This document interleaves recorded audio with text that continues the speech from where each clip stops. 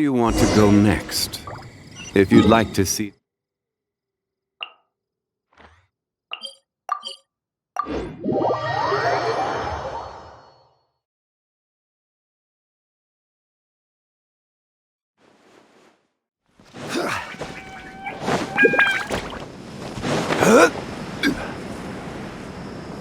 Candace! We're here! Has everyone arrived? Everyone is already waiting inside. Well, what are we waiting for? Let's join them! Please, wait a moment. Before attending the meeting, I hope you can promise me one thing. What do you need?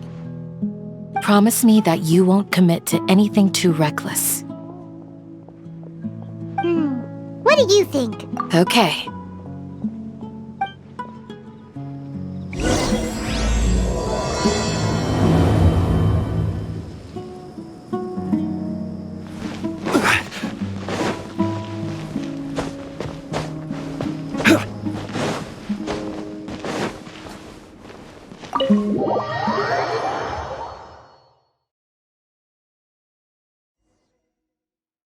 Everyone's here so early!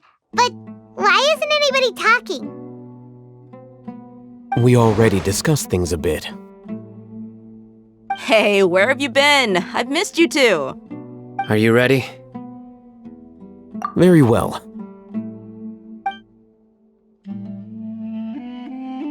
Are you sure this is gonna work? I gotta admit, it's bold. Color me impressed. It's worth a try. The point of discussion is to arrive at a solution. Let's cut the small talk and move to the next point. You're making Paimon nervous.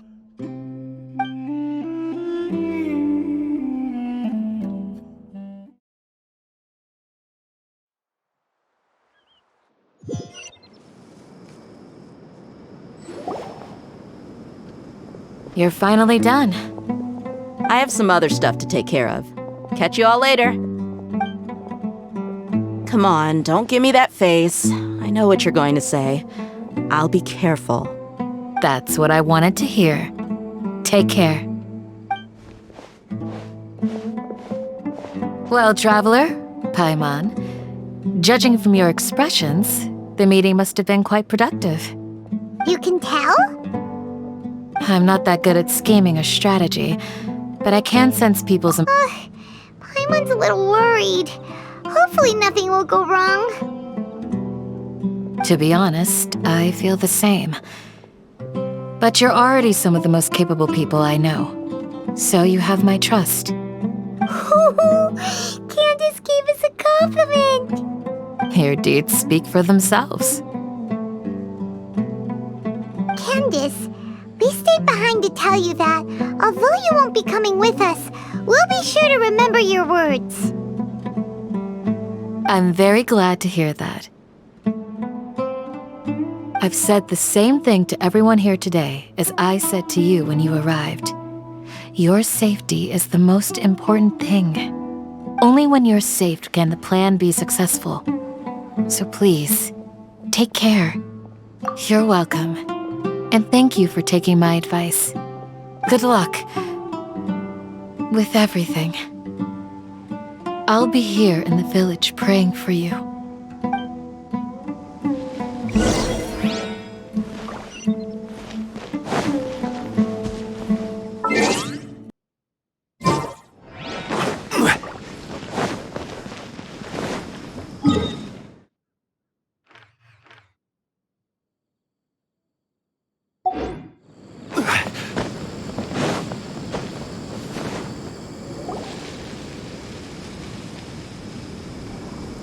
Sounds good.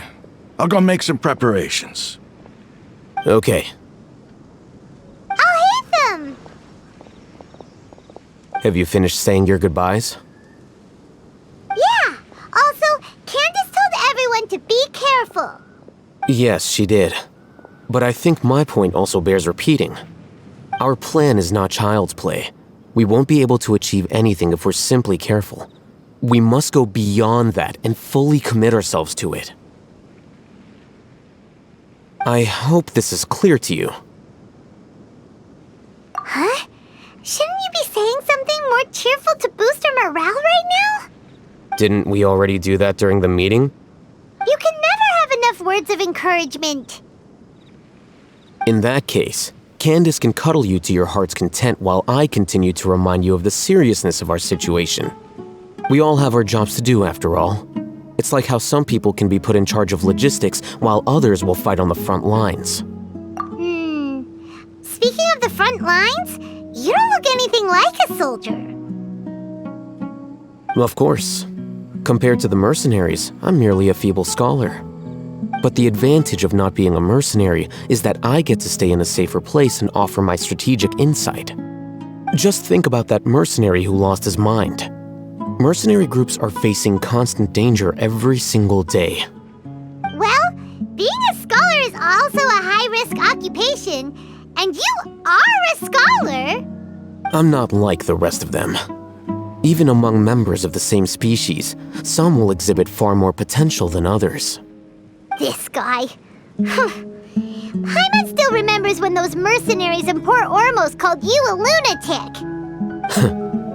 All intellectuals are lunatics in the eyes of fools. I'll take that as a compliment. That reminds me. Do you remember the record we saw in the King Deshret ruins? It mentioned forbidden knowledge. You have a good memory. Forbidden knowledge has the power to drive people insane, but this fact has never been shared with the public. Even I, who has worked in the Akademiya for some time, was never once informed of this. I think those mad scholars and mercenaries we encountered may have all fallen victim to the corrupting qualities of forbidden knowledge. But the Akademiya has always held a different view. They have always believed that symptoms of madness are a side effect of human contact with divine knowledge as mere mortals. Come to think of it, perhaps the Akademiya has also never understood the true nature of forbidden knowledge and thus always approached the issue from the wrong direction. The Withering, Elazar, and the sandstorms. Don't you think what is happening right now across Sumeru is rather similar to the forbidden knowledge pollution that occurred in the desert thousands of years? But Paimon thought that Irminsul's disease is what caused the withering in the sandstorms. At least, that's what Tainari told us. Wait a second. Could it be that? Ah, you've connected the dots. The cause of Irminsul's illness may precisely be the pollution from forbidden knowledge. But if that's the case, what should we do? Wait. Why do you think Lesser Lord Kusanali would have a solution to this situation? You mean, it's related to the scene you saw when you passed out in the Avidia forest? That whole, the world forget me thing? In that case, it's imperative that we rescue Lesser Lord Kusanali. Only by working with her to save Irminsul can we completely resolve the problems Sumeru currently faces. To make sure we're still on track, I would like to check on the state of some of our preparatory work. Where are we going? To an Eremite base.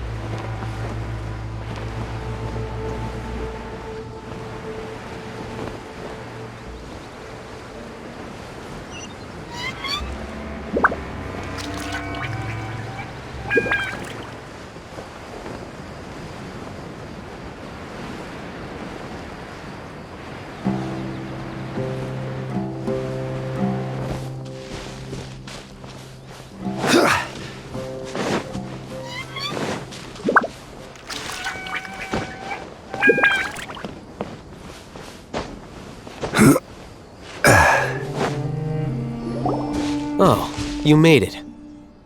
Huh? What are they doing here? I gave them some technical work to do. Ah, it's the scribe. And is that the traveler I see? How's the work going? Ah, yes! We have fixed the devices according to your instructions. One of them is already ready for use, while the others are still under repair. Aren't those devices for canned knowledge extraction? What are you doing with those? Look here. Huh? More canned knowledge? Are you going to put more weird stuff into his head again? What's that look on your face? Are you scared? Paimon's a little scared, but very, very furious! That's an interesting response. Anyway, we're not going to use this just yet. As I mentioned during the meeting, this knowledge capsule contains a decree I drew up in the past. The Akademiya should also have their own copy. And according to the plan we just came up with, Traveler, I want you to record something into this capsule. Do you believe we can save Lesser Lord Kusanali? Good. Conviction is the most important part of all of this. Now, please get ready and put on this device. You want us to record our conviction into the knowledge capsule? Yes. Paimon is still really worried. I understand, but trust me, Paimon, this is something we have to do. It's best if you can do as I say. Because, to achieve this impossible task, it sounds like you'll need to fool your own heart first. Although it may feel like a trick, self-encouragement may be the most important tool we have. Paimon can see the point you're trying to make. Imagine this. We have orchestrated our plan and successfully rescued Lesser Lord Kusanali.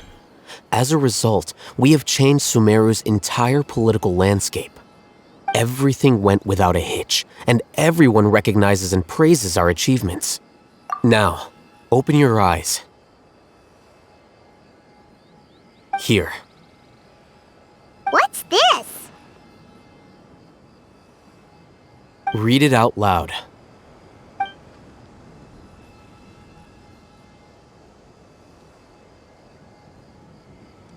It's done. Is your head okay? Does anything hurt? It's just a recording. There should be no negative effects. But what was the point of doing this? Paimon doesn't get it. And that's perfectly fine. In any case, these capsules aren't meant to be used by you. Huh? What do you mean? Have you forgotten? Our plan needs to account for those who have long relied on the Akasha. You may find it hard to believe, but for those people, everything the Akasha transmits to them is nothing short of absolute truth.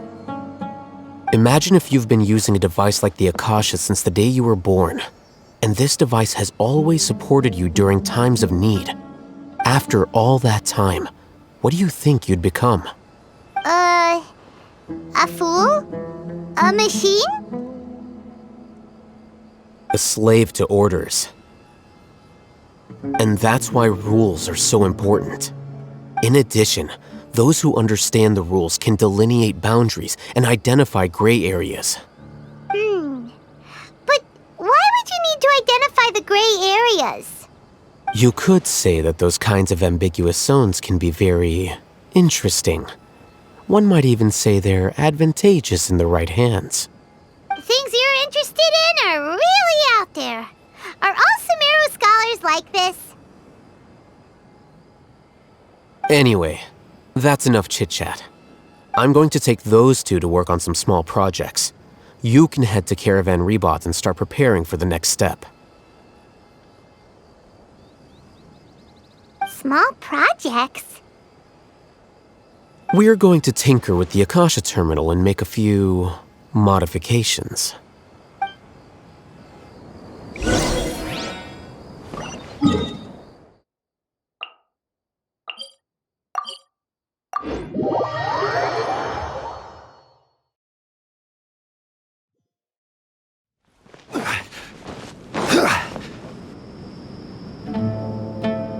I thought we agreed on a plan. How can you go back on your word? The plan is too radical and carries a high risk for casualties. I've given it a lot of thought. And in the end, I still can't agree to it. But it's still the best plan we have. As a former Matra, you of all people should be able to see the bigger picture and recognize the innate advantages of our plan. I did.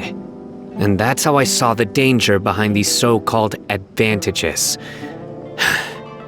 Alhaitham's plan is even more radical than I imagined. Huh? Why are you guys arguing? My friend, you're just in time. Why don't you help me persuade Sino? He's turned against our plan. We agreed to work out a plan at the meeting. As mercenaries, you're familiar with the local environment, so you'll take care of the specifics. But then, you went to Alhaitham for suggestions. Had I known Alhaitham would give you those kinds of suggestions, I would not have agreed to the plan. Look, you already know that we're all on the same side here, don't you? Mercenaries place a lot of importance on their bonds of friendship, but also will not hesitate to make sacrifices if they deem the situation to be sufficiently dire. I'm sorry, but as things stand, I can't accept your principles. Seems you really do understand the ways of the desert. Traveler, Paimon, this is also something you should know. Ramon's plan is to have me work with the Caravan Reebok guards in my capacity as a Matra. We will arrest the mercenaries and escort them into Sumeru City. Wait, how can we work with the guards? We can't get through that wall easily, remember? Caravan Reebok would never let so many unregistered members of the Eremites enter Sumeru City. My plan will clear us of any possible suspicion, and also let us enter the city as a big group. There is no better way. That also sounds like something Alhaitham told you. Am I right? Doesn't Alhaitham know how dangerous this plan is? Of course he does. He told me. There is no perfect plan, but this can get the job done. He also said that with the help of Sino and the Traveler, our chance of success would increase significantly. I never blindly trust anyone, and I've always had a good eye for people. I think he made a number of valid points. It's my own choice to trust you. If I make the arrests alone, I can control myself and prevent you from getting hurt. But I can't guarantee that kind of discipline from the guards. To make the whole thing more convincing, you'll need to resist to some degree. Casualties are inevitable once push comes to shove. I'm okay with the deaths of enemies. But now that we're allies, I'm against the meaningless loss of our own. I can't believe a Matra would actually care about us. I've lived a hard life, and I can say that people like you are hard to come by. I've always treated my allies with honesty and respect. They have the right to know important things like this. Now you're making this hard for me. Hey, is there something we can do to help? I knew you would say that. We can help fight some of the mercenaries, which should reduce the number of times you'll have to struggle directly with the guards. That should help at least a little bit. Sino, on behalf of my people, I thank you for your kindness. But this is a mission we cannot turn our backs on. We strongly value the lives of our friends, but the goal we are about to achieve is even more important. We have no fear of casualties, because we crave the spoils of victory.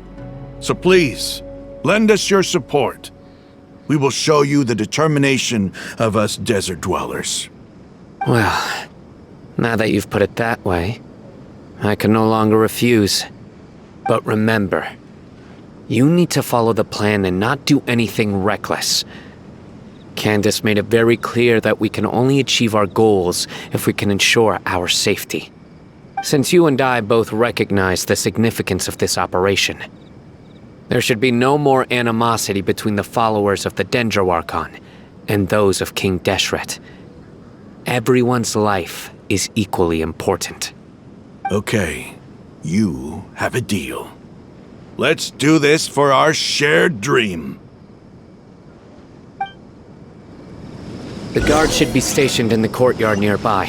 You can find them there.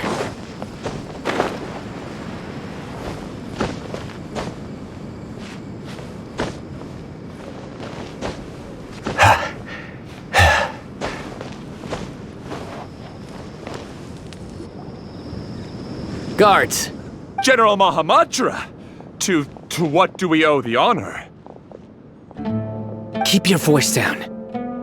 This is a secret operation. I'm going to arrest a large criminal gang near this location. According to the Akademiya's Guide and Regulations on Secret Operations, I have the right to ask for the cooperation of Caravan Rebot. Ah, of course. Mahamatra Sino's order is the Akademiya's order.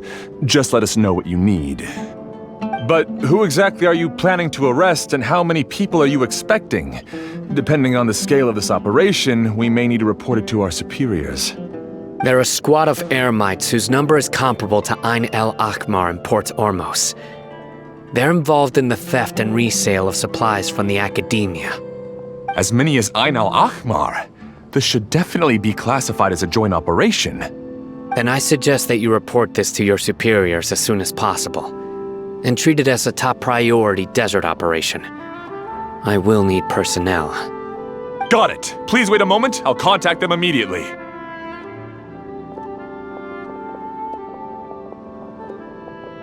Because this is work.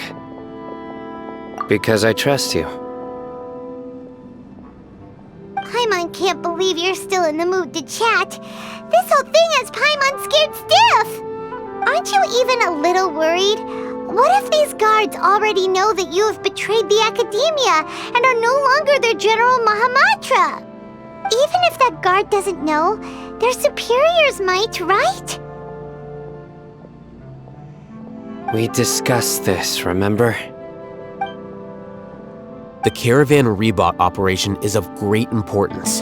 But don't worry, the guards there shouldn't know that Sino has stepped down. How can you be so sure? First, the other Matra still don't know why Sino has left, which proves that the Akademiya has been covering up the matter. Second, this is a crucial moment for the Akademiya's God creation plan. If something were to happen to the General Mahamatra, it's bound to attract a lot of unwanted attention. No matter how you look at it, they don't seem interested in sharing the news of Sino's departure. A reasonable inference. I agree. Which brings us to our next issue. I'm sure some of you have been wondering if the prediction function of the Akasha will affect our operation. The Akasha is still in operation, so I must remain on high alert. Actually, considering the power of the Akasha, it's quite strange that it hasn't already tried to interfere with my actions. I've given that a lot of thought. For now, I don't think you'll need to worry. If you remember, when you first came to Aru village, all your actions and routes were predicted by the Akasha. It even gave that information to those who kidnapped the village keepers. But things like that never happened again after we met up with the Traveler. That's true. But why? Look at it from a different angle. Why do you think the Akasha will predict your actions? Because my personal data has been entered into the Akasha.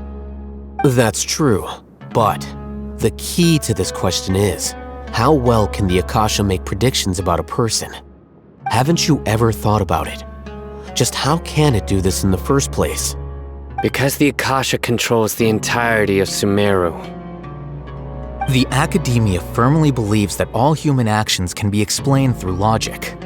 By sorting and analyzing entered data, the Akasha can derive behavioral logic and predict the actions of those who fit an existing logic model. However, at the risk of sounding like an advocate for fallacies, can everyone truly be considered logical at all times?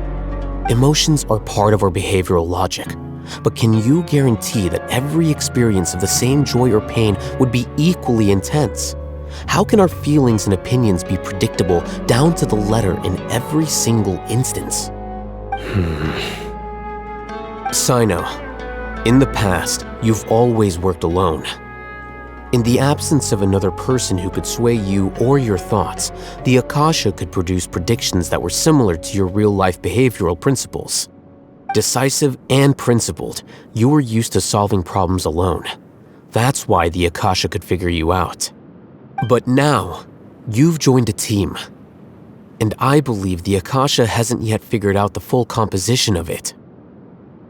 Our thoughts and logic have intermingled and weaved themselves together to become a complicated, chaotic mess.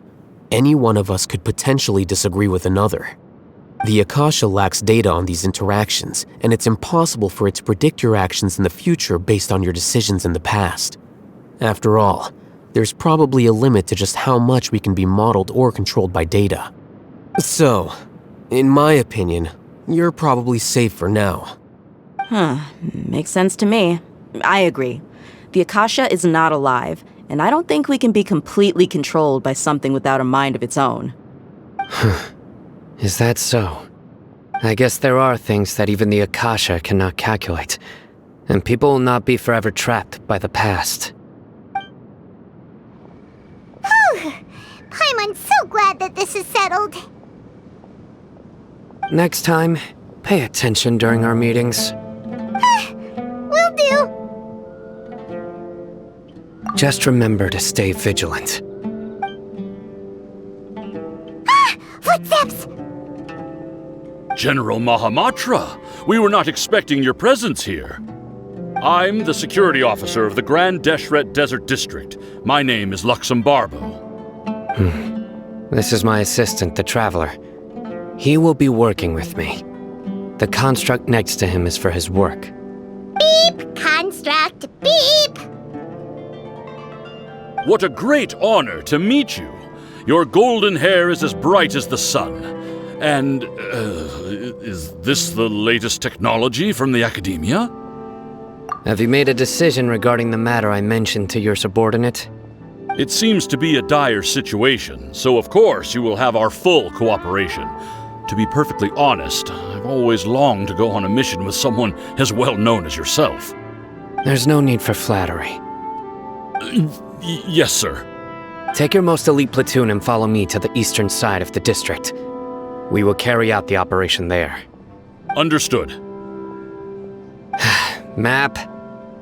Hurry, bring the map!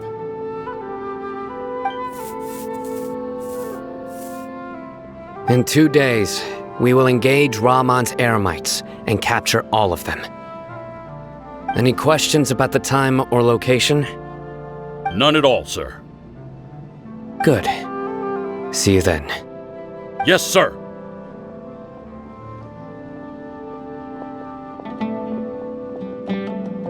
Maybe hanging around the General Mahamatra isn't so bad after all.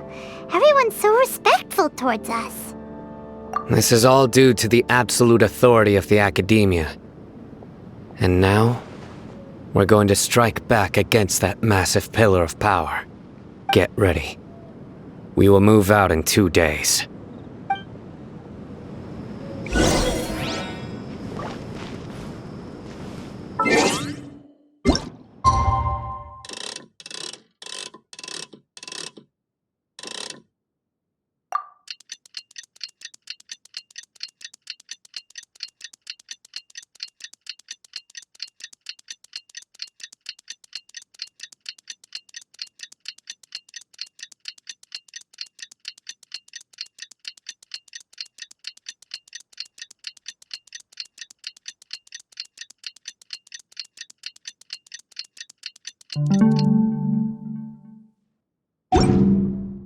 Boats are made for transferring. Time for the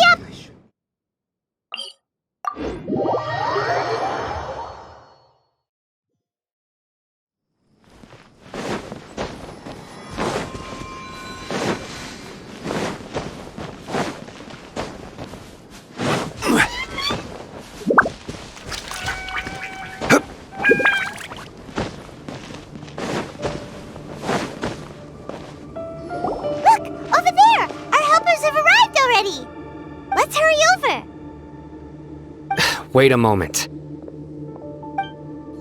Ah! Oh, it's you. You're my assistant, remember? Being my assistant, you must stay with me. Now let's head over there. It's General Mahamatra and his assistants. We meet again. You're here early. It's to show how important we think the operation is. Since this is a big case for the Akademiya, we are prepared to give it our best. I'm glad to hear your sense of resolve. Remember, we must capture them alive. They are our only leads for the case. If they die, we will be unable to continue the investigation. Understood. Everyone! The Eremites are approaching from the west!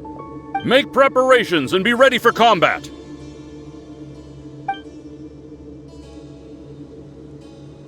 Halt! Oh? What a warm welcome! What do you want? Judging from those shiny weapons in your hands, it seems like you're not interested in a deal. Rahman, the Akademiya has caught wind of your smuggling and illicit sales. If you value your life, I advise you to surrender. Who are you supposed to be? A Matra from the Akademiya? I can't believe you came all this way just to catch us. I'm not here to talk. Oh. Nobody's given me this much time of day since I became a mercenary. Brothers! For that slight, let's wash our blades with their blood. Let's show them we Eremites are not to be messed with.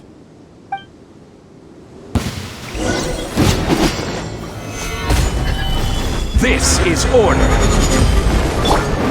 Everybody stand back! Huh?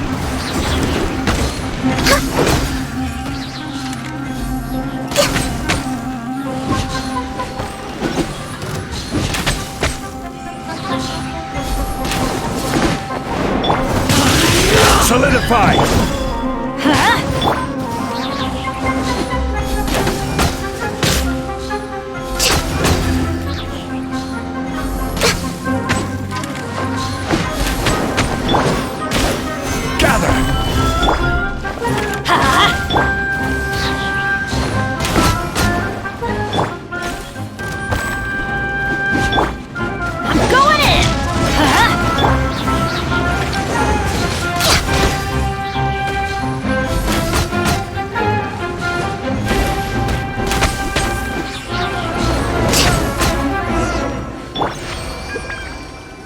It's over.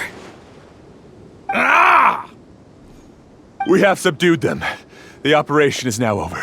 All Eremite mercenaries and related personnel in the area have been arrested.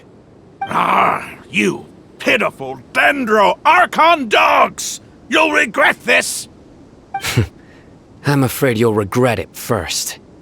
King Deshret will curse you, and you will all! Silence! Oh, Restrain them and take them back to Caravan Rebat. Count their numbers and send them to the Akademiya as instructed by the General Mahamatra. Yes, sir!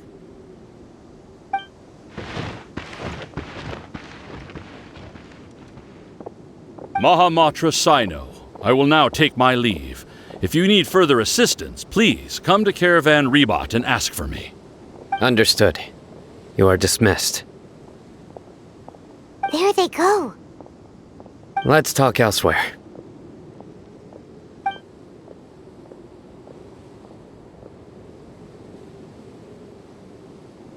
This part of the plan went really well. Yes, things went perfectly. That's fantastic! And that punch you gave Rahman there sure looked convincing enough.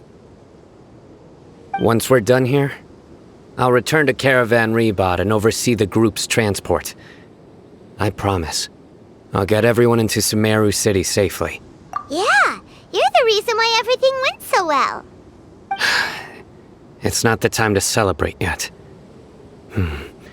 I believe Dia should already be waiting for you. Go join up with her. She will need you to introduce her to Tainari. Speaking of which, is it really okay for us not to share the full plan with Tainari? What if he'll feel miffed about it and refuse to work with us? I have a very close relationship with Tighnari. Given how well we know each other, I believe my message alone should be enough to bring him to our side.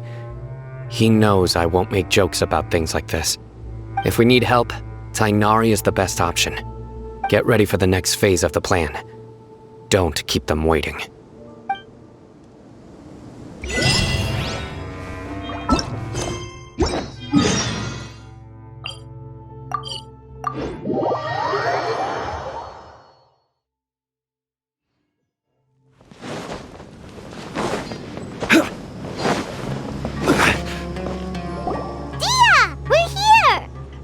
It's about time. Didn't you say our part of the plan is the most important of all? And here you come rolling in late.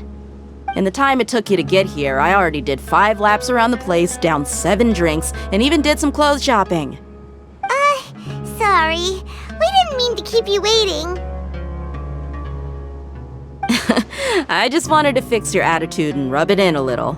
After all, you took your sweet time getting here, and we've got important stuff to take care of.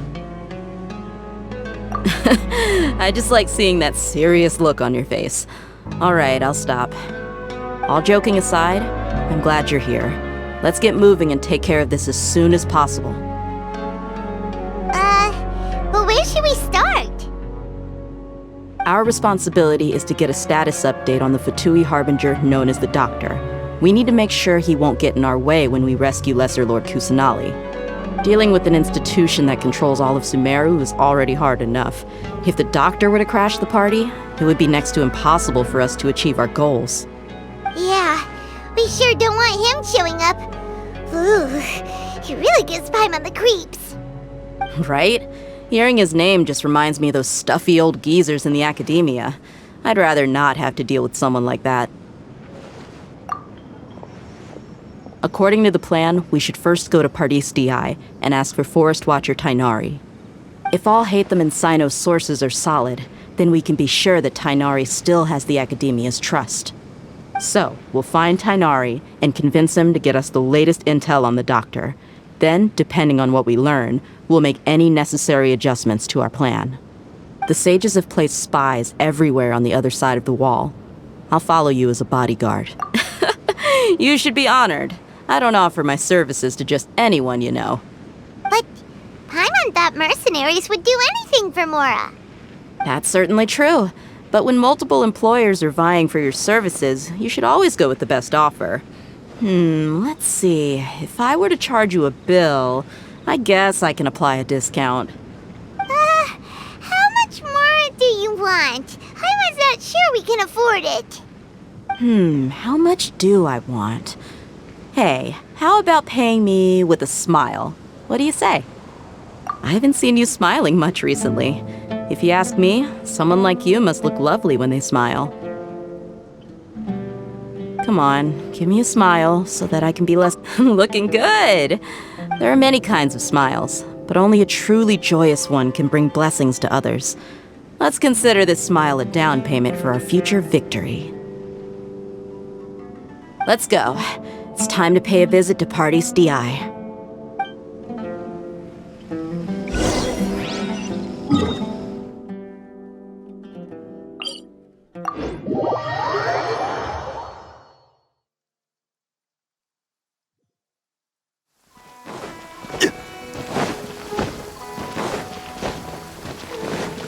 He's over there!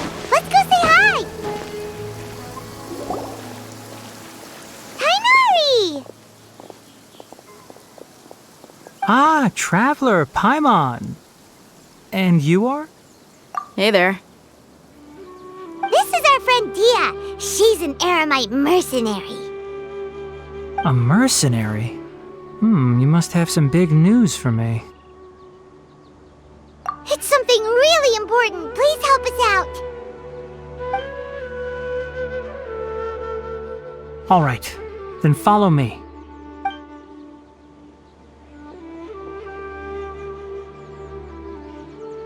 This place is better. We won't be disturbed by any passerby. Okay, what is this important thing you want to ask me? The Doctor, huh? strange-looking Fatui Harbinger with the mask. Paimon thinks he has blue hair. Yes, I know him. Actually, he left Party's DI just a little while ago. He left already? Yeah, he came looking for me. Can I ask what it was about? Sorry to ask you like this after having just met, but your answer is very important to us. For now, all we can share with you is that your friend Sino is working with us. Sino, you say?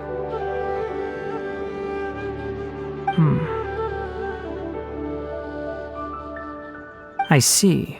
So that's why he hasn't been at the Akademiya. Okay.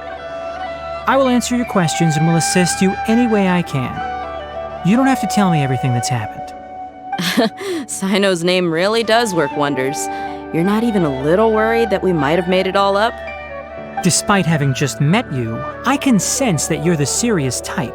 Between you, the Traveler, and Sino, none of you strike me as the type that would conspire to deceive me. You don't need to tell me anything you don't want to.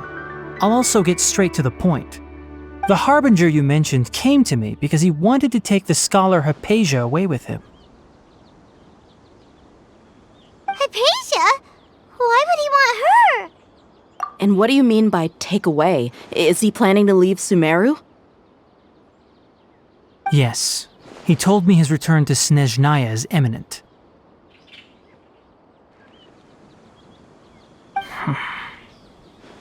So you mean... you're leaving this place soon? Indeed. Otherwise, we could have perhaps talked a little more. I was just about to set out when I remembered something important. To that end, I made a final trip to Pardis Di. Let me ask, have you been taking care of a scholar by the name of Hypatia? Your sources are accurate. No doubt because you recruited many informants. But you're right. Hypatia has indeed been receiving treatment from me. Forgive me for asking, but how's the treatment coming along? Given the way you're asking, I assume you have something to say. Since you asked, I'll be frank. I would like to take Hypatia to Snezhnaya. It's incredibly difficult to transfer a patient.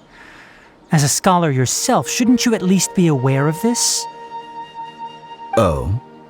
I can't believe your utter lack of faith in me, to the point of even questioning my general level of knowledge. How unbefitting. Well, you're the only one who's ever made such a request. I have my ways of keeping her safe during the journey.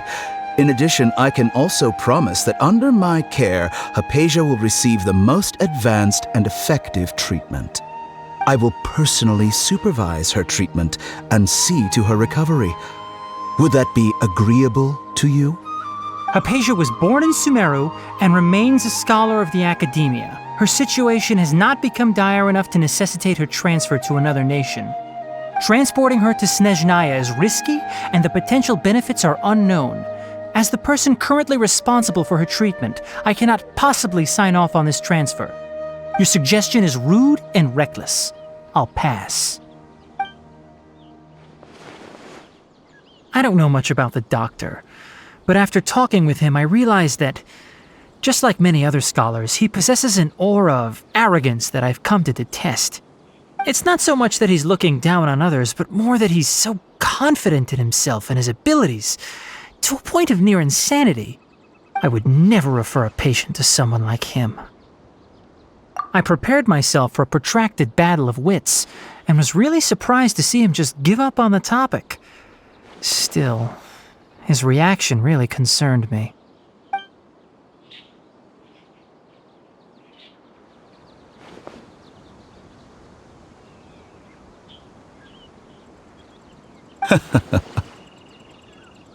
I see. Of course, your opinion makes perfect sense. You're still young, but already quite stubborn. I must say, you are not like what I had expected. Under normal circumstances, I wouldn't just let you off the hook like this. But unfortunately, I'm in a hurry today, what with Her Most Noble Majesty the Tsaritsa calling for our return. Luckily, there is still some time left for me to take care of everything before I leave. It's just as the Akademiya said, you're a responsible and gifted scholar. Sadly, even with all of that, you're still lacking a bit of shrewdness. And that's also why people like you can never realize that sooner or later, everyone must pay the price for what they've learned.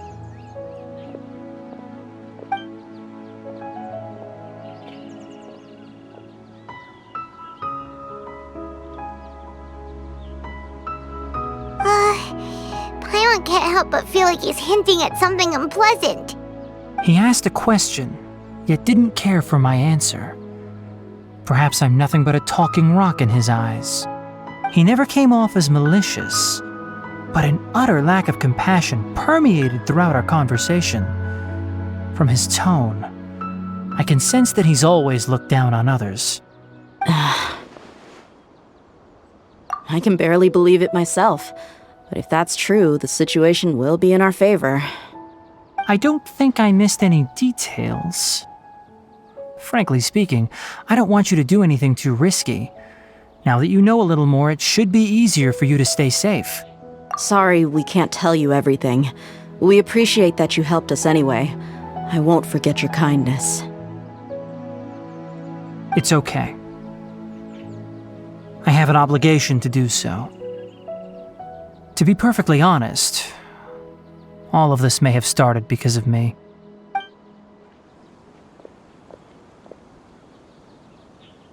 Recently, my master wrote several letters to me, asking me to return to the Akademiya and assist him with his research. Hasn't he already asked you several times before? Yes, but there's something off about this most recent batch of letters. The handwriting and tone are both familiar, but some details have been omitted. My master will occasionally leave a few dots on the back of the letter. 1 dot means that he wrote the letter on a sunny day, and 3 dots stand for a rainy day. This has been a habit of his for many years, but I didn't find any dots in his recent letters. I believe something may have happened to him. I get it. Since you are always at Gandharvaville, you would like me, someone already working at the Akademiya, to investigate this matter, right? I'd like to ask you to do that for me. If you can keep yourself safe, please withdraw immediately at the first hint of danger. I can do that, but I have a feeling it won't be that simple. The Akademiya has been working on a big project. I'm not quite sure what it is, but your master might be involved with it. If the higher-ups really are hiding something, then it will be difficult to remove myself from the situation once the investigation starts. If the situation becomes critical, I'll leave the Akademiya. If you don't see me there for an extended period, that's your cue. All right, we've got a plan.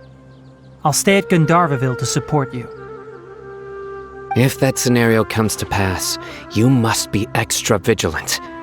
And be wary of any messages or direct requests from the Akademiya. I must say, I didn't expect a warning like this from the General Mahamatra. Being loyal to the Akademiya doesn't mean blindly doing whatever the sages say. I know what I'm doing. On that note, aren't you also being quite distrustful of your alma mater? The Akademiya, yes, but my master is a man of integrity. Even when I was a student, I was worried he'd get in trouble for sticking to his beliefs. I suppose he's lucky to have lasted so long. But in the end, it still caught up to him.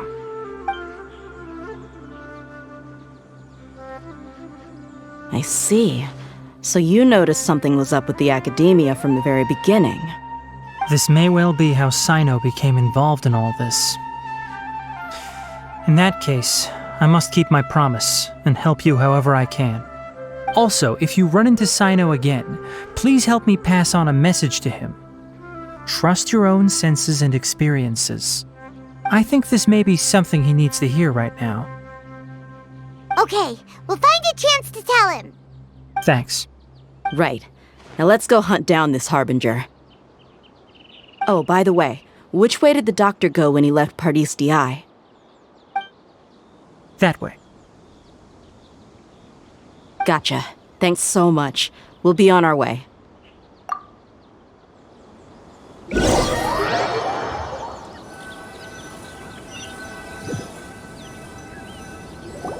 According to Tighnari, the doctor is leaving Sumeru soon.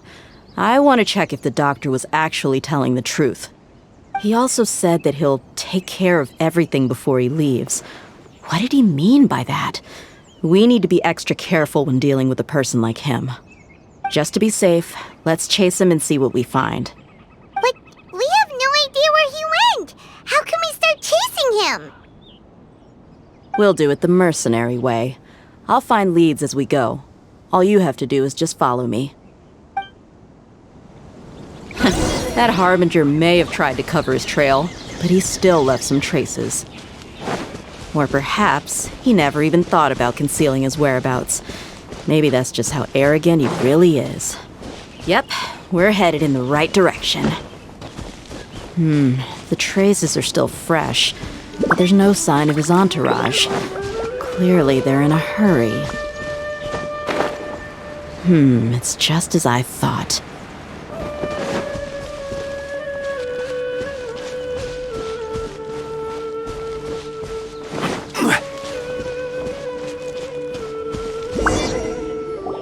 We can stop here. I think I know where the doctor went. To the south of here is Port Ormos, which seems to be where they're headed. Port Ormos? They're going to leave by boat? That's right. Let's go to the port and have a look for ourselves.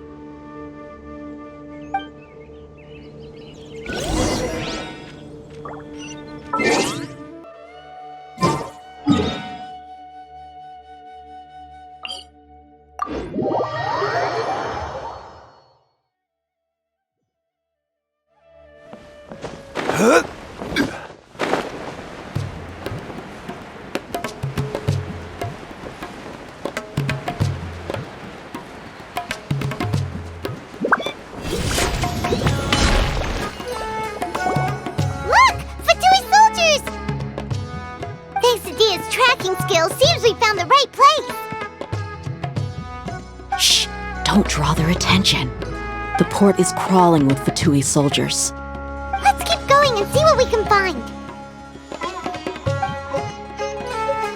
Now this is a proper farewell ceremony for a Snezhnayan Harbinger. The Lord Harbinger is leaving. I've still only seen him once or twice. I used to hold a position in our homeland, and back then, the doctor spoke in a very different way from the way he speaks now. Maybe the way people talk in Sumeru has rubbed off on him? It's always like that when you spend too long away from home. When he gets back to Snezhnaya, perhaps it will also take him some time to get used to the life there again. Huh? But, sir, that can't be right. No, I remember it like it was yesterday. Both his expressions and tones are now very different. Also, for some reason, he seems like he's all smiles now.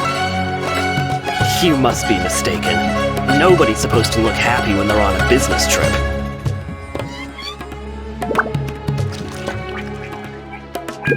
The doctor is on that boat. So he told the truth after all. He is actually leaving Sumeru. This place will do. We can hide here while we keep an eye on the boat. Huh? Uh-oh! He saw us!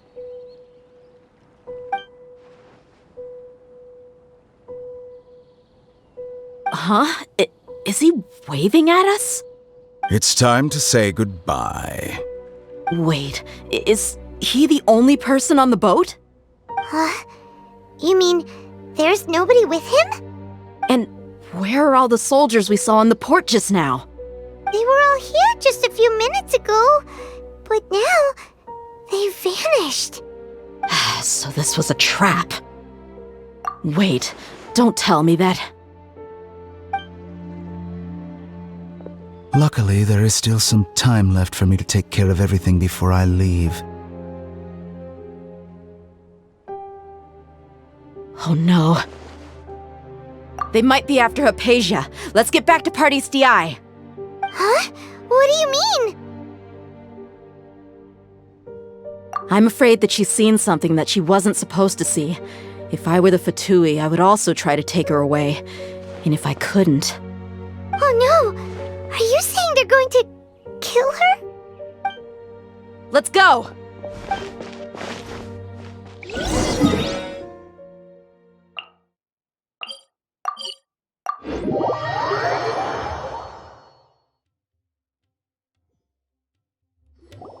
Party's DI is not a place you... I believe we've already made ourselves quite clear.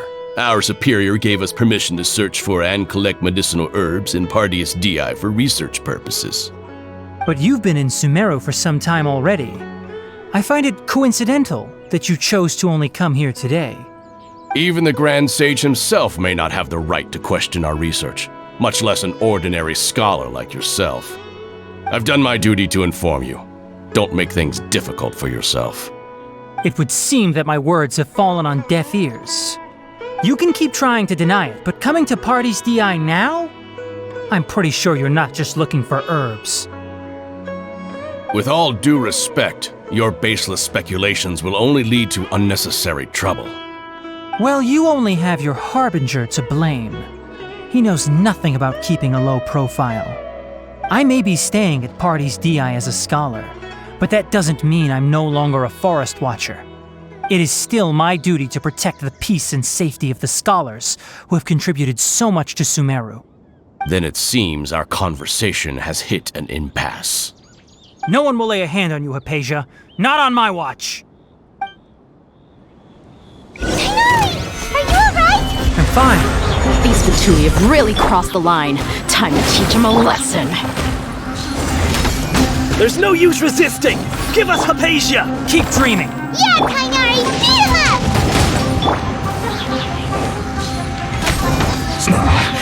This isn't good. The doctor's orders are absolute! Yeah?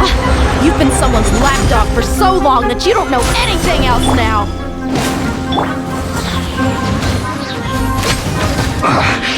I guess this is it. Prepare your skill. We're not getting anywhere. Traveler, Paimon, please go to Hypatia. We need to make sure they don't try to sneak around and attack from behind. Got it!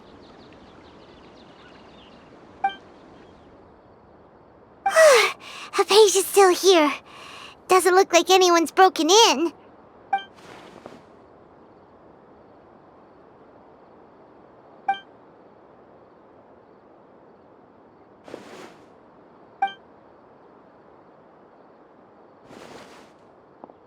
Well, how is she? Oh, that's good.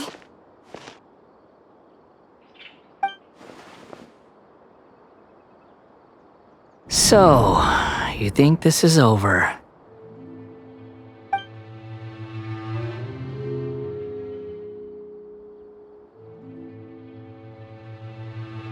What? The Balladeer is here?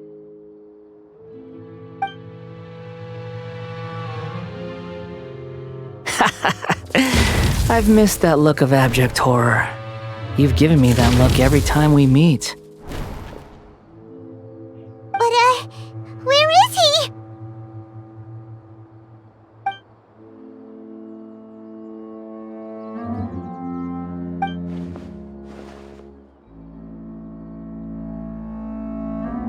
I can hear all of your thoughts, you know.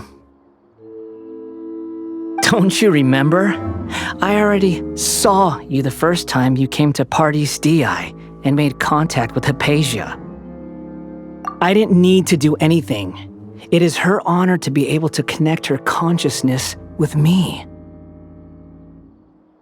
Who are you talking to? It can't be the Balladeer, right? That's impossible. I know you must be curious. I might as well tell you that I decided to enter Hypatia's consciousness the moment I sensed your touch. I wanted to observe you on a fool's errand.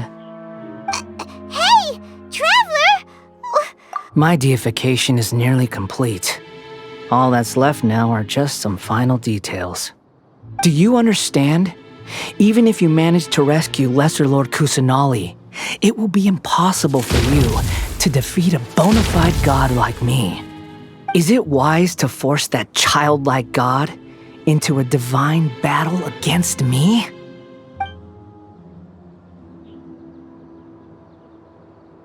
Scholars consider the God of Wisdom to be the sum total of their faith. It's how they can justify reverence for a god as they construct it. But this also shows that humanity's worship of gods is a combination of blasphemy and exaltation. It's truly laughable.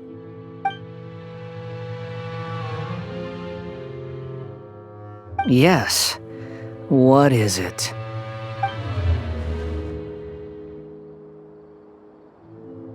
Yeah, I'm in a good mood, which is why I'm talking to you like this.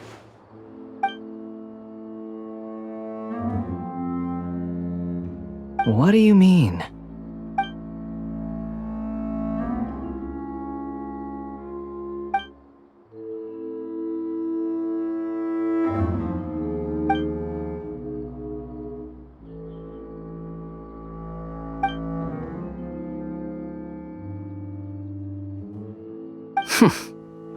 Those words almost make you sound like a friend who actually cares. But you're wrong. I'm different from all of you. I was born to become a god. My entire life up until this point has just been a meaningless routine. Just think about a sheet of paper. By itself, it holds no meaning. The content recorded on it is what gives it value. All I had recorded down before were some painful memories and boring human feelings. Such senseless drivel should have been erased a long time ago. Indeed, to me, the sight of you fools in your futile struggles is far more amusing. Tell me, just what has this world done for you to protect it with such zest and conviction? I'm connected to your consciousness, so I can hear what you're thinking and sense the depth of your determination. This is a good conversation we're having. So here's a word of advice. Let go of your misguided guardian complex. You know nothing about the truth. It'll be for your own good, as well as everyone else's. Humans are a species that can only find bliss in ignorance.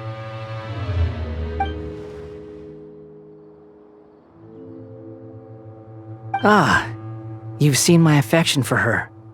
If you were in my position, I think you'd feel the same way. She peered into my consciousness and saw my past. Someone like that is qualified to become my first follower.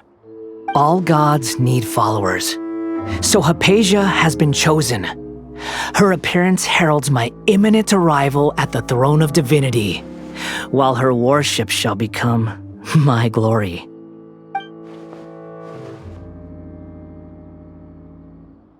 You're doubting me again? No matter. Soon, you'll know what kind of authority you're challenging.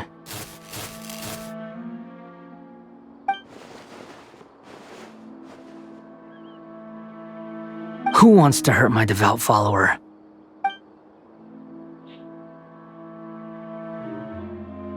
The doctor wants to hurt my first follower?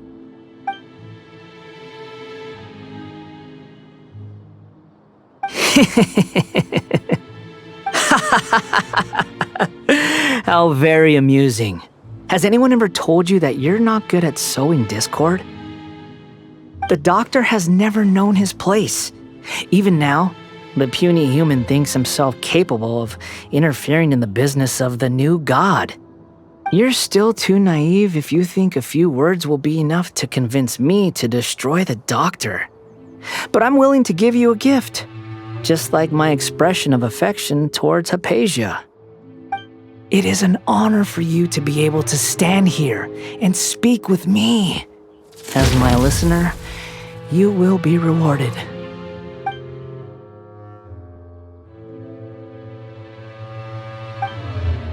Both good things and bad things can be called gifts. After all, gods have never needed to be reasonable. Paimon hears thunder! That person Paimon couldn't see was the Balladeer? Oh, he sure chatted with you for a while. Where is the storm headed? That means anyone outside is in danger! Let's go! Tighnari and Dia still must be fighting!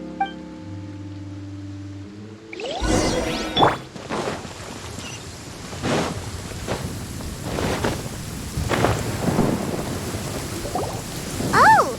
Have the Fatui retreated? Hey! What happened to you? He's hurt. I'm fine. Don't move. I've seen Eremites get struck by lightning before. You need to rest. Struck by lightning? We were fighting, and just as things started looking grim, the weather suddenly became extremely strange. Lightning started attacking everyone, almost as if it were alive. Luckily, there were only two of us, and both of us were nimble enough to dodge most of the strikes.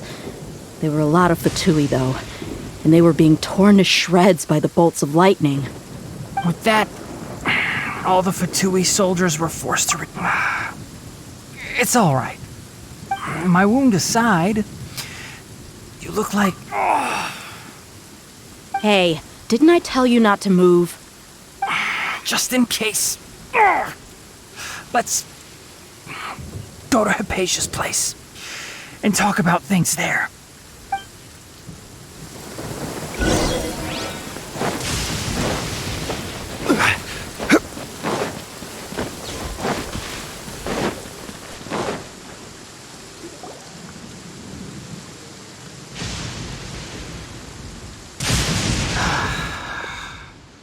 Thank goodness she's fine. Hey, how about taking care of yourself first? I understand my condition. The wound is not fatal. I'll be all right. Ugh. The more you understand medicine, the worse of a patient you become. I know. They always think they can push through the pain. Oh, he sat down. Let me rest for a bit.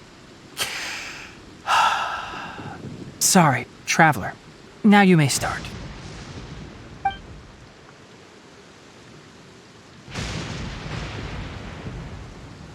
So that's what you were talking to the Balladeer about? Oh, Paimon can't believe what he's thinking. The Akademiya's God creation plan. How ridiculous. That sounds, ambitious, I guess? Anyway, this is all way beyond me. As long as I can enjoy every day with a drink in my hand, tasty food in my stomach, and a good night's rest, that's enough. I'll only work when I have to. I must be the least ambitious person who's ever set foot in Party SDI. Don't say that. I haven't even thanked you for your help back there. Don't mention it.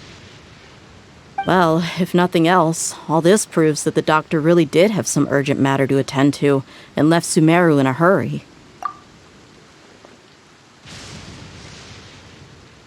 Maybe the Fatui want to cover up some secret of the Balladeer.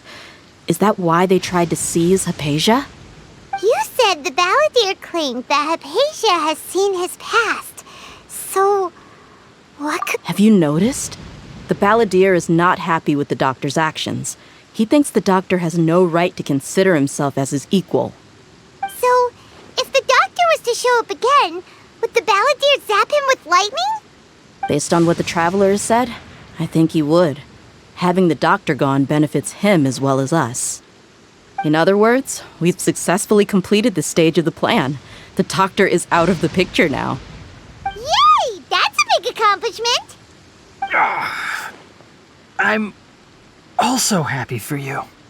Thank you for the help, Tighnari. Make sure you rest up for now. Yeah.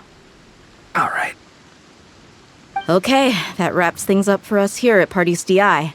Traveler, it's about time we rendezvous with the others at the Grand Bazaar. Let's continue to keep a low profile. You can head there once you're ready.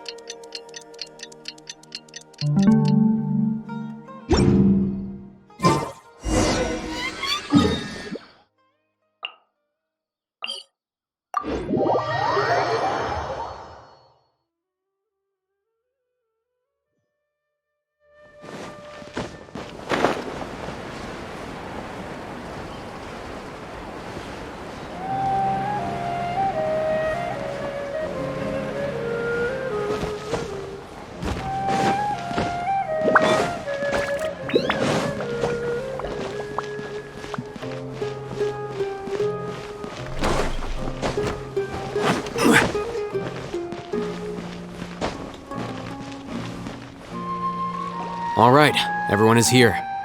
How did everything go? Any luck with your missions? Let's report back one by one. I'll start first. We've made the necessary modifications to the Akasha terminal. In addition, the props required are also ready.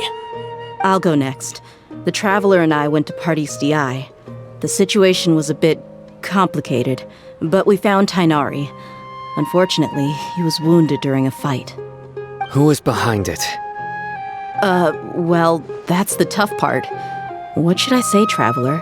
The Fatui or the Balladeer? After some back and forth, we confirmed that the doctor has left Sumeru by boat. He has something urgent to attend to back in Snezhnaya. So, we've successfully removed the doctor from the picture. Also, Tighnari's already resting, so he'll be okay. Good. Oh, Tighnari also asked us to tell you this message. Trust your own senses and experiences. All right.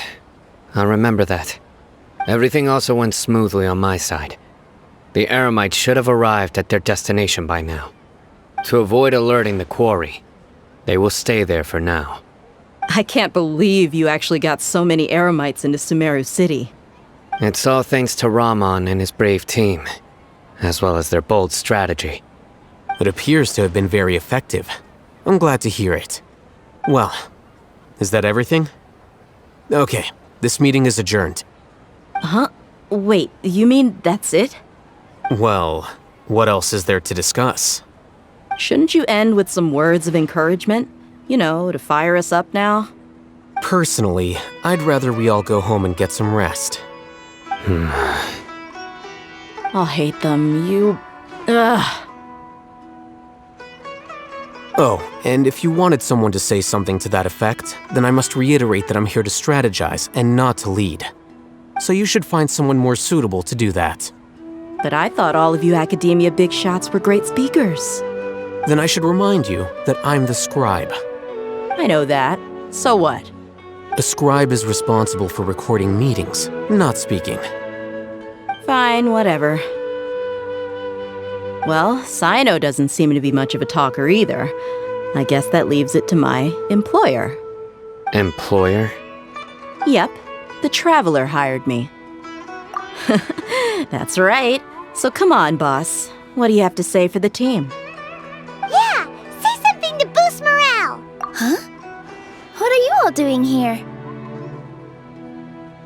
Oh, it's Nilou! Hey, everyone. I'm not disturbing you, am I? Not at all. I was actually just about to go find you. Judging from the group and all your serious faces, you were discussing something important, weren't you? But you also look like you're up to no good. Seems pretty interesting. Welcome, Nilou. Would you like to join us? Huh? Join you? You mean, you you also want to discuss something important with me? Yes, something very important. Nilou, are there any breaks in your performance schedule in the upcoming days? Huh? Wait, you're seriously inviting me?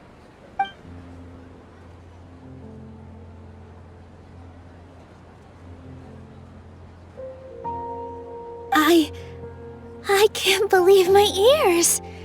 You are truly the bravest and most passionate people of Sumeru, well, that I've ever met. Oh, right. The Traveler and Paimon are not from Sumeru, but you are awesome as well. That's right! I must admit that I'm a little scared, but I'll try my best for Lesser Lord Kusanali. If I can somehow use my abilities to help you, then count me in. Remember, believe in yourself. Okay, I'll get my friends at the Grand Bazaar to help us tomorrow. Just remember not to say too much. Yep, you got it. All the preparations are done. Now, can we finally conclude this meeting? So, have you thought up what you'd like to say, boss? Yep, it's a grand plan and we're all super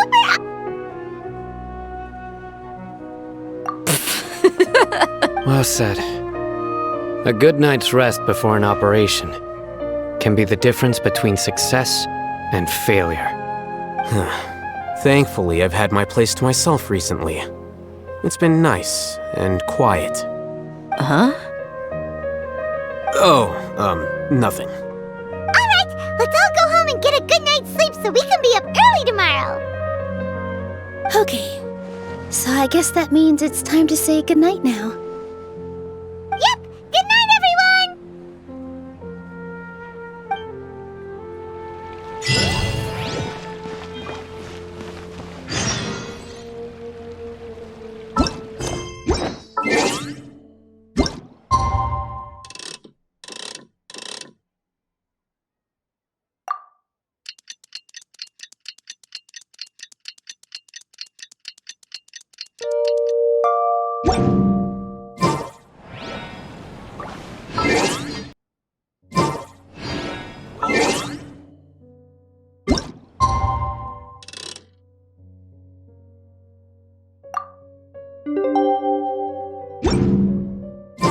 Today is the Akademiya's new Garbahad Day. Alhaitham should be waiting for us. Let's go to the Akademiya and find him.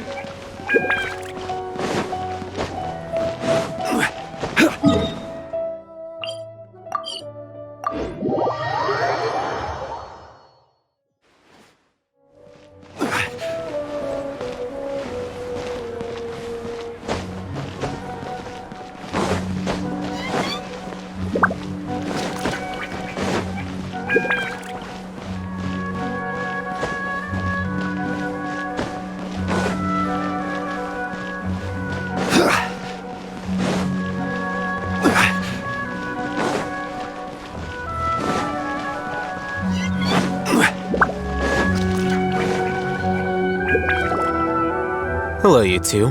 Sleep well? Not really. Paimon got too nervous thinking about today and didn't fall asleep until the sun was almost up. What about you, Alhaitham? Naturally, I slept just fine. After all, a good rest should be considered part of the plan, since energy is an important resource. You just want to show off how calm you are. It's crucial to dissipate any tension before we execute our plan. The only thing you're doing is being annoying! Anyway, do you need me to go over the game plan again? Our target is Grand Sage Azar's office. Everyone in the Akademiya knows that's where the Grand Sage's console is. Only they can operate it. Many restricted commands and operations are executed via that console. I'm sure that console has a way to free Lesser Lord Kusanali. You know, Paimon's been thinking, what kind of technology technology could let the sages imprison even a god? That isn't something they could have accomplished with their scholarly talents alone. In the sanctuary of Surasthana, there's a device of Greater Lord Rukkhadevata's that she once used to isolate herself while meditating. 500 years ago, the Grand Sage at the time modified the device so that it can no longer be controlled from the inside. They were effectively trapping one god with the power of another. So, Don't forget, today is Nyagarbha Day, arguably the most important day to the Akademiya. The sages and core Akademiya personnel are busy loading the latest batch of research developments and legal decrees into knowledge capsules so that they can be entered into the Akasha. All the Darshan's researchers have their noses to the grindstone, and the Akademiya's grounds are flowing with all sorts of people. It's the perfect time for an infiltration. When the Grand Sage leaves his office to supervise the entering process, that's our cue to access the console and free the Dendro Archon. Well, yes, that's just the visible side of our plan, after all. If precedence holds, the Akademiya should have already started preparing for Nyagarbha Day. everyone should be in position. All that's left is for us to lead the charge. Let's go.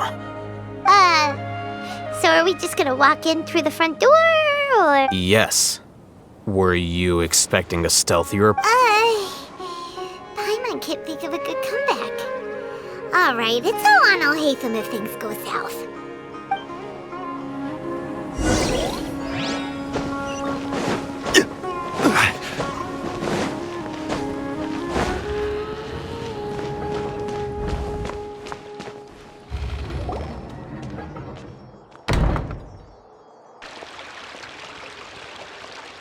Scribe? Please, wait. Are you Scribe Alhaitham? That's me. Is something the matter? I'm in a hurry. No. I was just surprised to see you here. I had heard that the sages were looking for you not long ago, but I didn't know what for. And, also, please don't bring outside guests into the Akademiya. Outside guests? How did you arrive at such a conclusion? Your groundless inference shames the Haravatat Darshan. What did you say? I'm the top student in Haravatat, and I earned 3rd place at the last Inter-Darshan debate. Don't look down on me! That wasn't my intention. As your Haravatat senior, I just assumed that you possessed a greater aptitude for critical thinking. Look, based on what you already know, the purpose of my return and the reason they're here should be obvious. Is that so? Wait a moment. Let me think. Don't tell me the answer. The sages search for you. A blonde-haired traveler. Outside guests. So, from the start, the sages weren't looking for you, but this traveler? And you were gone from the Akademiya for so long because... Hey, shh. Yes, you've proven yourself as the top student in Haravatat. I surmise you've arrived at the correct conclusion. As I expected. Please, forgive me. I wasn't thinking clearly just now. Thank you for getting me back on track. It's nothing. We'll be on our way then. All right. Thank you for your contributions to the Akademiya, Scribe.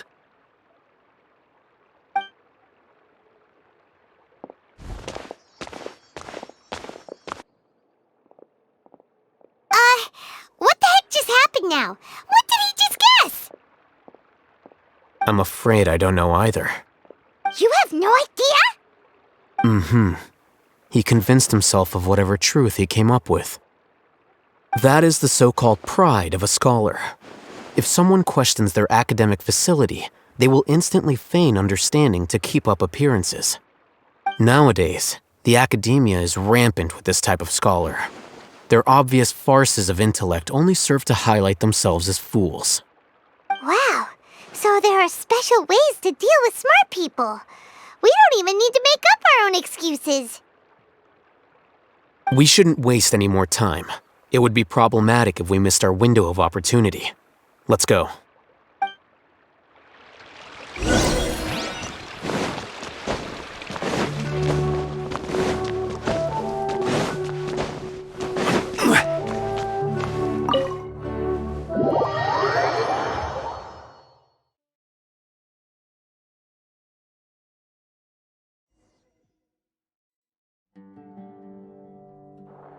Is this the Akademiya's library?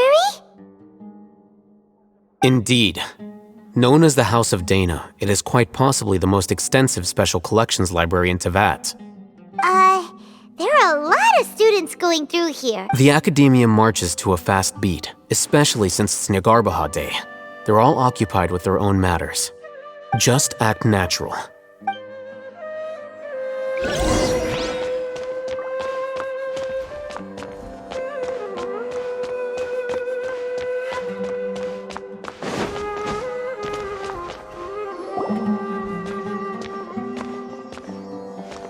What's this platform for? It's a lift that Akademiya personnel use to access higher floors. Are we gonna take it then? The Grand Sage is off. No, not right now. We can't guarantee that we won't run into the great...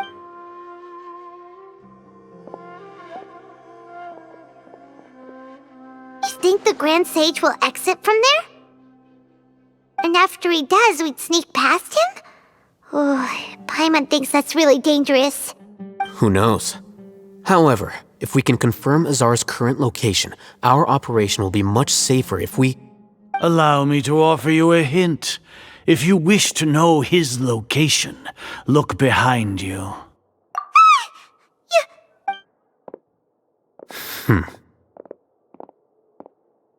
Do not tell me you believed the Akademiya would not grow suspicious of you after such a prolonged absence, scribe.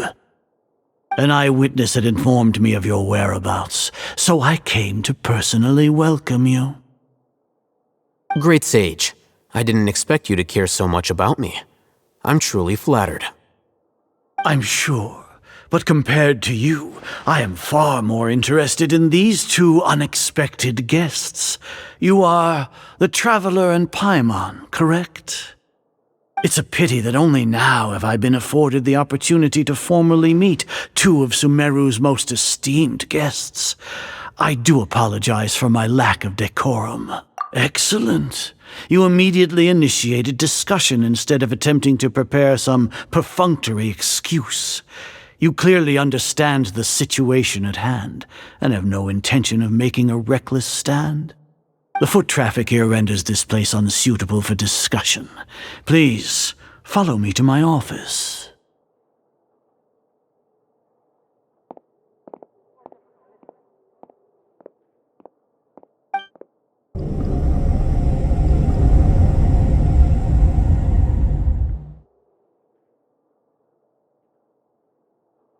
This place is crawling with guards. There's no way out for us. All right then, Traveler. What did you wish to discuss with me? Today is Nilou Day, so I still have many responsibilities to attend to. There is little time for idle chit-chat before I detain you all. You seem to know quite a bit about our endeavors. If that is so, then you should be praising our great work, rather than using your trivial misgivings in a futile attempt to sway me. Trivial? Then tell me, what do the Fatui want from me? Worthless. Those are all completely worthless. Benefits, divine power. These materialistic words do nothing but debase our great work. Creating a god. Yes, we are using human wisdom to create a god. If humanity cannot attain omniscience and omnipotence, then we shall create a god to reveal them. This is the pinnacle of human wisdom. We shall regain a god's guidance at long last. No longer will we flounder in the interminable void of consciousness and knowledge. Even Irminsul will be freed from its plight. For our nation of scholars, this is the ultimate aspiration. No cost is too great to realize it. You will never understand the rapture of having a god be born within your very hands. With your degree of knowledge, you cannot even comprehend such an emotion. Gods exist on a plane that far eclipses humanity's. Lesser Lord Kusanali, what can she even do? Care for the people? Fend off sandstorms? Fabricate silly fairy tales? These are but child's play for the Akademiya. Does that make us equal to the gods? We are a people favored by Greater Lord Rukkhadevata. Though I may have personally not seen it, our forefathers bore witness to true wisdom. The ascension of the Lesser Lord has brought nothing but bewilderment to the scholars. They all ask, is that truly what true wisdom is supposed to look like?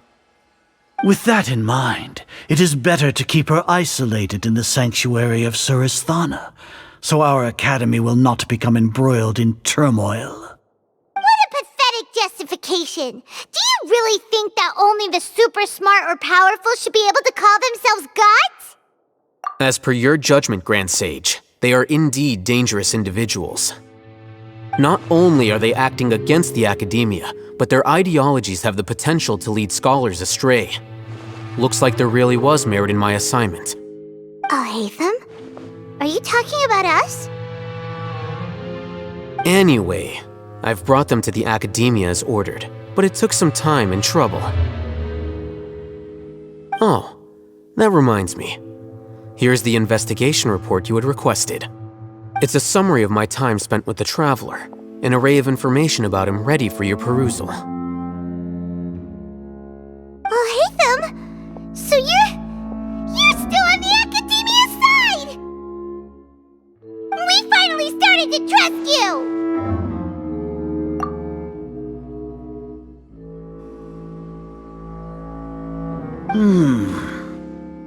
Excellent. Detailed contents with no errors. I would expect nothing less than an immaculate report from the scribe. As it is Niagarbaha Day, I'll enter the information on you into the Akasha. Surely you know what that means. We'll be monitored, just like Sino. With the Akasha's calculation prowess, all of your actions will be predicted with an accuracy of at least 98%. Furthermore, your data will be updated in real time whenever new information presents itself. To put it into words you can understand, wherever you go, you will be walking under an invisible leash. This is Sumeru's greatest penalty for dishonest persons. Are you not familiar with the concept that great responsibility begets an equally great suspicion? In any case, you are Sumeru's most concerning external variable. Locking you down will greatly decrease the chance of any undesirable outcomes coming to pass. You're despicable! Despicable? Perhaps from your perspective, but I suppose you had mentally prepared yourselves for this, no? Your ploy was to sacrifice the Traveler here, was it not? Lord Azar, I know what you're trying to say, but I've been following your plan this entire time. Why are you doubting me at this juncture? Must I delineate your entire plan?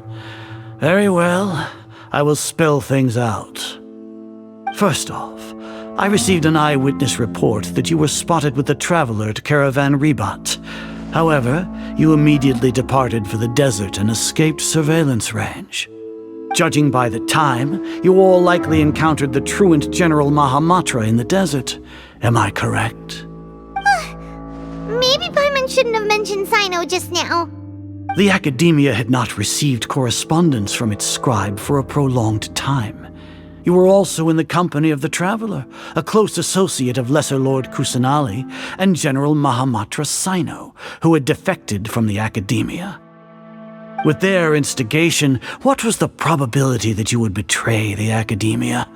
Rationally speaking, 50%? 70%? What do you think? Regardless, that's only a guess. The facts are that I've brought the Traveler right before you, and I gave you my report. Indeed, your boldness deserves praise. To think that despite status as an outlander, the Traveler is still willing to sacrifice for the sake of your plan. If I'm correct, you have a contingency plan to save Lesser Lord Kusanali and ruin our great work. Sneak into the Akademiya on Niagarbaha Day, using Alhaitham's status as the scribe, for there is a good chance that an opportunity to save the Lesser Lord will arise. Should your intentions be discovered, Alhaitham will turn traitor and sacrifice the Traveler, thus proving his innocence. He can then stay inside the Akademiya and continue searching for a way to proceed forward. As for Sino, according to the Akasha's calculations, he will soon return to the Akademiya and confront me in person. I suppose this is also a part of your plan? You'll see me as a traitor regardless of what I say, no? Even if you impugn me, it would have little effect on you all. You misunderstand. Losing our scribe would irreparably damage the Akademiya's regular operations and the development of Sumeru's future academic systems. However, under the current circumstances, even that is trivial compared to what we stand to gain from our great work. You said that I betrayed the Akademiya, but you, Azar, you've betrayed all of Sumeru, betrayed its Archon. So flight is turned to fight at long last.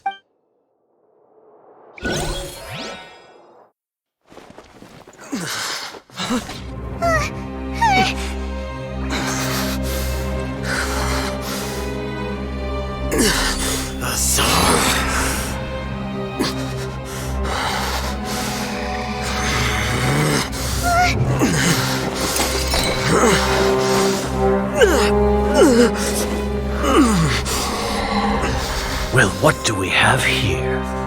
So you stole that divine knowledge capsule? Traitor! You traitor! Even the most rational scholar will yearn for the power of a god in a moment of desperation. Aren't you doing the exact same thing as me, Alhaitham? Unfortunately for you, no god will lend you their power. Azar!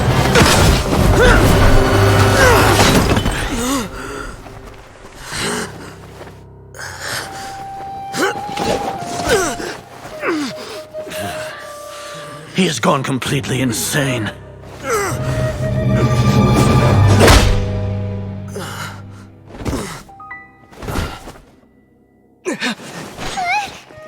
Take him to the Matra and exile him to Aru village. Then find someone to take these two to the confinement room. I'll deal with them later. Grand Sage, we've finished all required preparations for Niagarbaha Day. We may begin to enter the capsules now. Excellent. You may begin.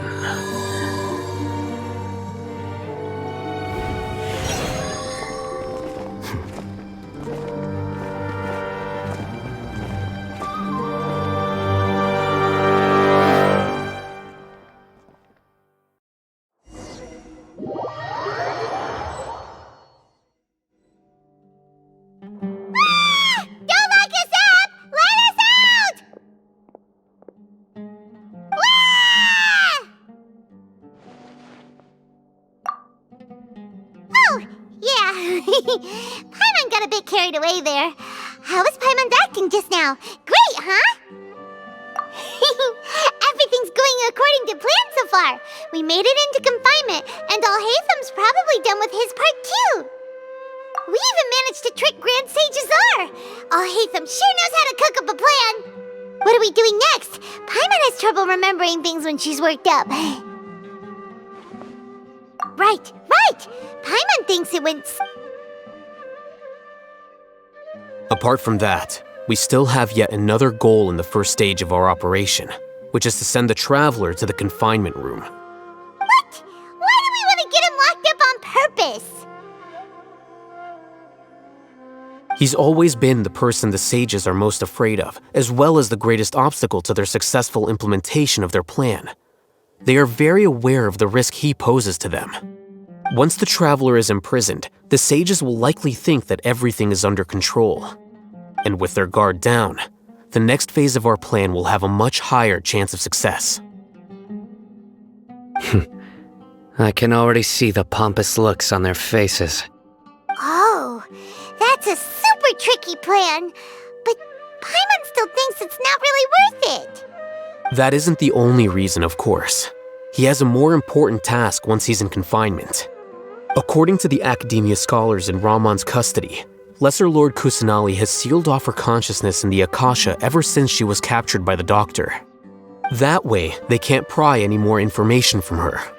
Even if we break into the sanctuary of Surasthana, it will take time to awaken Lesser Lord Kusanali's consciousness. We need to do that in advance. So our job is to wake up Nahida! Okay, totally worth getting thrown in jail for. The confinement room is inside the Akademiya, close to the sanctuary of Surasthana. It's a completely enclosed space, and you won't be receiving any visitors. I'll work with Ramon's scholars to make some modifications to your Akasha terminal. Once you're in, get as close as you can to Lesser Lord Kusanali and try to connect to her consciousness.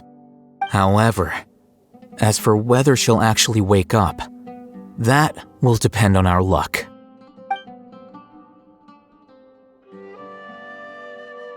Oh, no wonder you've been wearing your Akasha terminal today. It's the one that Alhaitham modified. Paimon thought they'd take our Akasha terminals when they locked us up in here. Were they being careless? Alright, so what now? Sounds easy enough.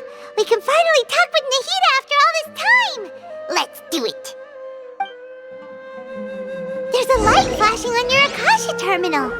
It's almost like... the faster it blinks, the better the signal.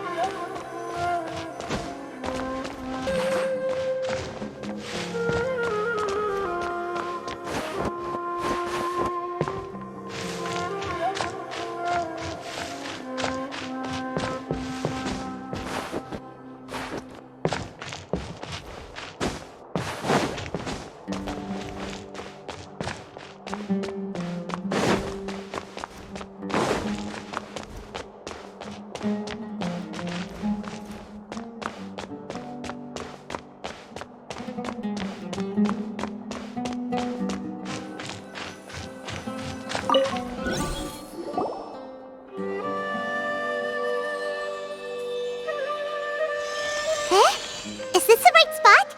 Are you getting anything? Please work.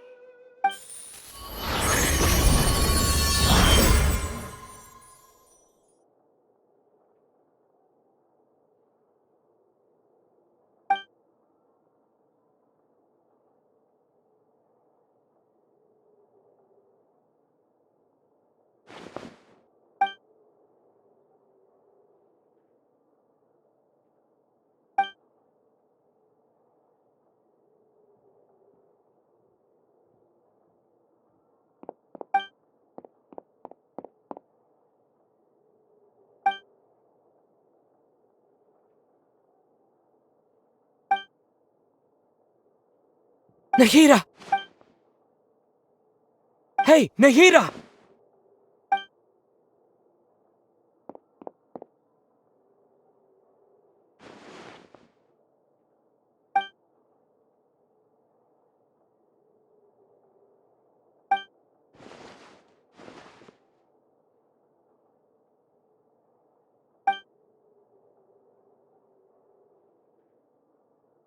When did it first start? Oh, right. It started from the moment I was born. I want to become a worthy Archon.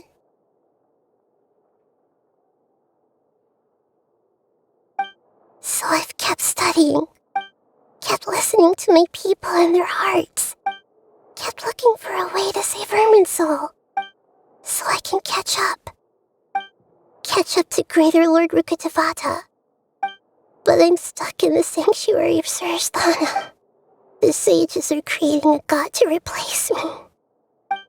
And I'm forced to lock my consciousness in this boundless darkness. Nahida!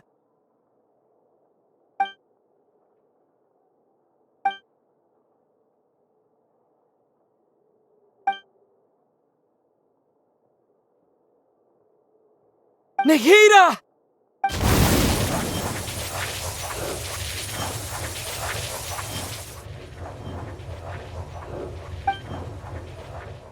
It's so quiet here.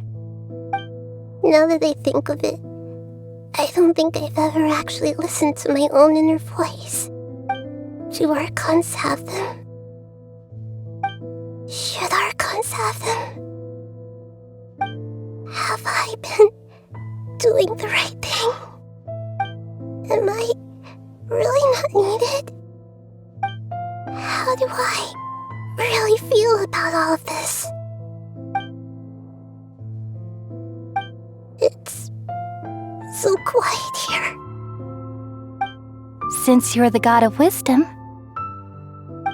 you've known the answers to all these questions since the very beginning, haven't you? Who are you? Whose voice is that? It sounds familiar. You're right, though. I won't...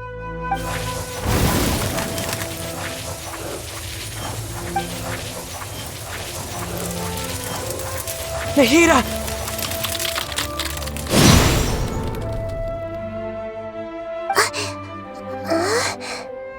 Nahida?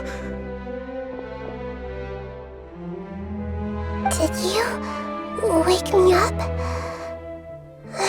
Thank you. Why are you here? We're here to rescue you. Are you alright? I'm fine. It's just... when I think of everything that's happened to me, I feel really angry now. You should have been angry ages ago.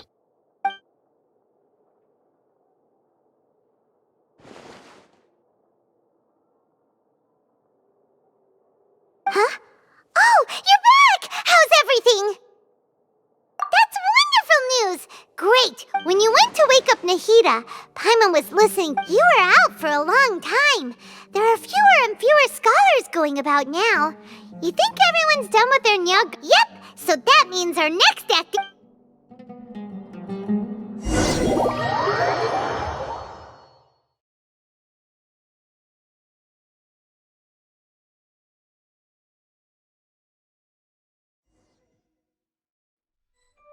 Nilou, are you sure about this? You're taking such a great risk for them. I'm sure, and I'm going. You know that I don't like to pass up any opportunity to dance, and this one is especially important. All right. You seem to have a lot of trust in them, so I won't say more on the subject. But if anything happens, the few of us here may not be able to help you. Don't worry. They've been through worse. Everything's going to be fine. All right. You know, if you really do get arrested, we'll do everything we can to get you back.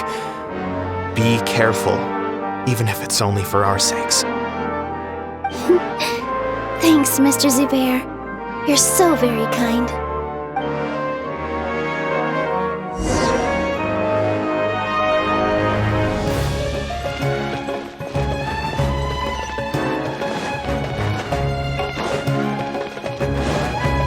With all my strength!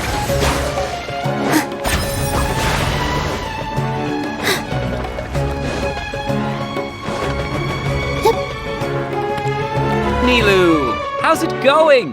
Nervous? Definitely more than usual. But it's because I'm worried I won't dance well enough. It's okay. Just focus on your performance. We'll take care of everything else. You sure know how to talk. Taking all the credit, even though we came here together to help out. Well, thank you both. I'll have to treat you to a meal after all this ends. I really, really appreciate all of your help. Ooh, that sounds great. Huh. How can we say no to that? All right, let's get back to business.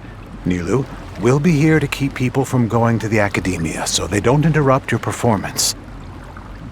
I was planning on telling them something like, the Akademiya has been conducting a weird experiment, and some of their test subjects escaped. It's really dangerous there, so stay away. Oh, you couldn't think of anything better? Oh well, I guess it does sound like something the Akademiya would do. I think it sounds great. I'm counting on you guys. Don't worry, it'll be a piece of cake.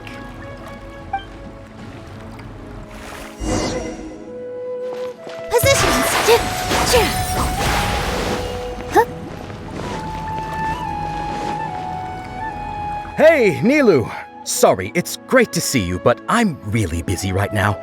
Our Bait People Away with Yalda Candy's plan is working beautifully. Do you want some candy? We have more than we can give out. Vihar, thank you so much for doing all of this. And even dressed up as the Knight of Flowers, no less. I'll pass on the candy, though. I cut back on sweets in the period leading up to a performance, and I'm about to start one. You have a point.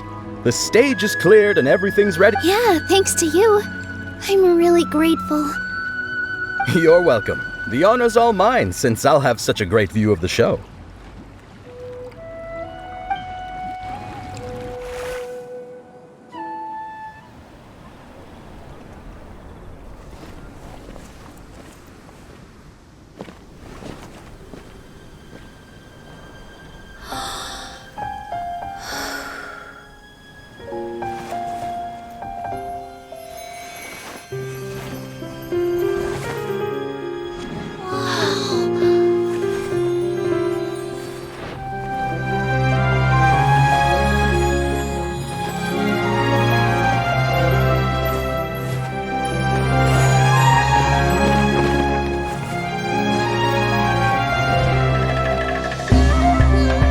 I've never seen a performance like this.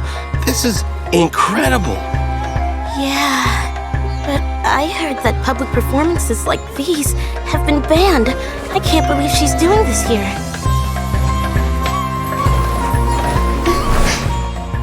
Grand Sage, there's some commotion outside. How uninteresting. Issue the new Prohibition Act from the Akasha to the guards. They'll know what to do. Do you think we should, stop her? Let's just watch for a little bit longer.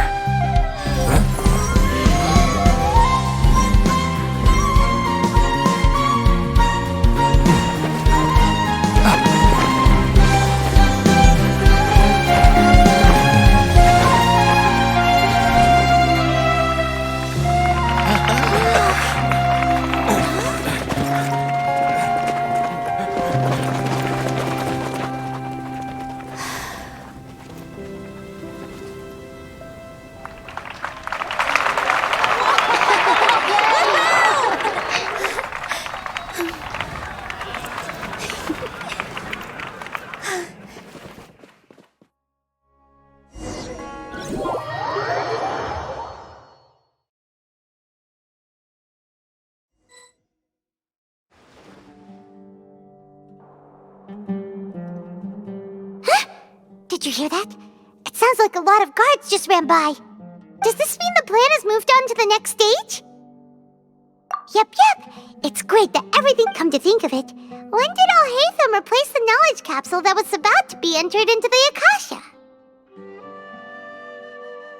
Oh, so that's when he did it! Paimon was too nervous to notice. Speaking of, didn't Alhaitham also yoink the divine knowledge capsule from that mercenary leader in Port Ormos when everyone else was distracted? It's a time-tested trick of his. Why are we complimenting him? Yeah, he's smart and all, but he still makes Paimon's blood boil. Let's review our plan for this stage again. It's not like we have anything else to do right now anyway, and it'll help us feel more confident. Paimon remembers that Nilou's task was supposed to go a bit like this. Now that Lesser Lord Kusanali's consciousness has been forcefully sealed, the core figures of the Akademiya and their guards have started to wear their Akasha terminals again. With the Doctor's technological support, they think they have nothing to fear. How despicable of them to rely on such a person. But this is also our chance. I was originally asked to draft the knowledge capsule for the Artistic Performances Prohibition Act when I was still at the Akademiya. It should be on the Grand Sage's desk right now, and will be entered into the Akasha during the next Nyargarbaha Day. Are they really going to stop all artistic performances? That's horrible! I'll make an identical knowledge capsule, but this time, I'll smuggle some misleading information into it. We only need to find an opportunity to switch the capsules. Once it's been entered into the Akasha on Nyargarbaha Day, if someone were to be seen performing in public, the sages would definitely use that opportunity to announce the ban, and so the misleading information will be disseminated amongst the guards. Sure sounds complicated, but it seems like if everything goes well, we'll be able to get rid of all the guards in the Akademiya without any effort. That's pretty clever, getting right into their heads. I just have one question. Even if we manage to get the misleading info out to the guards, how can we be sure that they'll believe it?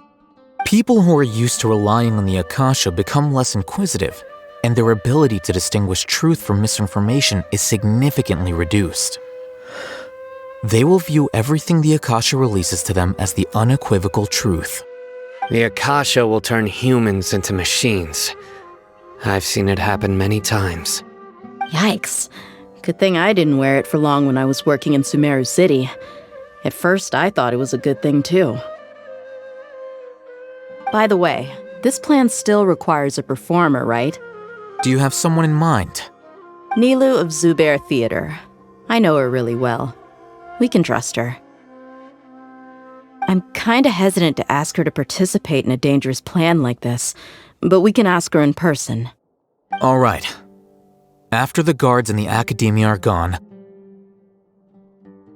then it'll be time for me and my stowaway brothers to shine.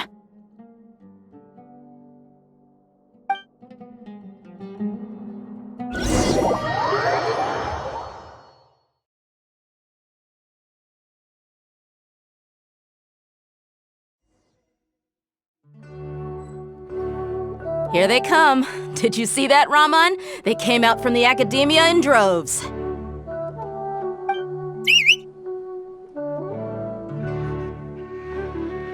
After laying low in the city for so long, this is the moment we've been waiting for. My brothers have already sprung into action.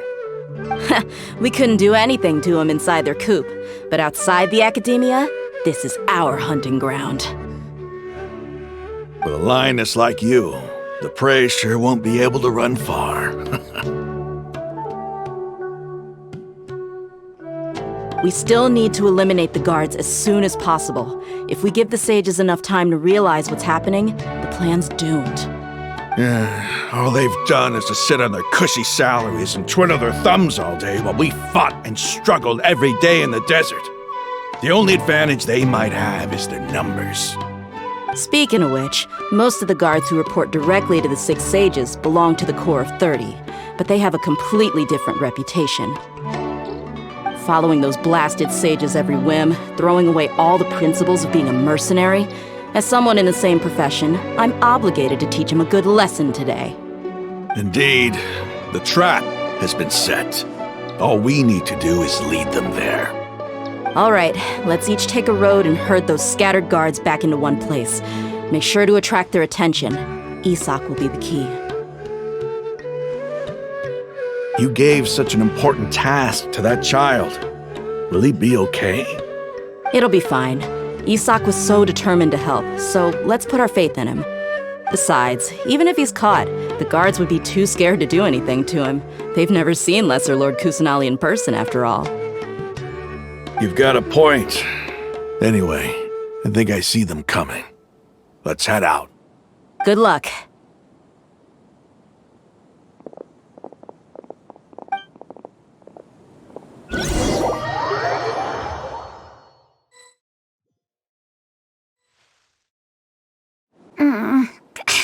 This outfit. Hey, do you remember what you need to do, Isak? When the guards get here, you'll pretend to be Lesser Lord Kusanali and run away from them. Oh, yeah, I remember. Of course I do. Relax. Don't think about getting caught. Even if that happens, we won't leave you behind. You only need to think about getting the guards' attention and leading them to the Grand Bazaar. Leave the rest to us. Okay, got it. I'm here to pay back Lesser Lord Kusanali for helping Grandpa. I won't get cold feet. Hey, they're here. I can see the Akademiya guards. All right, it's time, Isak. Take a deep breath and go. You can do this.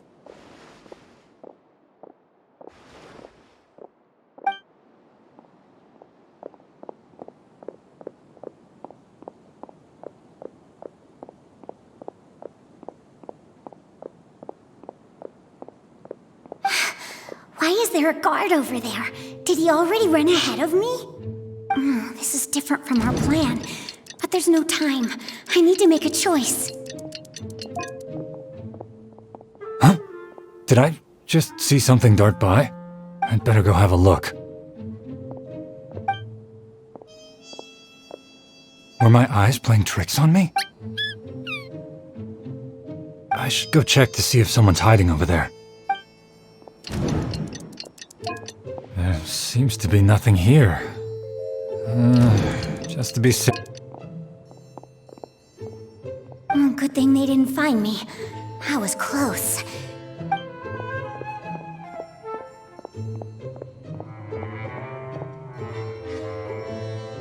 Hey! Lesser Lord Kusanali's over there! Stop! What? Lesser Lord Kusanali? How did I not see anything just now? No, they found me.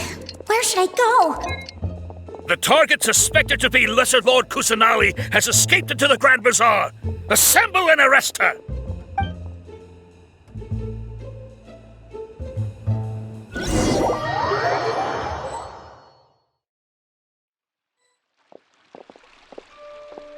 Where did she go?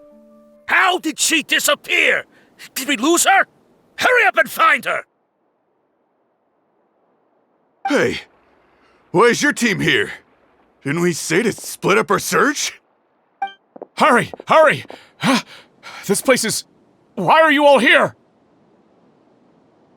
Yeah, isn't it one heck of a coincidence? Everybody's here. What on earth is going on? I suppose that's all of you? Who are you? Did you set us up? What are you planning? Phew, that was rough. I almost got caught. Little brat! So you're not actually Lesser Lord Kusanali. Who exactly are you all? Eremites from the desert? Just some colleagues. Think of this as a business competition, or a personal grudge. After stepping into our traps, stop thinking of yourselves as hunters. Behave like the prey you are.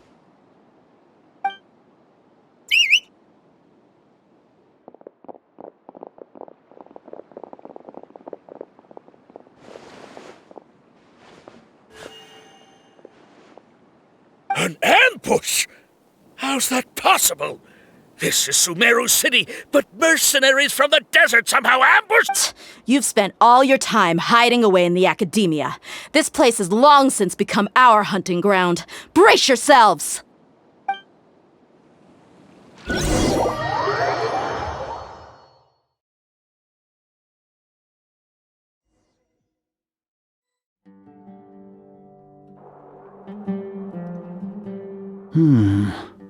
This is odd.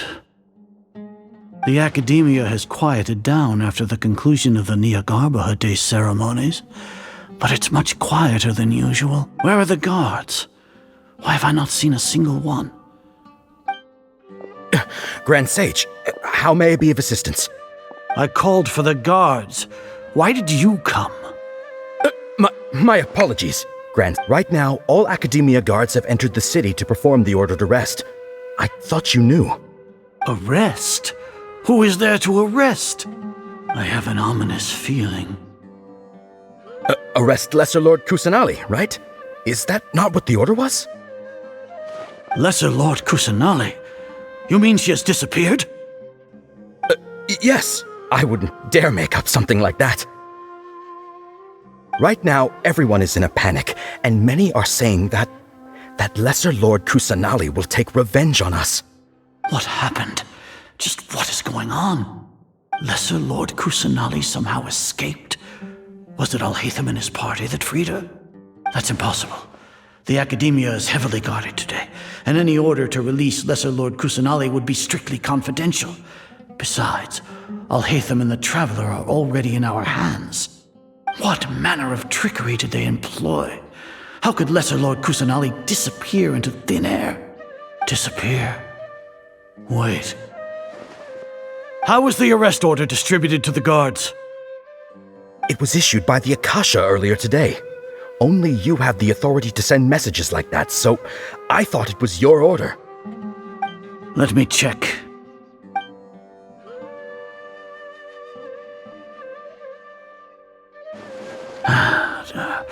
Here. Lesser Lord Kusanali has escaped from the sanctuary of Surasthana. Go to the city and arrest the escapee immediately. The Akasha indeed contains this information, and it clearly appeared in my mind. How did they bypass my permissions to issue this kind of message? Was it the report about the Traveler that Alhaitham submitted? No. I specifically checked that knowledge capsule before entering it into the Akasha. Could that have been a red herring? Well, even if I figure it out now, it won't make any difference. The important thing now is to confirm Lesser Lord Kusanali's status. Have you been to the sanctuary of Surasthana to confirm that Lesser Lord Kusanali has indeed escaped? Confirm? No, I haven't. It may be a bit offensive to say this, but Grand Sage, what you're saying doesn't make any sense. How can the information in the Akasha be inaccurate? What the Akasha decrees is fact. That is common knowledge to all of us. If we have to confirm the information and knowledge from the Akasha ourselves, then how is that any different from us learning that information ourselves? Wouldn't Greater Lord Rukkhadevata's legacy lose its meaning that way? In the beginning, it was I who asked you to believe in the Akasha, to believe in the legacy left by Greater Lord Rukkhadevata. Are you trying to use my words against me? No, Grand Sage. I'm merely confused because I believe in you. I never meant to refute you. Stay here and see if there are any suspicious people around.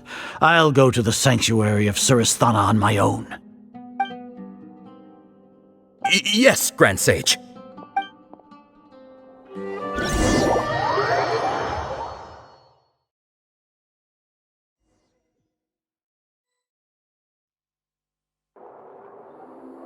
Lesser Lord Kusanali has escaped from the sanctuary of Surasthana.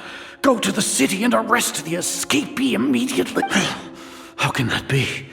Stop thinking about it. Stop. It must be a trick of theirs.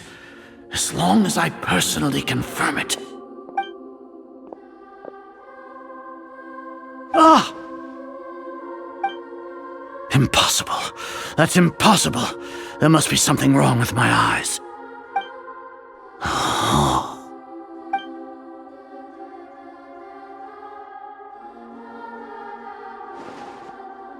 What a comical sight, Azar. Once the Akasha has put certain thoughts into your head, even the Grand Sage can no longer see what's right in front of him. You all can only see the world in your mind, the one you think you know. And precisely because of this, you disregarded Lesser Lord Kusanali's existence. She has been a wise and worthy Archon. Sino, have you been waiting for a chance like this? The Akasha predicted that you would return to the Akademiya to confront me, but I didn't expect it to turn out like this. I was careless. No, you were blinded. Your faults stem from your reliance on the Akasha. You're still the same as always. I truly did not expect a proud person like you to cooperate with Alhaitham and the Traveler. People change, Azar. Admit it. The Akasha can't predict my actions anymore. Then tell me, what have you found during your investigation? You want to buy time? This is the sanctuary of Surasthana. Under your own regulations, even Akademiya staff are forbidden to come here. No one will come to save you. As for the investigation, I've at least confirmed that you are guilty of insurgency against the Archon. A serious crime. So what? Did you do all of this so I would plead guilty in front of you, General Mahamatra? No. I want you to plead guilty in front of the Archon herself. You once said that I had no standing to judge you. So now, how about judgment in the name of a god?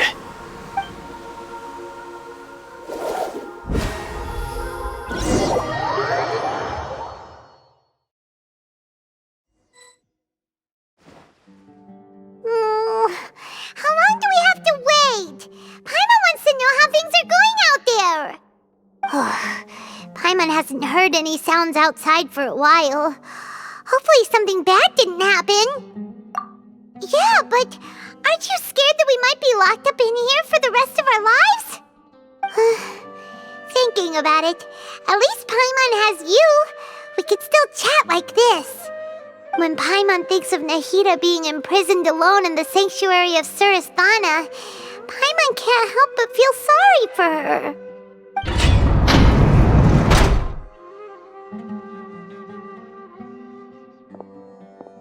Here comes your savior.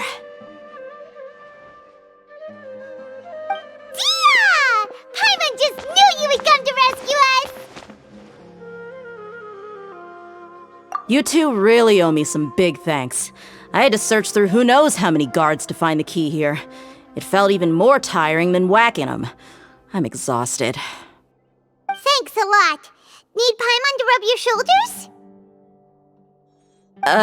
No, that's, I'll pass. What are you afraid of? Oh, are you ticklish? Now isn't the time to talk about being ticklish. Things in the city and on Sino's side are both going well. The guards that stormed out of the Akademiya are all taken care of. The Corps of 30 is in charge of the city's defenses, but we already talked to Asfand. They've been fed up with the sages bossing them around. As long as it doesn't break their employment contracts, they'll turn a blind eye. That's probably because you've been super great friends with them for a long time. So, how's Sino doing? The Grand Sage is in his custody. Even I know how terrible it is to fall into Sino's hands, so he probably does too. Sino forced him to release Lesser Lord Kusanali. He has no choice but to obey. So, hurry to the sanctuary of Surus. We should have already rescued our Archon. Honestly, I didn't expect our ragtag bunch to do this well. We just came together last... Alright, you two better go. I still have to clean up some messes in the city. See you around.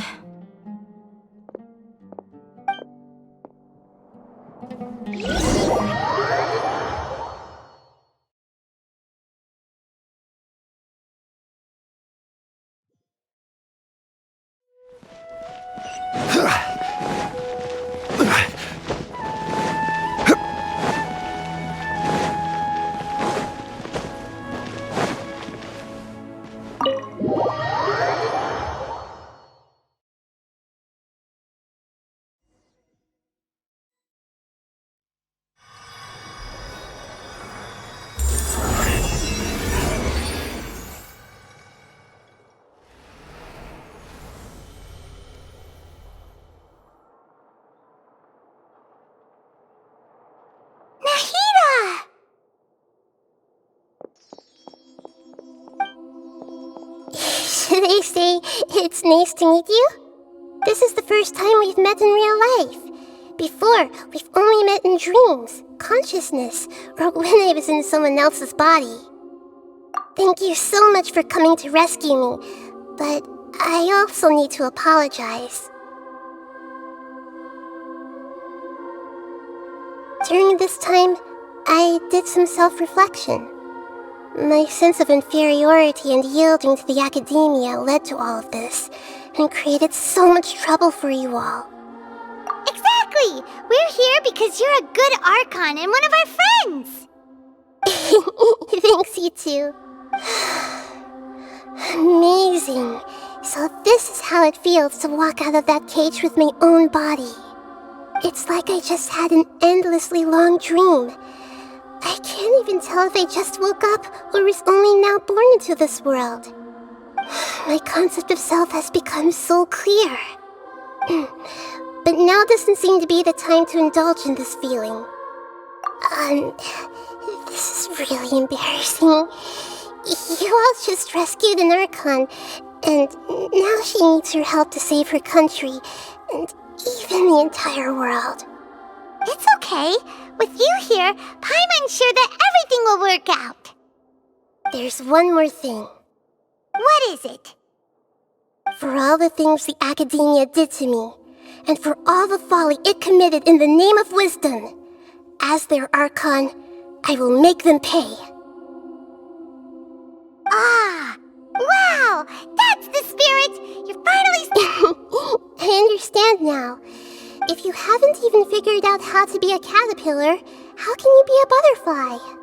Yes, true. That reminds me.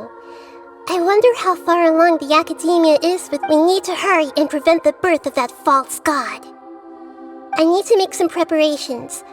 Since I'm now free, I can establish a direct link to the Akasha and control it.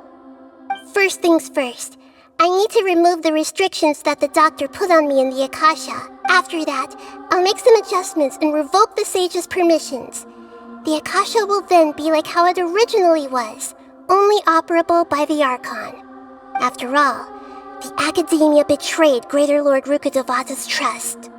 This might take some time. In the meantime, you should also work on your own preparation. If we don't stop the God creation plan in time, we'll be in for a tough fight.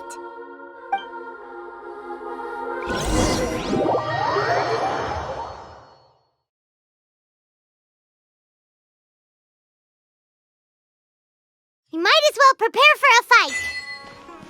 When we're done, we can take a walk around.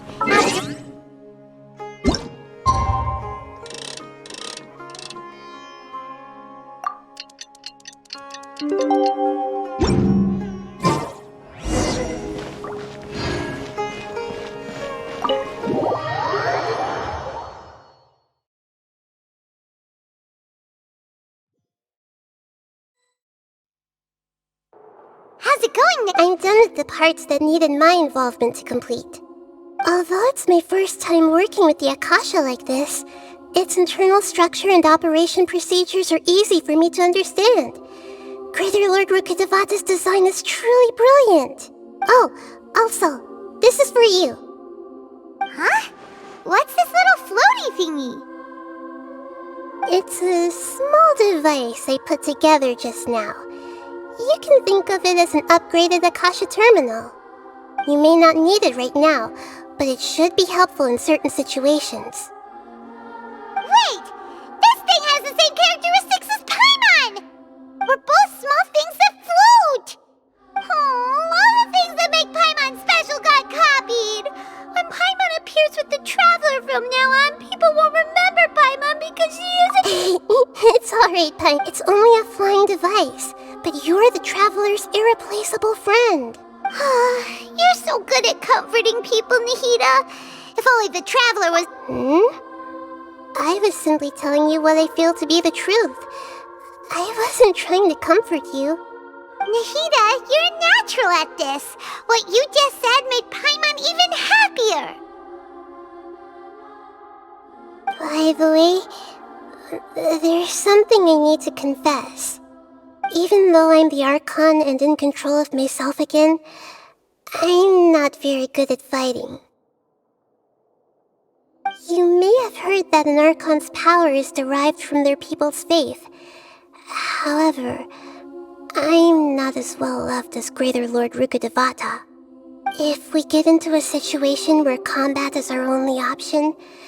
I'll have to count on you, and I'll do my best to provide support. I'm glad I can rely on you. So the God of Wisdom isn't good at fighting? That actually sounds about right. I've located where the false god is. Time is of the essence, so let's skip to it.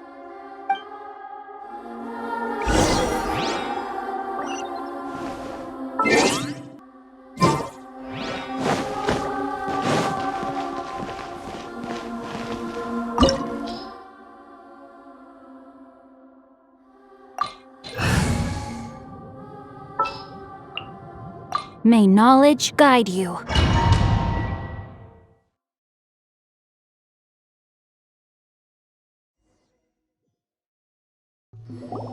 What is this place? Is this really the way we need to go? Wow. Who would have thought there'd be a place like this hidden right slap bang in the middle of the city? The sages wanted to realize their god creation plan without being discovered. The safest and most convenient way would be to build within the Akademiya itself. That's true. They were already hiding one god, so why not two? Judging from the structure here, the project is a huge undertaking. The sages really saw the god creation plan as their ultimate goal. But this place doesn't look like it could have been constructed by the Akademiya alone. The Fatui under the Doctor sure didn't hold back. They provided a lot of technological support. Yeah, or else they wouldn't have been that generous. Is that it, though? I've always felt that this Doctor is different from the Akademiya sages. He doesn't seem to share their sense of urgency. Instead of being interested in the end product, it's like he's enjoying the experimental process.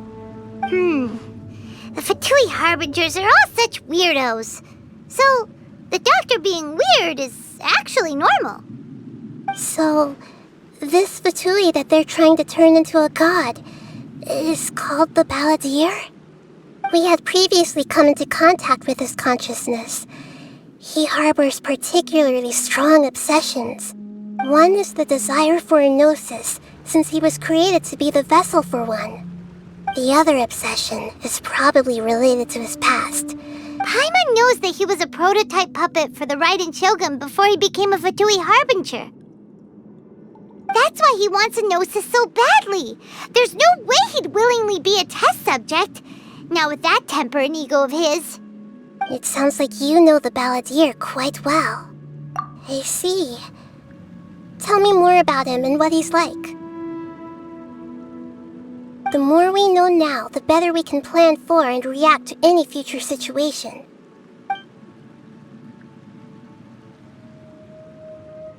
Ah, I see.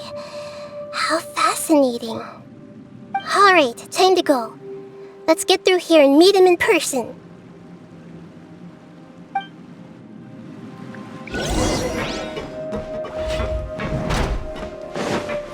Time to work! Gather! No more One time!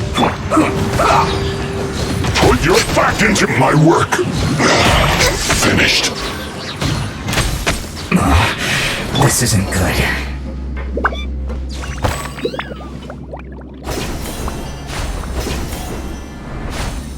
It looks like we can climb up these pipes.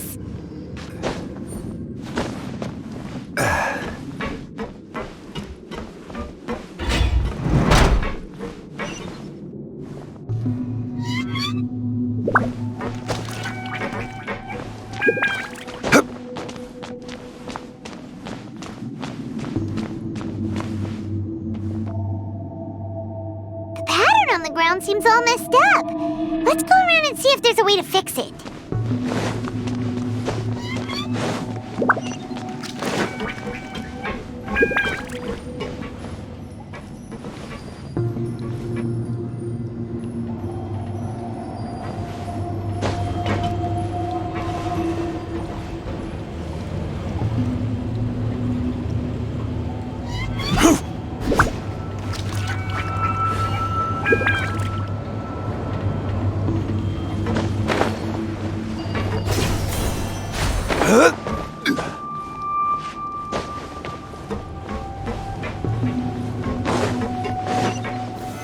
Stabilize!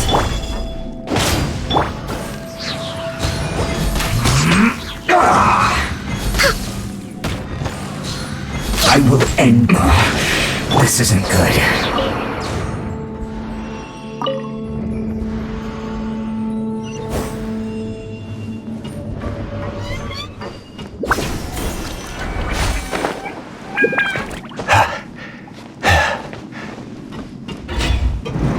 Frozen. Order guide you. Gather!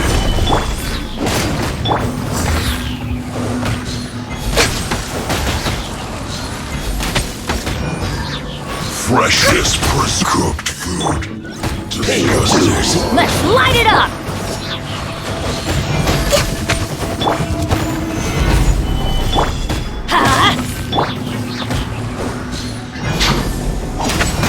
You can't run from death.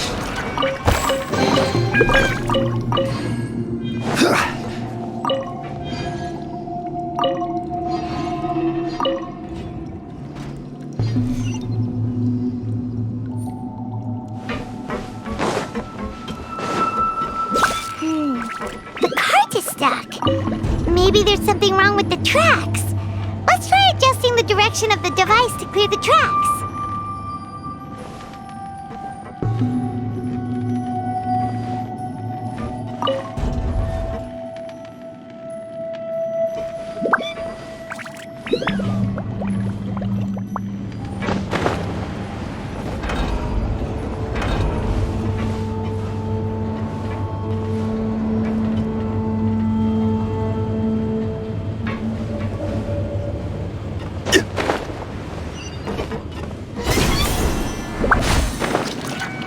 I'll put you on high.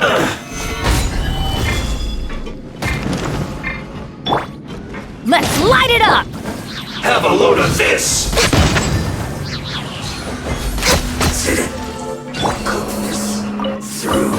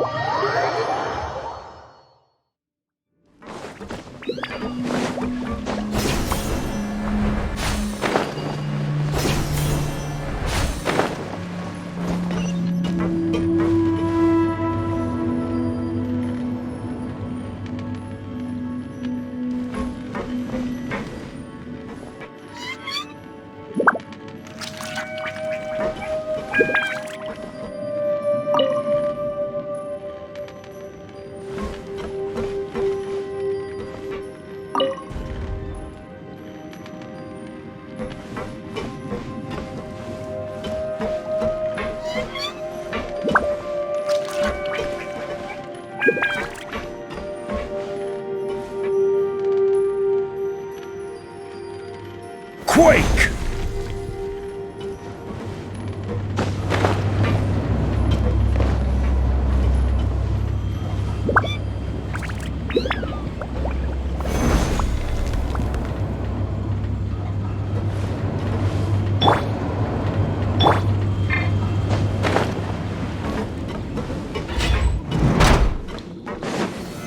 Solidify! Here comes. That seemed to work.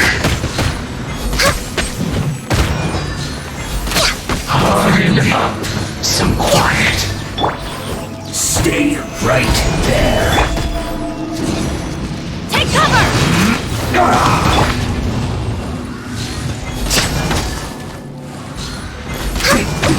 This is bad. This isn't good. Got him, Matt.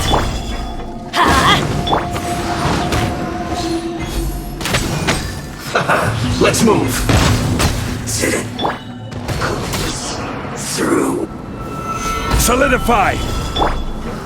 Let's light it up! You can't run! Well, I see through you! Don't be a killjoy! We've only just begun. I miscalculated. One after another. Stabilize!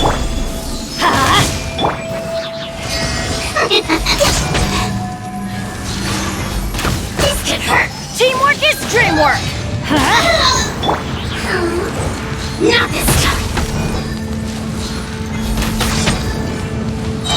No pretties! Gather! Out of the way!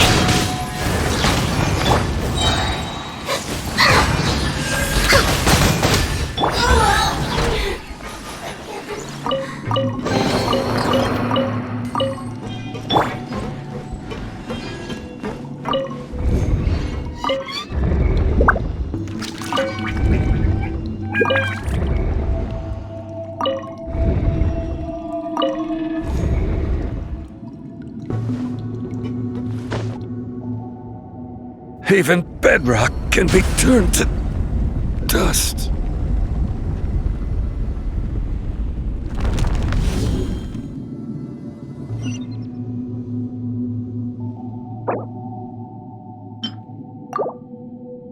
I'm going in!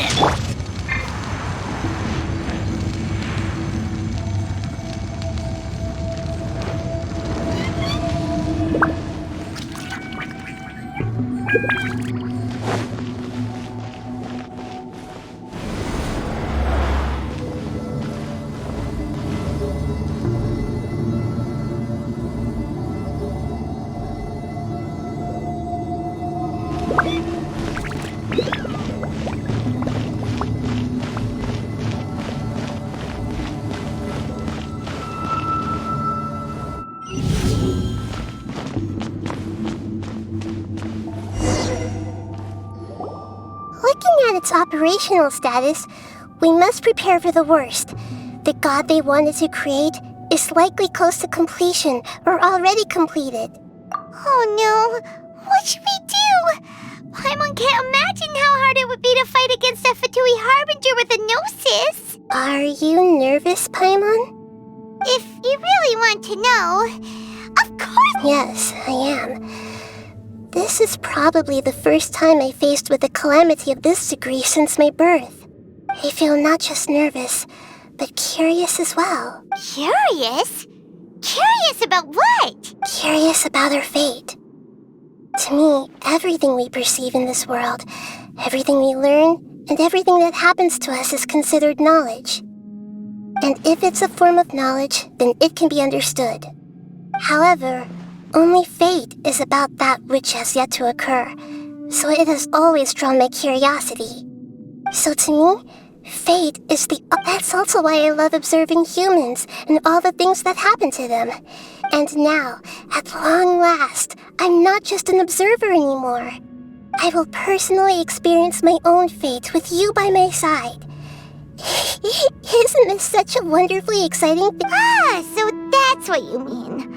Paimon thinks she understands what you're feeling. Agreed. Okay, let's continue on. I can sense his aura from here.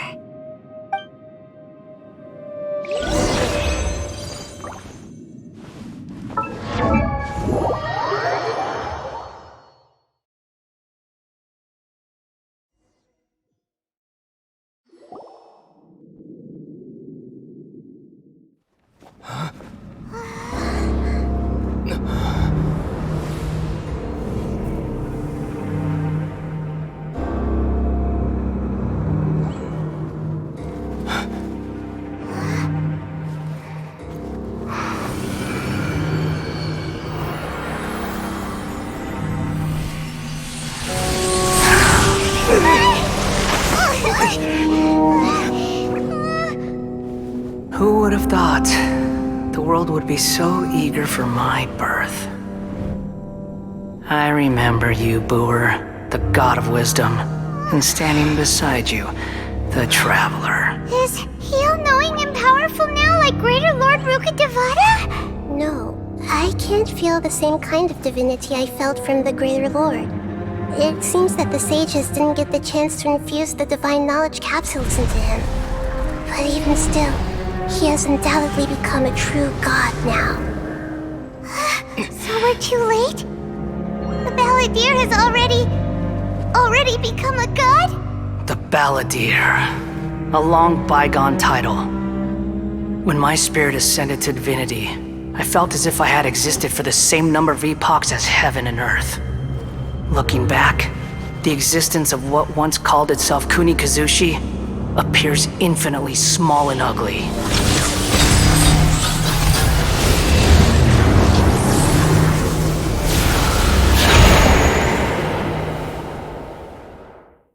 This imposing aura, it really feels like the gods!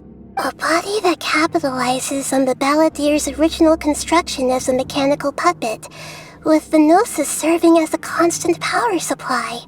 How much effort and resources did the sages put into this? From a purely technological perspective, it's a commendable achievement indeed. It's no exaggeration to say, this is the culmination of human wisdom. You sure are something! Dishing out compliments at a time like this? But I don't think he's reached the spiritual height of a god.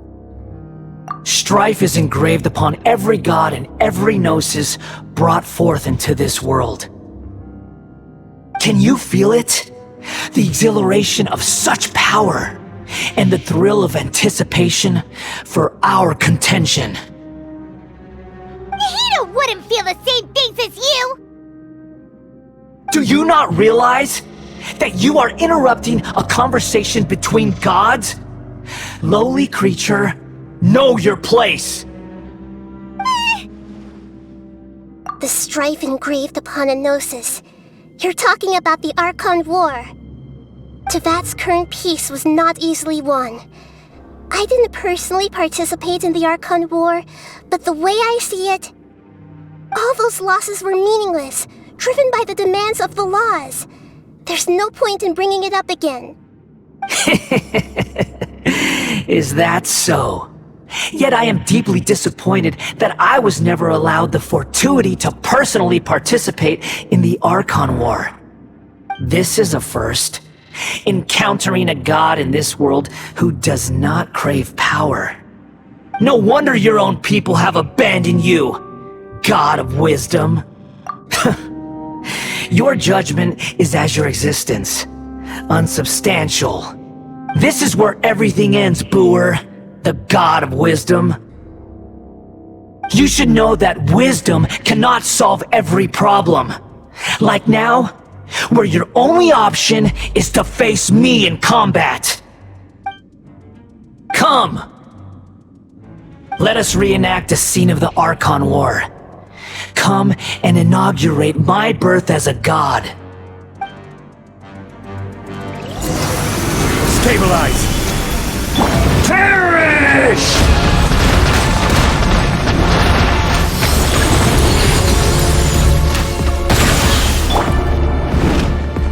Insignificant past! Gather.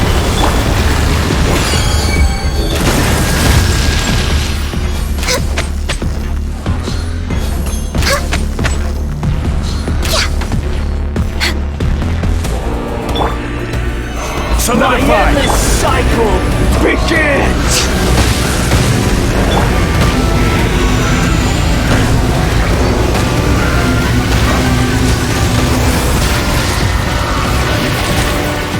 Stabilize! Feeble human!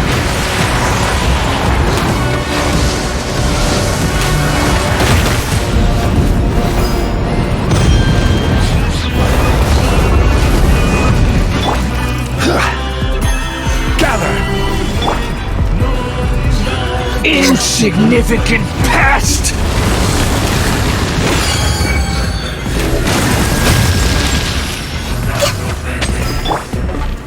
Stabilize!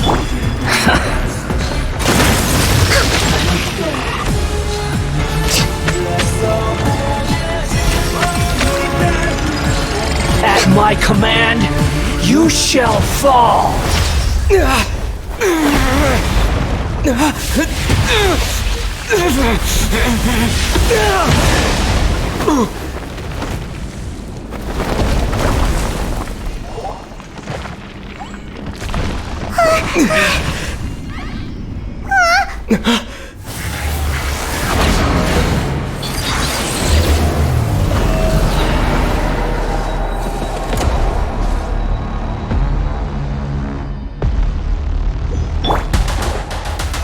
Solidify! Tremble!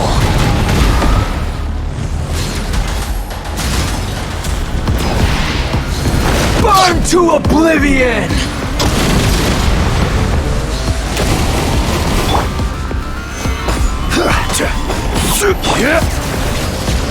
Kneel! Next on the agenda. Stabilize!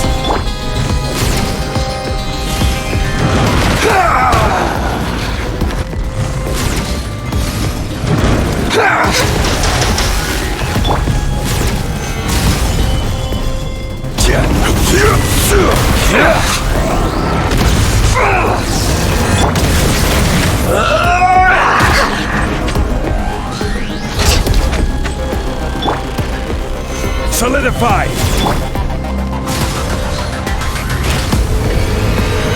Reality is pain!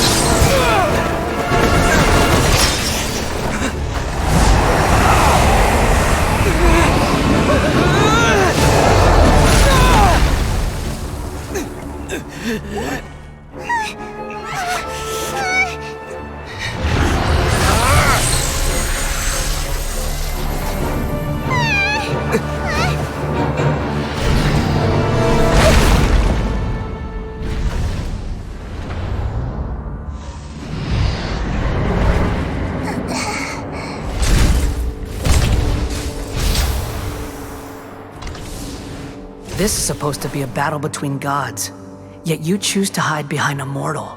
And now, you're acting like you'd sacrifice yourself for a human. Are you having fun proving a false sense of heroism to yourself, Booer?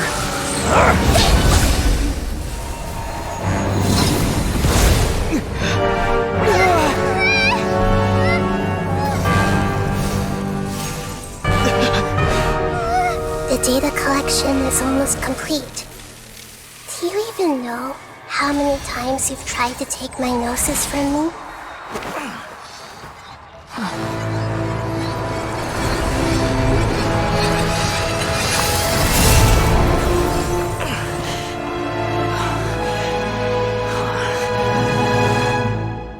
We just concluded the 168th loop.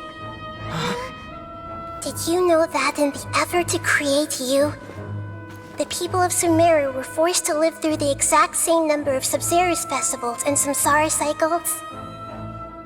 The power of dreams. When did you use it on me?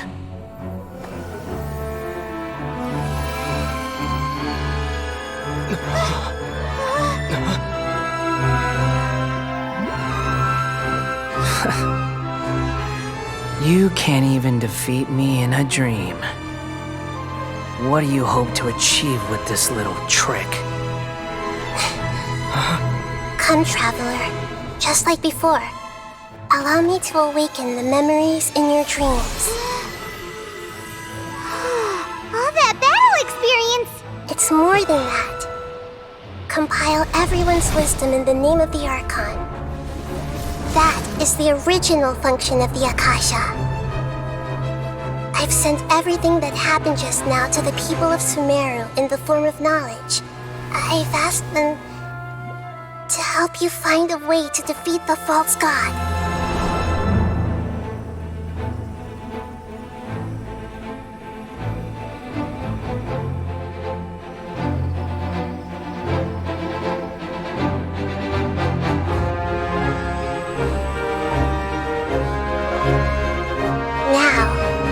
All of Sumeru's wisdom is at your disposal. Meaningless tricks won't save you!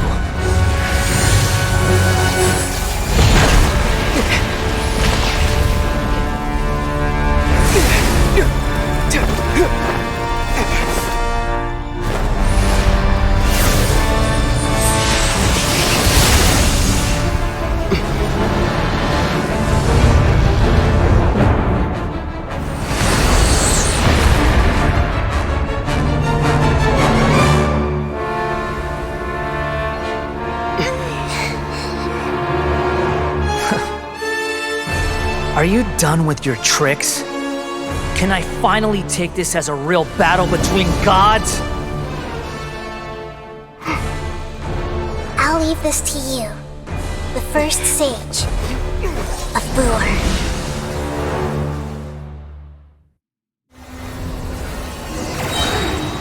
1,000 eons, mine to dominate!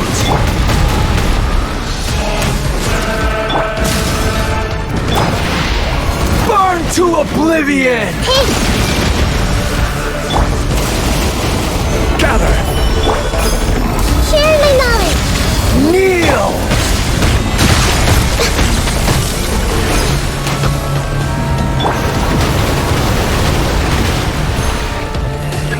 Solidify!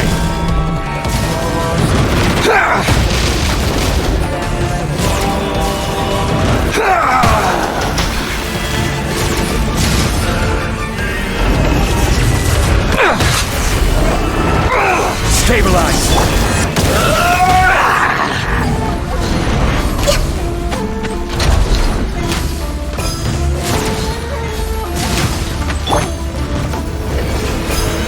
Reality is pain! Solidify!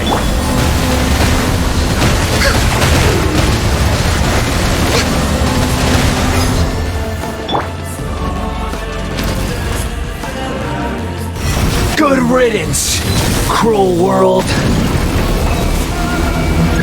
Stabilize!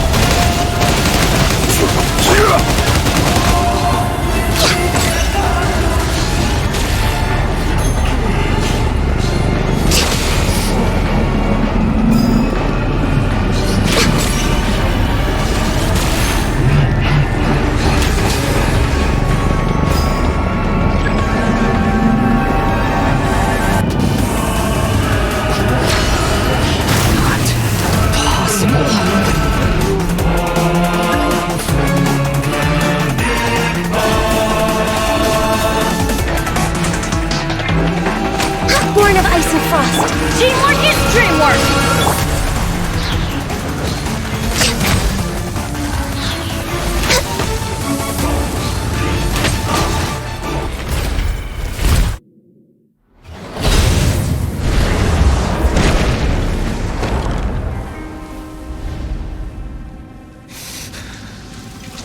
Humans. Filthy humans.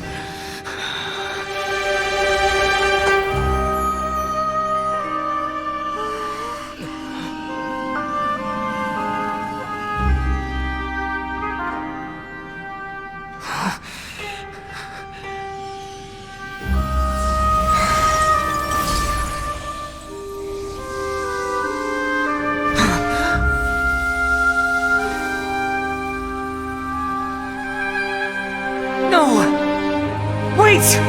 Please! Anything but the Gnosis!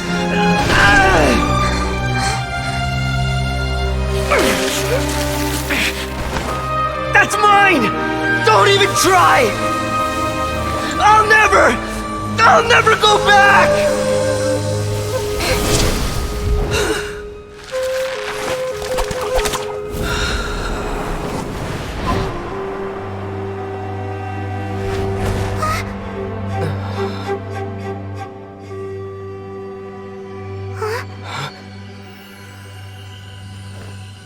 We haven't yet found the answer to the most important mystery. Irminsul is still waiting to be saved. With the power of another Gnosis, we may now finally understand the last memory of Greater Lord Rukkhadevata.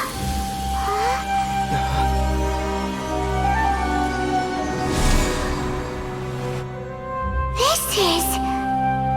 That's right. This is the last memory of my predecessor.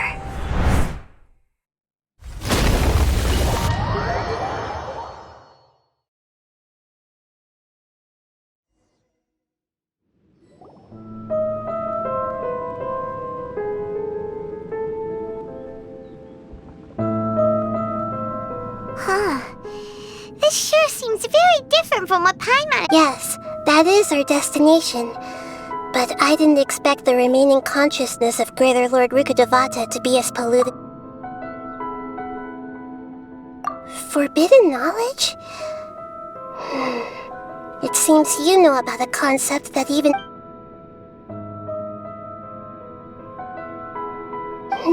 Your inference seems logical enough. Forbidden knowledge once polluted the desert thousands of years ago, but was successfully repelled thanks to King Deshret's self-sacrifice, and Greater Lord Rukkhadevata nearly exhausting her power. Then, a second instance of forbidden knowledge pollution occurred during the Conria Cataclysm 500 years ago. But I'm afraid it is much more serious this time, with Irminsul itself already in danger.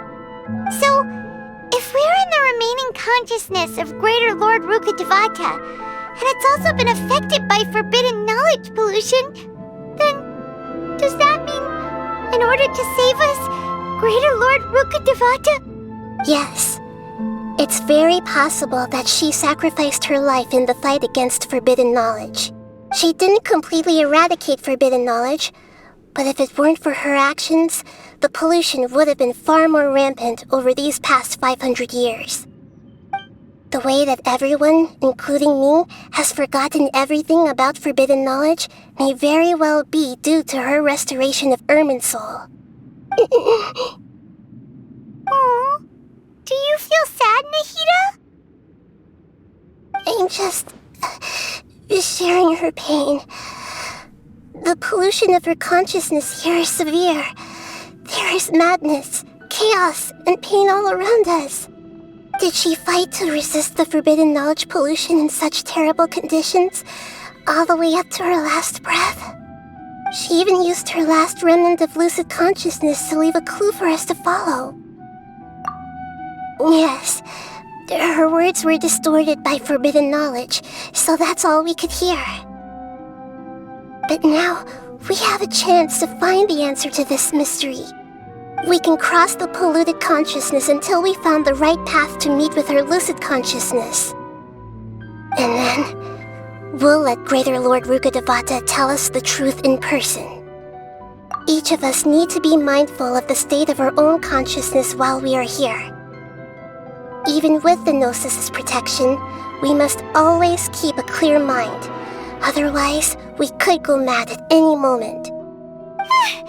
Don't worry, it should be easy enough for you to keep that mind of yours clear, Paimon. Let's go.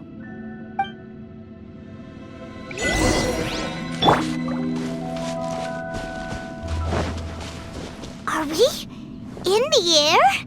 And why is there a huge boat? That's the boat of consciousness, which symbolizes... Wow! What are these? The monsters seem to have been affected by them. We're way behind schedule.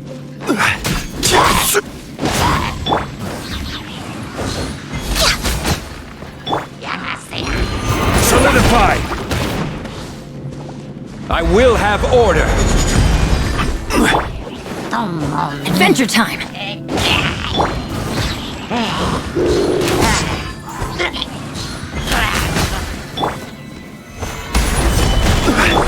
Let's light it up!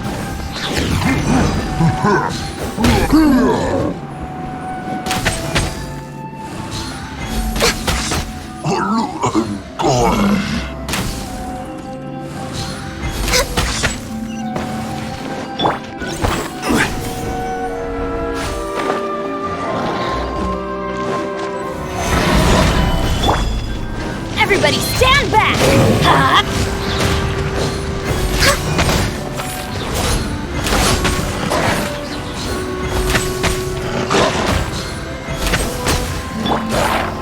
Rise!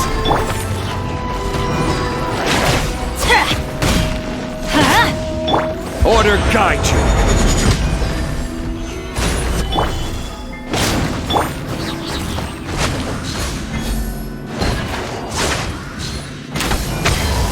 Born of ice and frost.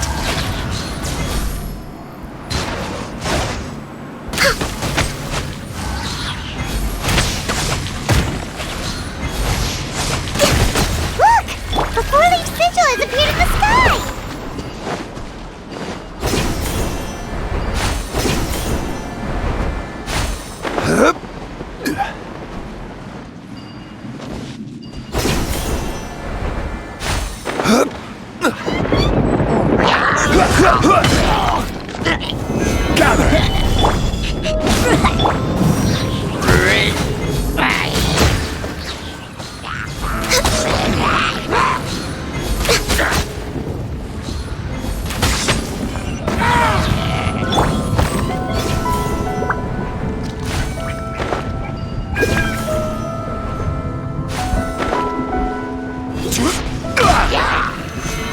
Solidified!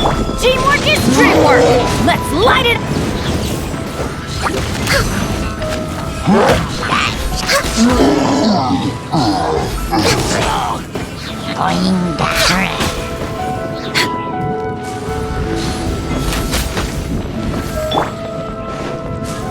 Stabilize!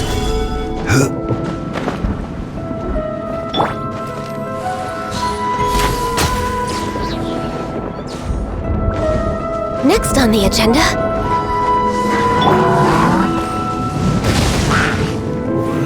Solidified!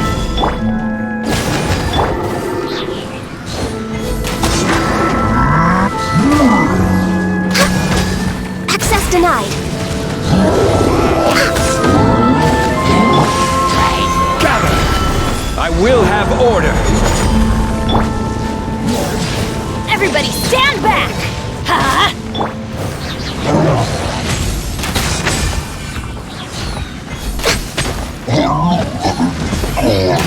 To control the boat of consciousness, we need to find the helm first.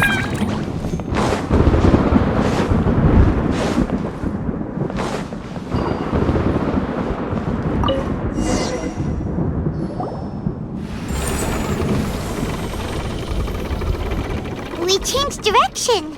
Are we still going the right way, Nahida? Mm-hmm. Judging from the current route, the boat of consciousness will soon take us out of here.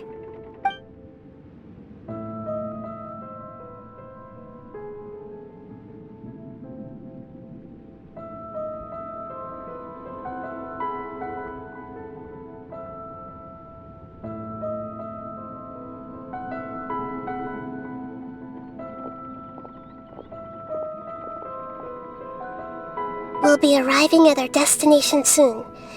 How are you feeling? Are your mind... Huh? But everything's been... Hopefully there won't be any more interruptions.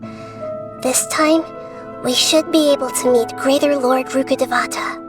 Are you saying you've never met Greater Lord Rukkhadevata before? No. It seems that my birth and her death took place at the same time. Otherwise, I think she would have given me a little more guidance, and I could have done a better job. Hey, you've done a great job, Nahida. Let's get out of this creepy place and go meet her.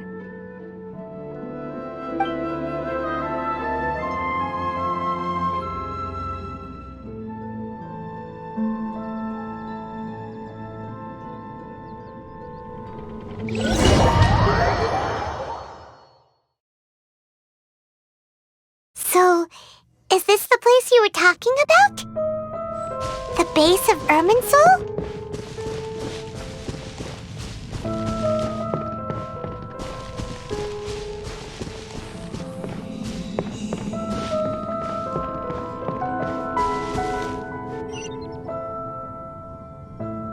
Well, this is the place.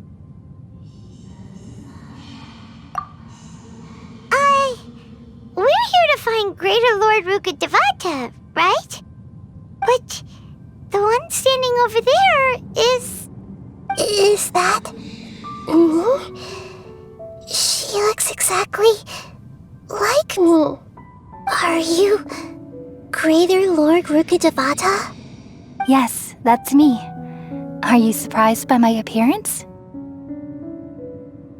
Irminsul and the surrounding lands have been reproduced here as they were years ago. But this is just a realm of consciousness. We are manifestations of the same nature. Hence why we would appear exactly the same. We're of the same nature? Why? Because you are me, and I am you. You are me in the new samsara. The new samsara? As Greater Lord Rukkhadevata, I'm the avatar of Irminsul, and you are the purest branch snapped from Irminsul. Imagine it this way. Even if a tree dies, its branches will eventually take root and grow, continuing the tree's life in another form. I'm merely the remaining consciousness of Greater Lord Rukkhadevata. The real me has presumably died a long time ago.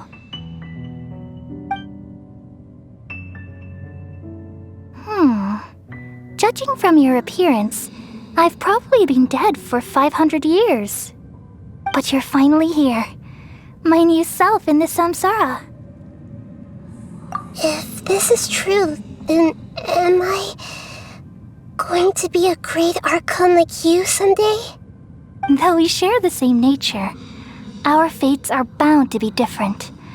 All things have their own fate. When a branch grows into a mature tree, it won't be the same as the original tree. That's why fate is the ultimate knowledge, isn't it? That's a great insight. Yes, very good. It's also precisely why you won't become like me. Really? But perhaps you may become an even greater Archon than I. I already see a determination in you that I didn't possess in my time, and the future that it leads you to will be yours alone. Along with the blessings from your past experiences. Don't worry. The growth of wisdom is like that of a plant. You only need to wait quietly for the flower to bloom. Come to think of it, the sages never had the faintest inkling of the meaning of wisdom. Thank you. Nothing makes me happier than discovering that the Archon I always admired was in fact myself in another fate. It's so nice to speak with you, Greater Lord Rukkhadevata. I've always wanted to meet you. The feeling is mutual. From the moment I snapped the branch off Irminsul and created you, I've also looked forward to talking with you. Could you tell me why you wanted to create me? And what exactly happened when you died? Ah, I see. You're here seeking answers, right? Everything that day, even the sky itself, changed into a color like this. At that time, the seven were all summoned to the nation of Conria. Except for me. I had a more important task to attend to. I had to protect Irminsul. The disaster occurred together with the pollution of forbidden knowledge. At that very moment, with my consciousness connected to Irminsul, I sensed something was wrong. The pain started to torment my mind. By the time I reached Irminsul, it was already displaying signs of corruption. Had I not repelled the pollution of forbidden knowledge with King Deshret thousands of years ago, I might have felt even more hopeless and lost. So what exactly is forbidden knowledge? It's a kind of knowledge that doesn't belong to this world, and a form of truth that can't be understood. It came from the very bottom of the abyss. Even I could never understand it. The world is constantly rejecting it, leading to all kinds of bad phenomena. If we allow forbidden knowledge to pollute Irminsul, I'm afraid the entirety of Teyvat could fall apart. So, there's knowledge that even the God of Wisdom can't understand? At that time, I knew I couldn't repel the forbidden knowledge with my strength alone. Which is why I created a device that compiled human wisdom and named it the Akasha. It's truly the world's most amazing invention. Thank you. For a long time, I thought dreams were the fruit of human wisdom. Though it was selfish to do so, I borrowed people's dreams using the Akasha. Then I compiled their wisdom and all of my own power. Well, did it work? Thanks to the wisdom of the people of Sumeru, almost all the forbidden knowledge was cleared from Irminsul. But things didn't go as smoothly as I thought. I had a terrible headache, which gave me an uneasy feeling. And then I remembered that my consciousness was also connected with Irminsul. It brought me knowledge and wisdom, but vile corruption as well. From the very beginning, My existence had been polluted by the forbidden knowledge. Oh no! How could that happen? I've experienced that pain in your consciousness. It must have been a horrible experience. Yes, but my feelings weren't important. The important thing was that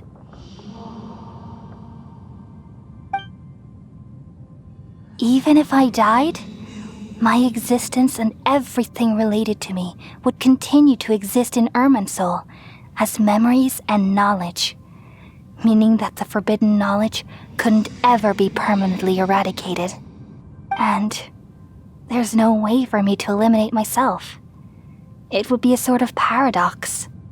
So, I took the purest branch of Irminsul as my incarnation in the next samsara and left a trail of clues, all in hopes that you would come here and remove me and my pollution from Irminsul forever.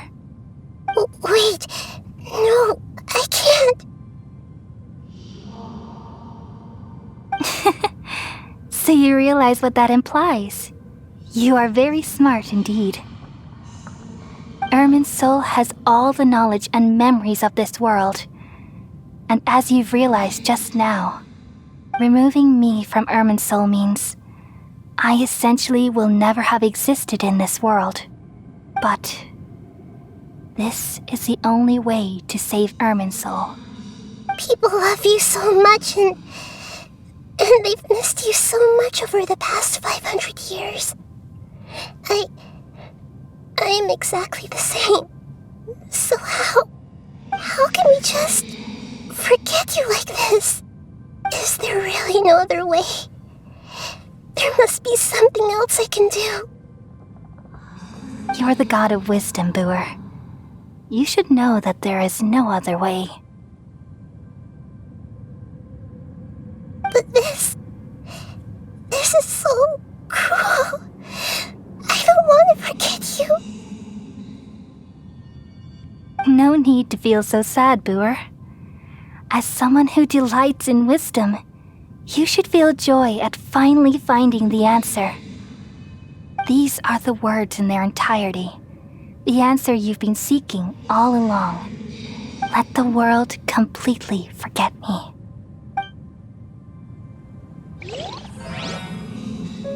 We all nestle under the great tree of wisdom, peering out to perceive the world. From the earth and from the rain, we perceive its wonders until we become a white bird to perch atop a branch and finally snap off the most important leaf. Once upon a time, I alone dreamed in this world. In my dreams, everybody would also dream after they fell asleep. Wild and wonderful thoughts would emerge from their minds.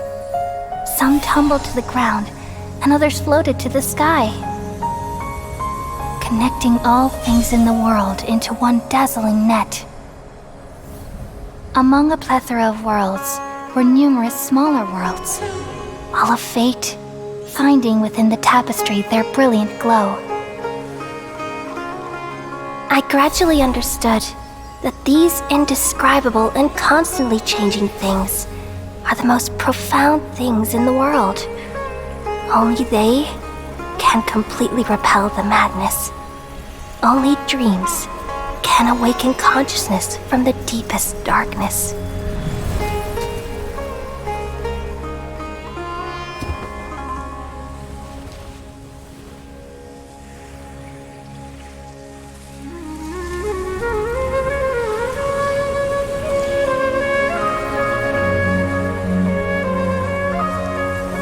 I'm the one who posed this question, yet also the one who sought a solution.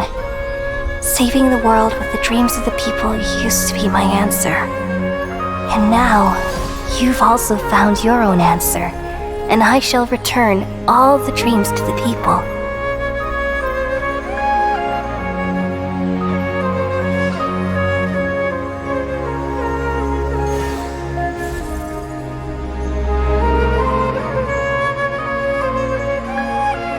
Goodbye, people of Sumeru. May May you be blessed tonight with the sweetest of dreams.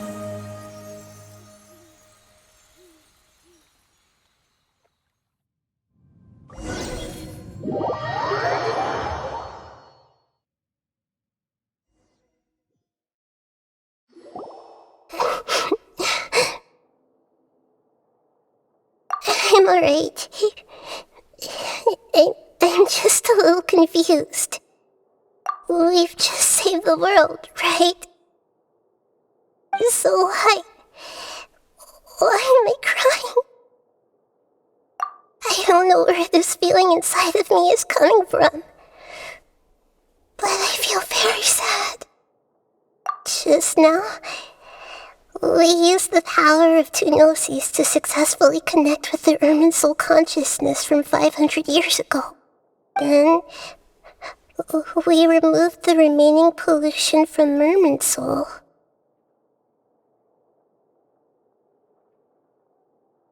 Yeah, what's wrong? Weren't you there just now?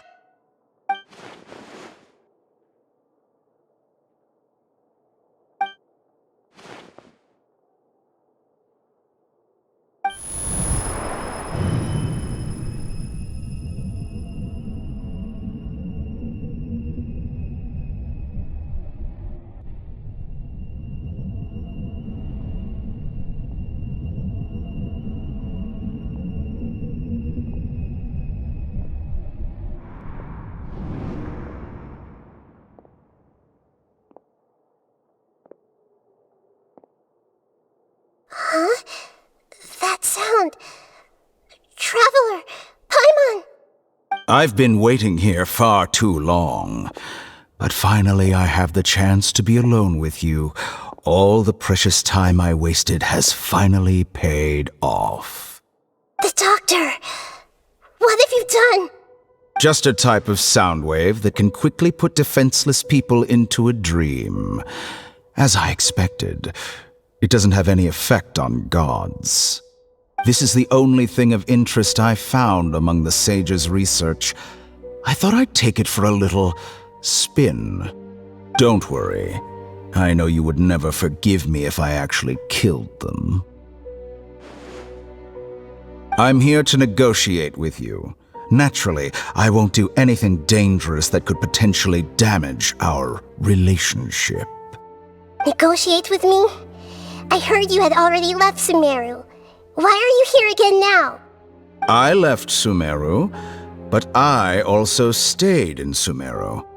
Even the God of Wisdom is restricted by the habits of cognition. How disappointing. You mean there are many different versions of you in this world? An astute guess.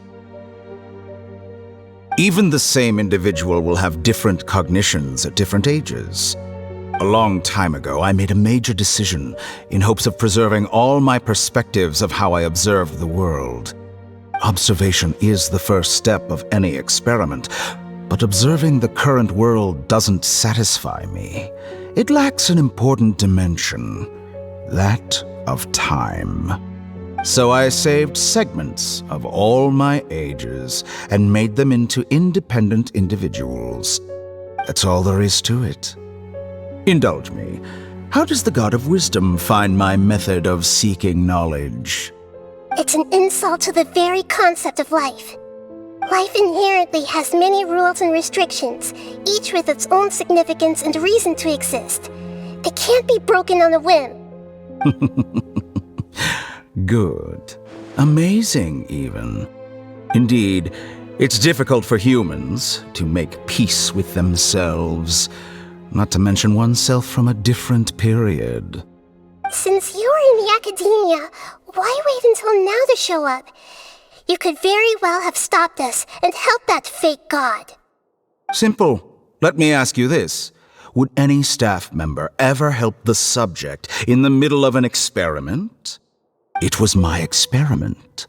So why should I interfere with the results? The Akademiya saw the plan to create a god as their ultimate goal, yet you only saw it as an ordinary experiment. You really are crazy. If the experiment succeeded, you would have had a new god on your hands. How would you have faced your own god then? Would you still take the same stance? Would you still hold the same view of yourself? I'm first and foremost a scholar. These results should be left to the judgment of the hypothetical me confronted with that outcome. But you're right. And that's exactly why I'm disappointed with the conclusion of this experiment. As an individual, you don't have any sense of belonging. You seem to have even fewer convictions than a typical scholar. Oh no, I certainly have my own convictions. They just don't fit your standards, that's all. All right, that's enough conversation for today. The experiment is over, and it's time to tidy up the equipment and reclaim any useful materials. For example, the Gnosis. Lesser Lord Kusanali, you're an intelligent Archon. I'm sure you understand the disparity in our combat abilities at this time. Besides, you have no way to use that Electro-Gnosis in battle. Didn't you say you were here to negotiate with me? Somehow, it's starting to seem like you intend to take it by force now. I'm merely stating a fact. After all, I'm also a scholar. Naturally, I hope to show proper respect and dignity to the God of Wisdom. Your hypocrisy is built on absolute confidence. I understand your scheme, but... what if I were to destroy the Gnosis now and awaken the heavenly principles? Awaken the heavenly principles? Do you think that's really possible? The heavenly principles have been silent for many years, but the Gnosis are symbols of their control over Teyvat and all the laws. Will the destruction of a Gnosis attract the attention of the heavenly principles? And if so, how do the Fatui plan to deal with the consequences? Do you dare to gamble such a possibility with me? Gamble? How surprising. I thought you would show evidence or use rigorous reasoning to prove your point. The word gamble is the last thing I expected to hear from the God of Wisdom.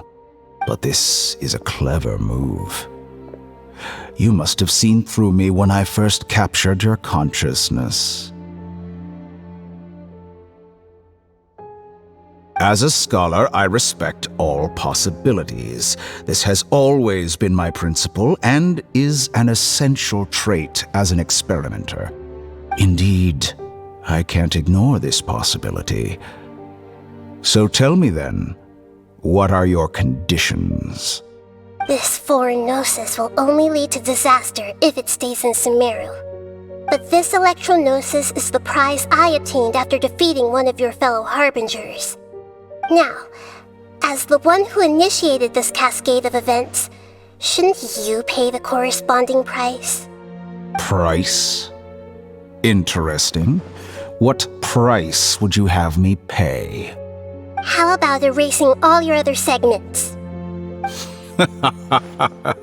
So this is how you wish to restrict me, the most threatening opponent of the Nation of Wisdom. What you request of me is like plucking out the eyes I have placed in the dimension of time. Segments are extraordinarily difficult to make. They require extremely rare resources and enormous amounts of time and effort, requiring me to destroy them all here and now. Bravo. A suitably wise decision on your part.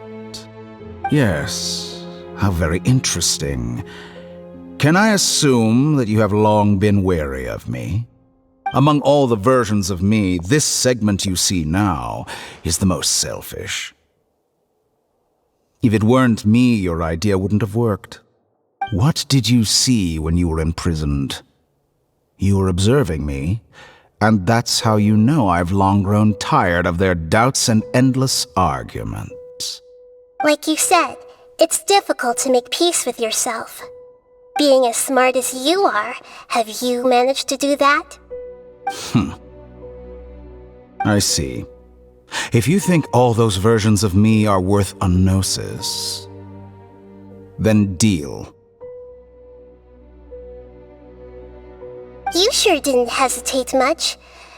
Is the relationship between all the versions of you really that bad? I don't think there's any need to dwell on that. The surplus versions of me can be exchanged for a gnosis. Do you think anyone can offer themselves at a higher price? Besides, with my abilities, it's only a matter of time until I find better perspectives. Perhaps it's best to say, you're just temporarily ahead. But what I'd like to know is, how can you be sure that I've really erased them? I can see your remaining honesty.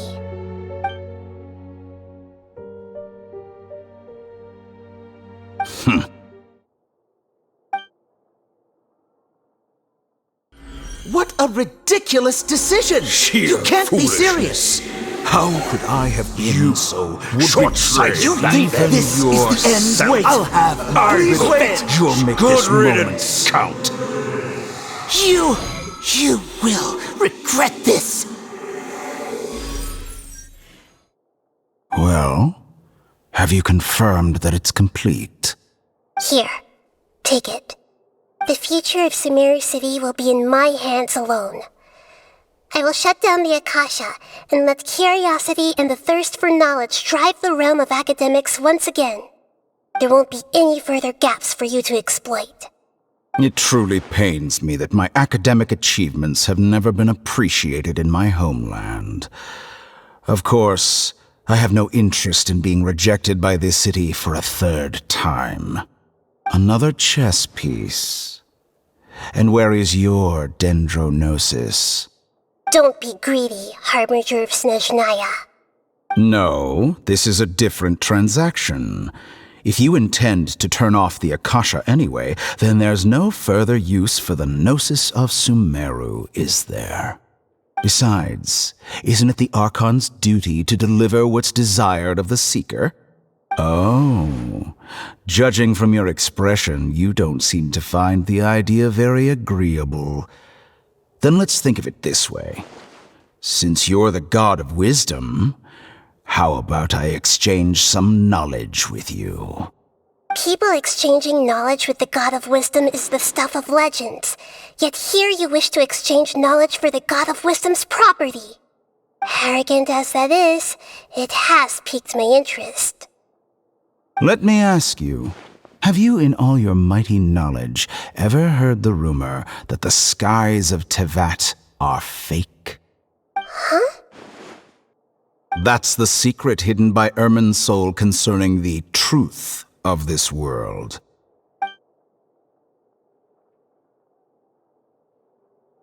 Once I finish telling you about this, it will be time for me to say goodbye.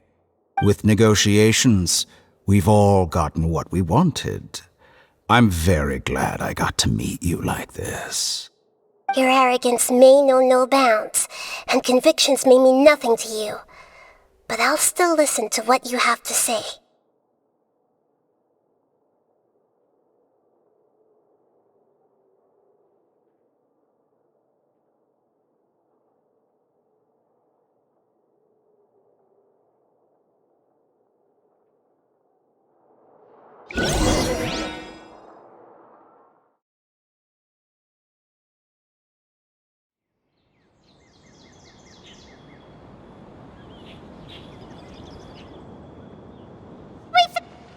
Together! Okay. Wake him up.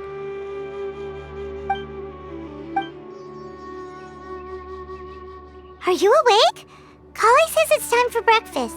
Come on, get up! Good morning! How are you feeling today? Good to hear. It looks like we've recovered pretty well. Not even Tighnari could stop us from going out now, right?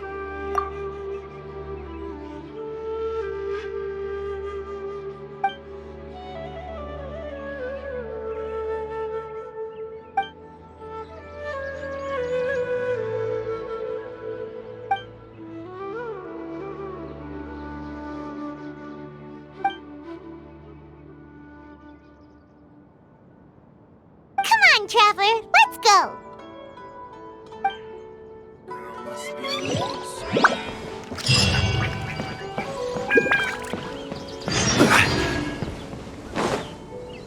Good morning.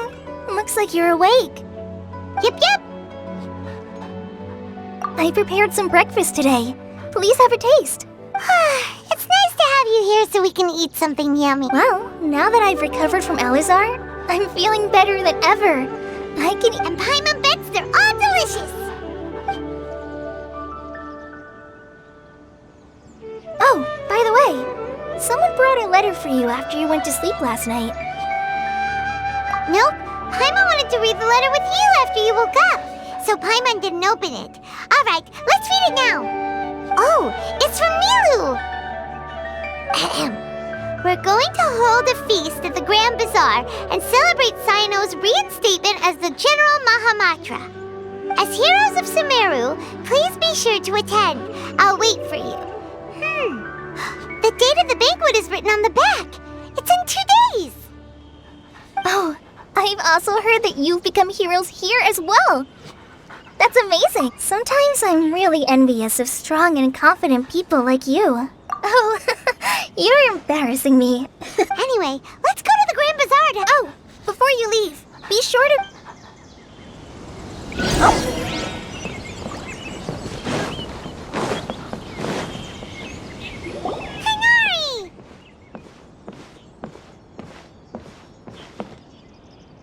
Good morning. How do you feel today? We feel much better. How about you? I'm recovering well. Thanks for asking. But from the looks of it, you seem to be already busy with work again. It's fine. I'm not that busy, really. The Elazar patients have recovered, as well as Hypatia. For now, I only need to tend to my Forest Watcher duties. It seems once Irminsul started getting better, everything else started to recover too. Yes, but there are still some residual effects. The withering is one example. Though it won't spread anymore, the existing zones won't just disappear. We forest rangers will still need to do the work. By the way, we have some good news. Cyno got his position back. This news is hardly new. He had already mentioned it to me before. Huh? You mean he was already here? Why didn't he come to say hi to us? He visited once, but he was afraid of disturbing you while you were resting. He just asked me a few questions and left. Then you probably already know all about the celebration feast. Celebration feast? No, I haven't heard anything about that. Huh? But didn't Nilou say in her letter that they would celebrate Cyno? He didn't tell you? Perhaps, or alternatively, he doesn't know about it either. Come to think of it, Cyno doesn't seem like the type who'd enjoy a celebration feast. You and Kale are both Cyno's close friends. Kale has taken over some of my tasks these days. I don't think she'll have time for it. Not to mention me. You see, some VIPs have come to the forest recently. Huh? VIPs? Very important Paimons? Well, technically speaking, they are former VIPs. The sages involved in recent incidents have begun their training in the Avidya forest, and the people they had previously imprisoned have all been released. Huh? Yes, he's a little weak, but he isn't injured and his condition is stable. Lesser Lord Kusanali, in her boundless mercy, has decided to spare Azar and the other wrongdoers. Supposedly, they were ashamed of their shallow ideologies and have decided to dedicate the rest of their lives to cultivating wisdom in the Avidya forest. When they learned that Lesser Lord Kusanali had defeated the Balladeer and saved Irminsul, they were shocked at first, but also became happy, feeling that the sacred light guiding them on the path of discovering wisdom had begun to shine once again. As a result, work has increased for the forest rangers. That sounds really exhausting. There's nothing we can do, really. But that's another topic. Back to the matter at hand. Are you two planning to head out? Ah, right! We're here to request permission to head out. Would that be okay? You've recovered well. You may go, but be careful. Yay! Will do!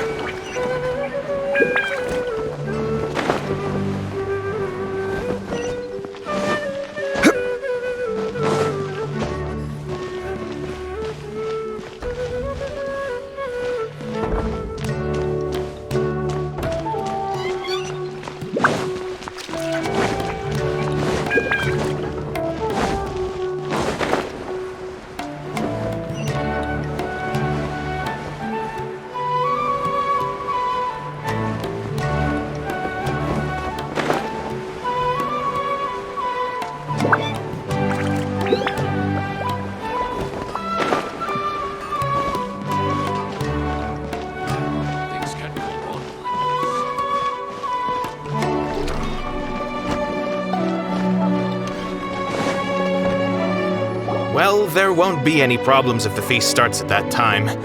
Everything has already been prepared. Mr. Zubair, I finished tallying things up here. Well, except for the guests. Is a simple reply really that much to ask of our guests? It's affecting our arrangements. Oh, it'll be fine. Besides, it never hurts to get things ready in advance. I was thinking the same thing. The feast will be held sooner or later, right? Hey, Nilou! Traveler, Paimon! We got your letters, so here we are! You're the best! The other guests haven't even replied yet. Huh? Are we the only ones that have arrived? Yeah, I had someone deliver letters to all of our guests. But maybe everyone is still busy with other things. Look, I get it. Sumeru is in an extremely important period of transition right now, but even if your friends are important figures, they shouldn't just ignore your request like this. Nilou is Sumeru's #1 celebrity after all. You have no idea how happy I am to talk to people with good taste. If you consider enjoying Nilou's dance as having good taste, then almost everybody has good taste. Because Paimon thinks everybody will love her performance. That's right. We all think she's amazing too. Nilou is an absolute favorite among those of us who frequent the Grand Bazaar. For Outlanders, you have a great eye. Master Zubair, let's have a vote for the most outstanding audience members next time. I think these two may win. Nonsense! It is not for us to determine the value of an audience. But indeed, we could try giving gifts to people with particularly good taste. I heard there's a device in Fontaine called a camera that can record people's appearances as pictures. Such pictures would make superb gifts. Ooh, good idea. I wonder where we can find one. I don't want you giving pictures of me to everyone. I'm satisfied just being able to perform here. There's always a lot going on at the Grand Bazaar. Yeah, and that's why I love it here. Traveler and Paimon, could you help confirm if the letters were actually delivered? If for some reason they didn't receive the letters, then please tell everyone that there will be a feast here. Yeah, we can also check out how everything in Sumeru is going now. When I wrote the letters, I heard that Dia was important. As for Sino, we've only heard. I'm not too sure about Ramon's whereabouts. As for Dunyarzad, I just hope she's feeling better. I sent her a letter, but I was afraid of disturbing her. If you have time, please ask about her for me. Okay, got it. Let's go, Traveler.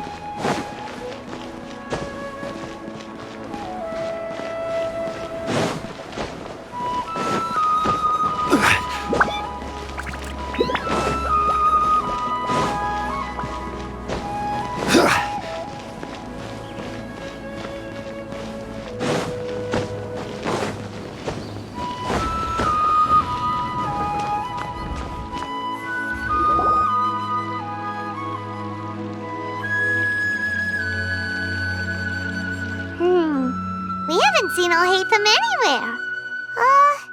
Let's ask that person.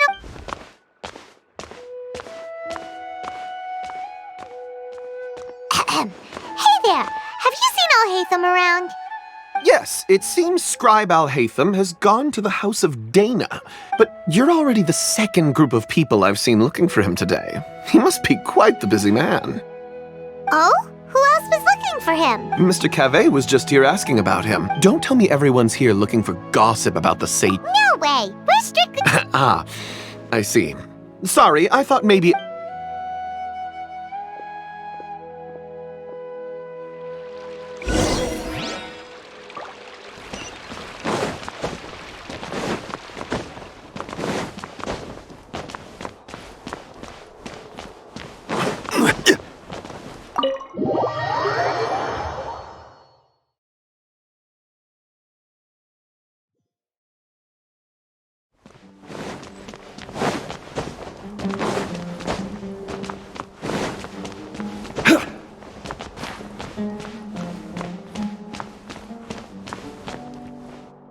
Alhaitham should be around here somewhere, right?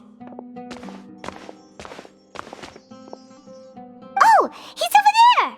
But Just put down that worthless book and tell me what happened in the Akademiya. This is not just some worthless book.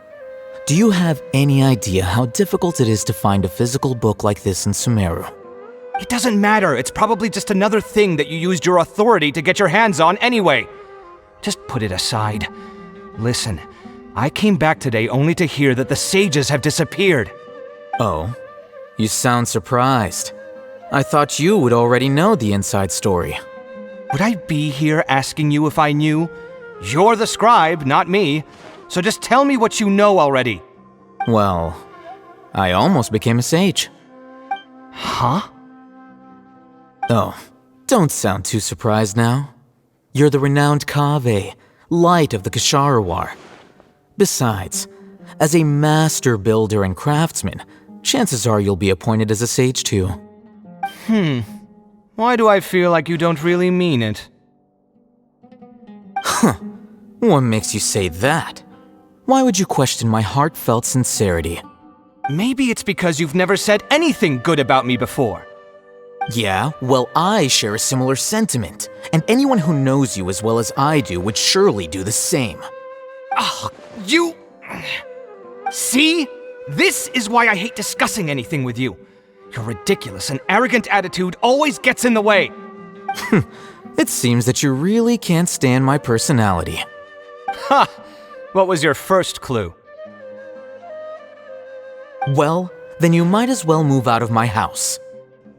Are you threatening me? Stooping to a new low, I see. Ugh, and don't change the subject. You, a sage? What a joke. The Akademiya might as well just close tomorrow. are they having a fight? Forget what's going on with the Akademiya. Haven't you been busy with your construction project?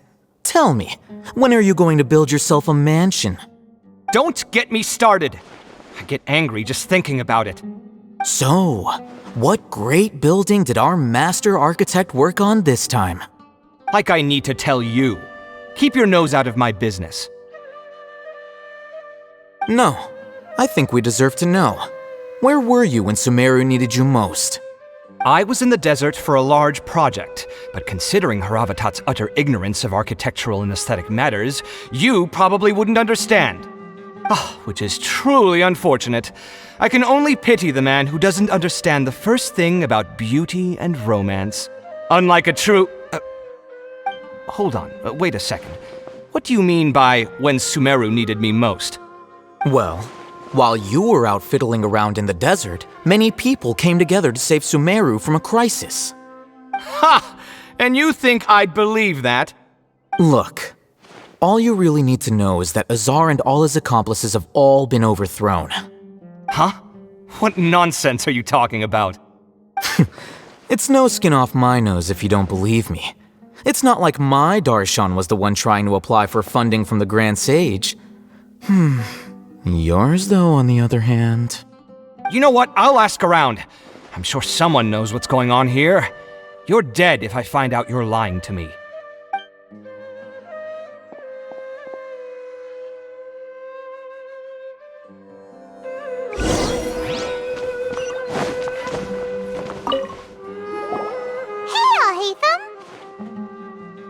Oh, it's you two. What's the matter? We're running some errands for Nilou. Have you received her letter? Letter?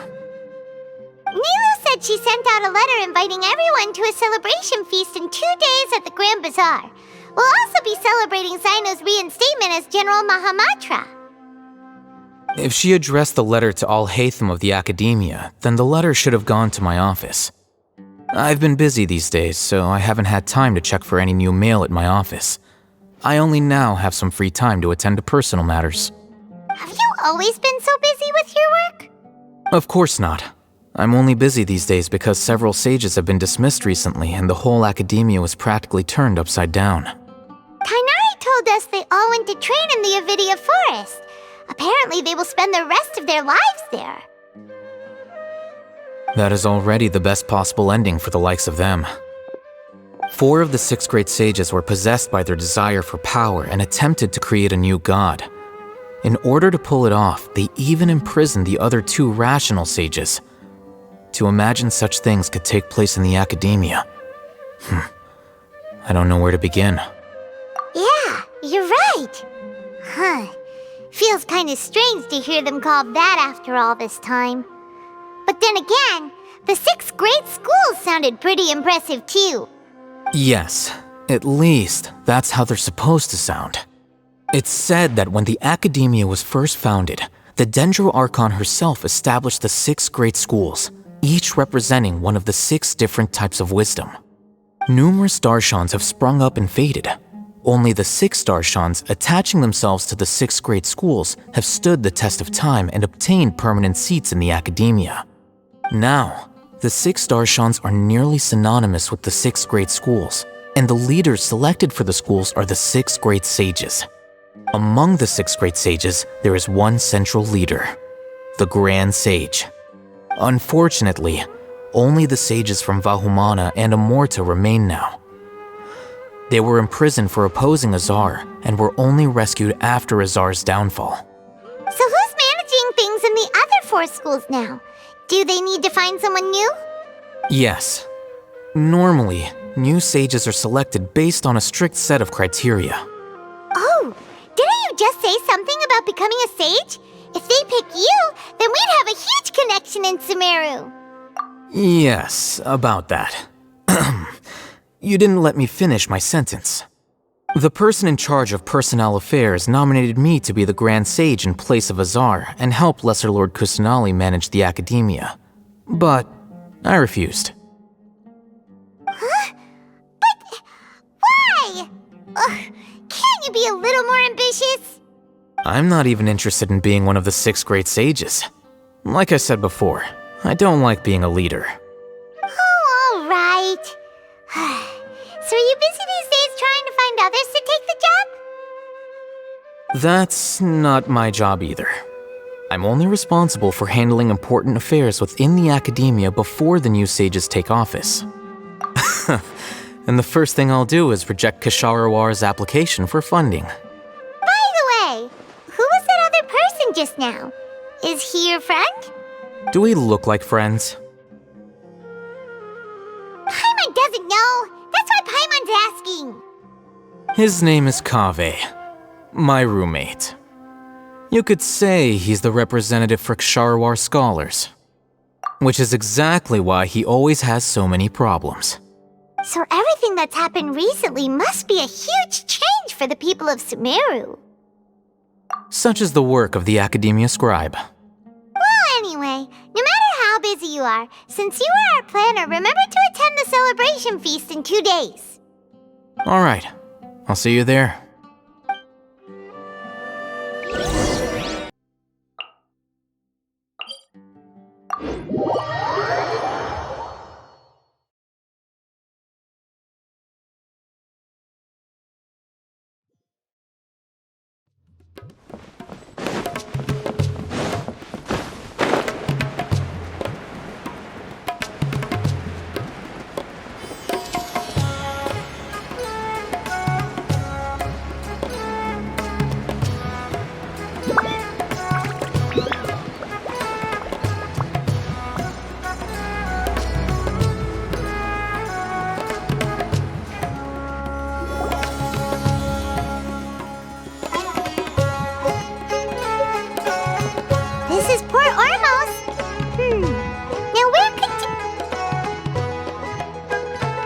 Is that Paimon I hear? Huh? Oh, it's been a while. How are you doing? Dinnerside! It's been so long since we've seen you! I'm doing well. I can go as far as saying I have never been happier in my entire life. I don't know if you've heard, but Elazar has completely disappeared, and all the patients have recovered. Are you kidding? Knowing them and the connections they've got, I'm sure they've heard about it. Yeah! That's right. My lady is feeling better now, so I'm accompanying her for a walk. Why do you still call me that, Dia? You've already informed my father of your resignation. I guess I'm just used to calling you my lady. Old habits die hard. Resignation? You mean you're quitting?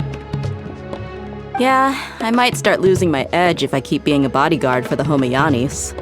You know that my parents and I are fond of you, and that we appreciate you very much. It wouldn't be a problem if you wish to continue to be our bodyguard. I'm not a woman that's easily persuaded. You should know that by now, my lady. When I took this job, I had already decided that I'd quit as soon as you'd recovered. It's time for me to get back out there and chase that horizon. So what are you gonna do now if you're not gonna be a bodyguard anymore? I want to take a risky job and put my body to the test again. Huh? But we literally just finished one of the most dangerous jobs ever! Are you getting bored already? I know. If I hadn't joined in that plan with you, I wouldn't have come up with this idea. I guess I still get fired up by that feeling of going all out in a fight. It made me realize that I'm still a mercenary through and through. Life is short, and I'm happy that I got to be a part of that operation. But the whole thing also made me realize that there are still many problems in Sumeru. And as a desert dweller, I'm still not completely ready to settle down on this side of the wall. Well, I remember a friend had someone bring you a message. You mean Alhaitham? I didn't expect him to still remember that. I thought he was joking. We just came from talking with Alhaitham at the Akademiya.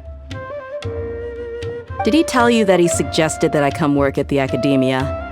What? I heard that Azar and his cronies fell from power, and Alhaitham told me that now was a good time to find a job in the Akademiya, but only if I wanted to. Whoa!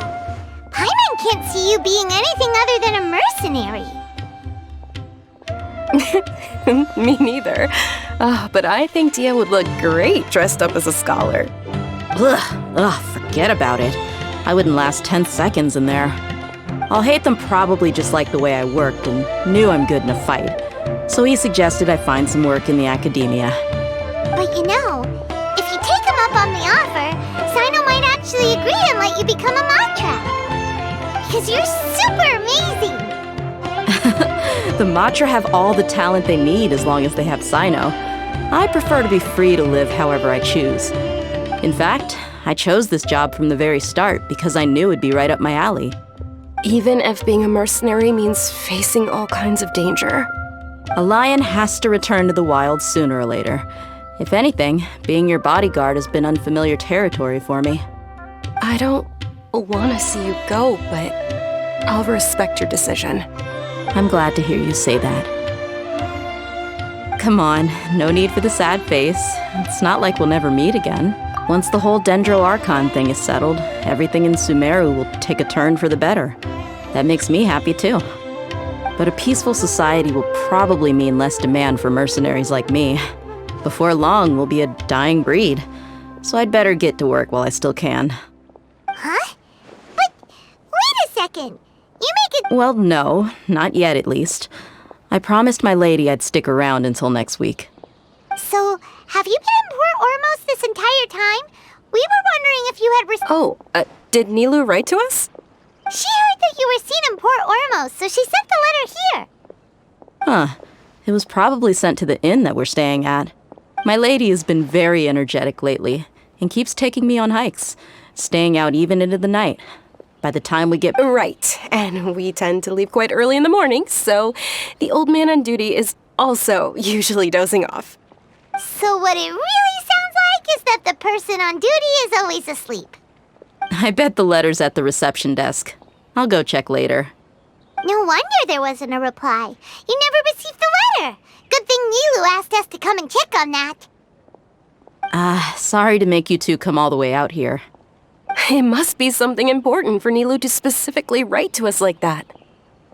Yes, she said they were preparing a victory feast in the Grand Bazaar, and will also be celebrating Sino's reinstatement as General Mahamatra. She was hoping you could come.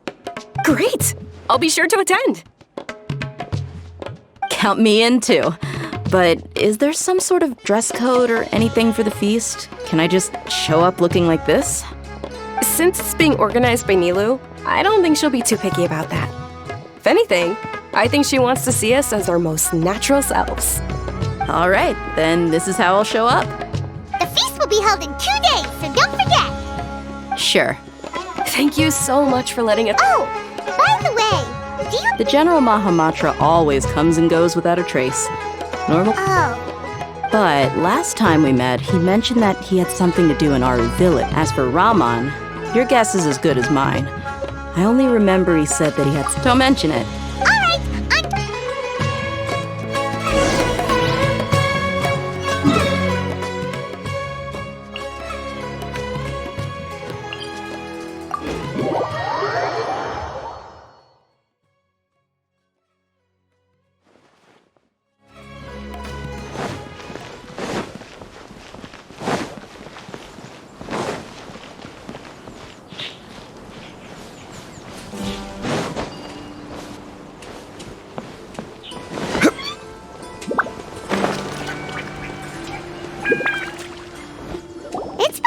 since we last visited Aru Village.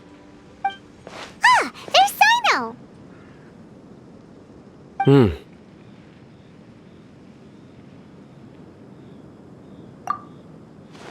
What brings you here? We recovered well, and Tanari agreed to let us leave, so now— It seems Gandharvaville's medical treatment is And Tanari is recovering well, too! That's good to hear. Yeah! You're the one who brought us to him when we lost consciousness, right? Thanks for that. You're welcome. Tainari has excellent medical skills, and Kale is quite attentive. It was the best place for you. But why are you just standing here like a dead tree? I'm meeting some people. Oh! You mean— I've already talked with Candace and the village chief. They're still at the usual place. You can go there if you'd like to see them, but you know one of the people I'm meeting— Oh, by King Deshret's blessing, my friend suddenly appears in the desert. Don't tell me you've run into trouble and need us to help now. Raman! And— Oh, you know me? Oh, well, you're pretty famous in the Akademiya. Don't worry, these are our friends. No need to be so guarded. I see. I'm doing well. Many good things have happened recently. Same here. Really, I feel that my whole life has started to shine after suddenly finding a new direction. Oh, tell us everything. Yeah, you go— Alright, well, I suppose I've decided to leave the Akademiya. What? It's not that I've given up on being a scholar. Instead, you could say I will no longer pursue research like a typical scholar. I can see what do you mean? I plan to leave the Akademiya and— Wow, so you want to become a teacher?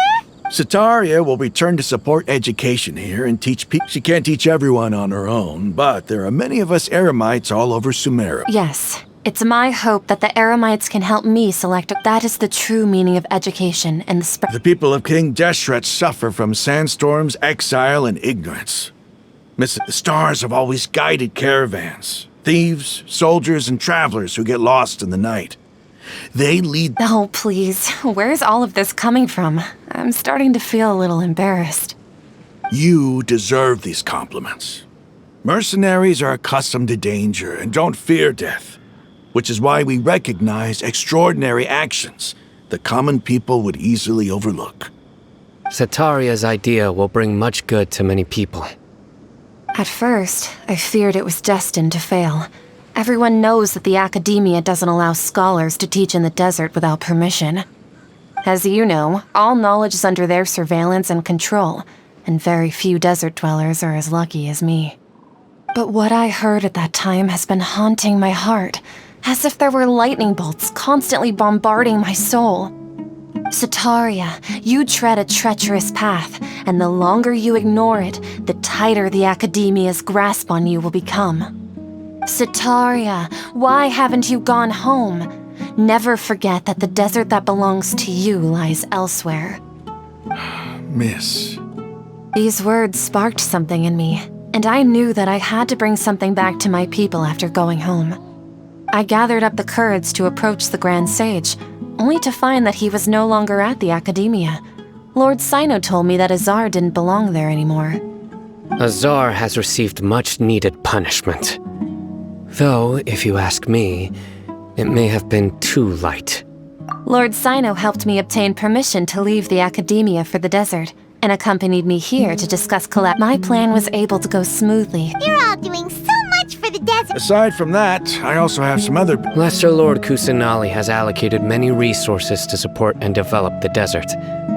I've done I applied for a few batches of educational materials from the Akademiya, and sent them to several groups in the desert, as instructed by Lesser Lord Kusanali. That's exactly what the people here need. Physical books and other related items.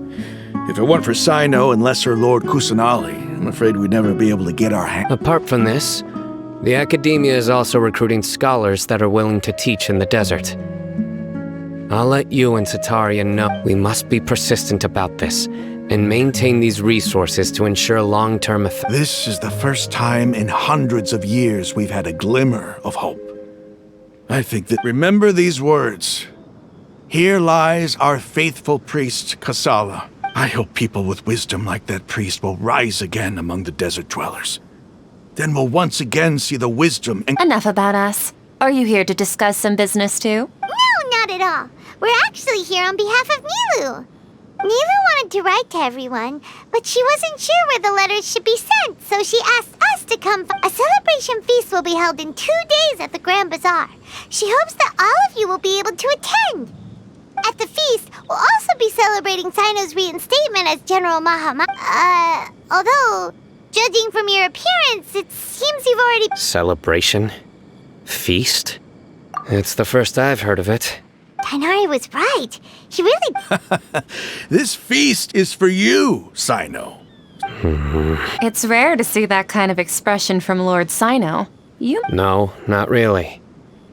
But Well, I still have a lot to handle here. Besides, I need to look after Miss Sataria in the desert, so... I'm afraid I won't be able to join you. Although, if you'd be so kind, the messages. I'm sorry for how I treated you before, but now I understand the beauty of your dance. It's like a light shine. You and the art you symbolize are not only beautiful, but also lively and powerful, so much so that it was prohibited. Please keep dancing, and someday, I'll be able to appreciate your art in person. Okay, we've got all that down. Our job here is complete as well. Oh. Got it.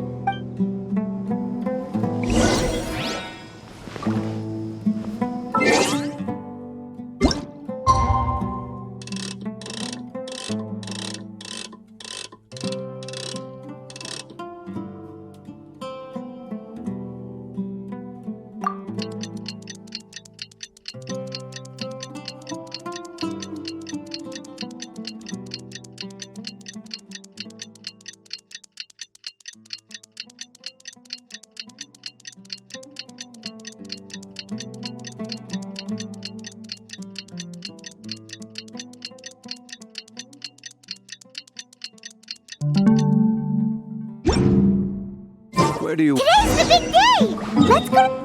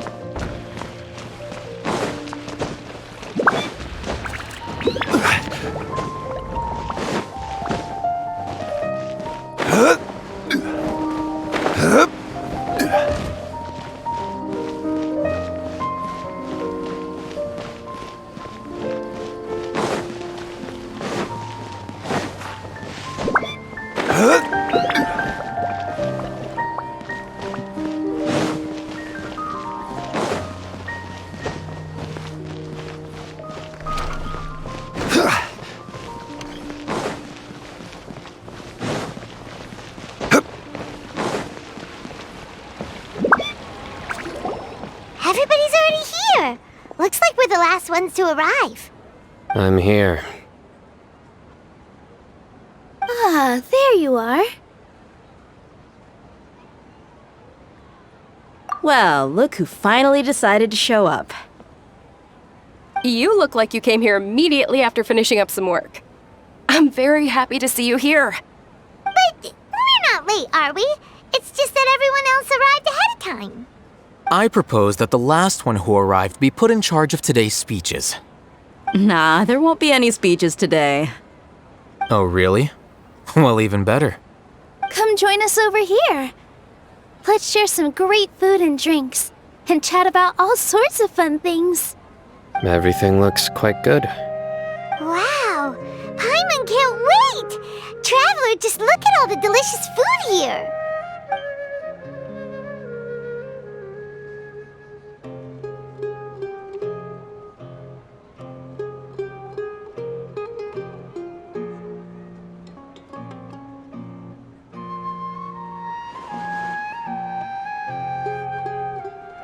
Whoa!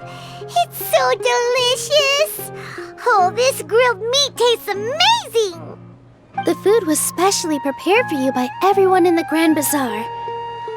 And we have gifts that were sent by the residents of Sumeru City when they heard we were holding a feast. Everyone that came said that you saved Sumeru and wanted me to thank you all on their behalf. Ah, feels kinda nice to be seen as a hero. I could get used to this. Being a bodyguard is also a hero's job. You've always been amazing, Dia. My lady sure has a way with words. Thanks. I'm glad to hear it. And I'm happy to meet everyone that participated in the great plan. Don't mention it. Come to think of it, we've really done something impressive together. It's unbelievable!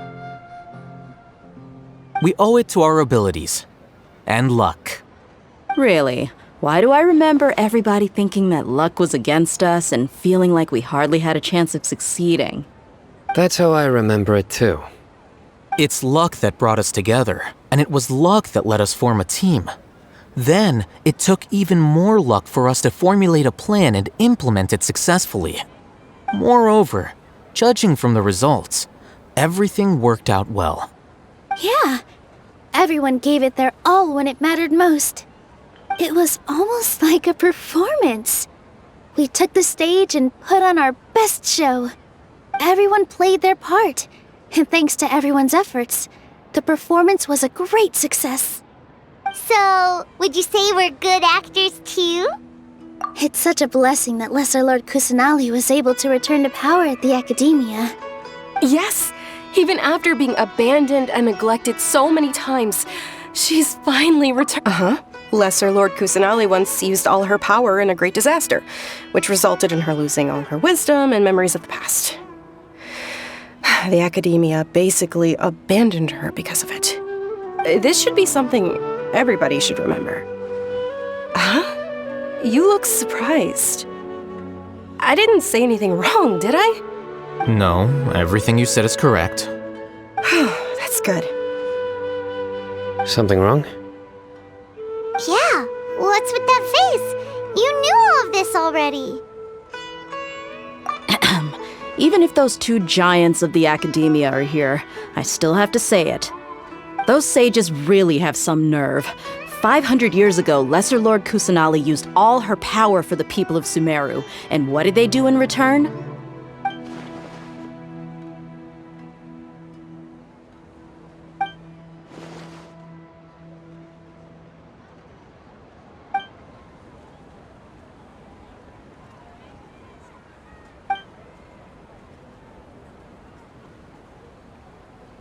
If you bite the hand that feeds you, don't act surprised when it turns into a knuckle sandwich, right, Sino?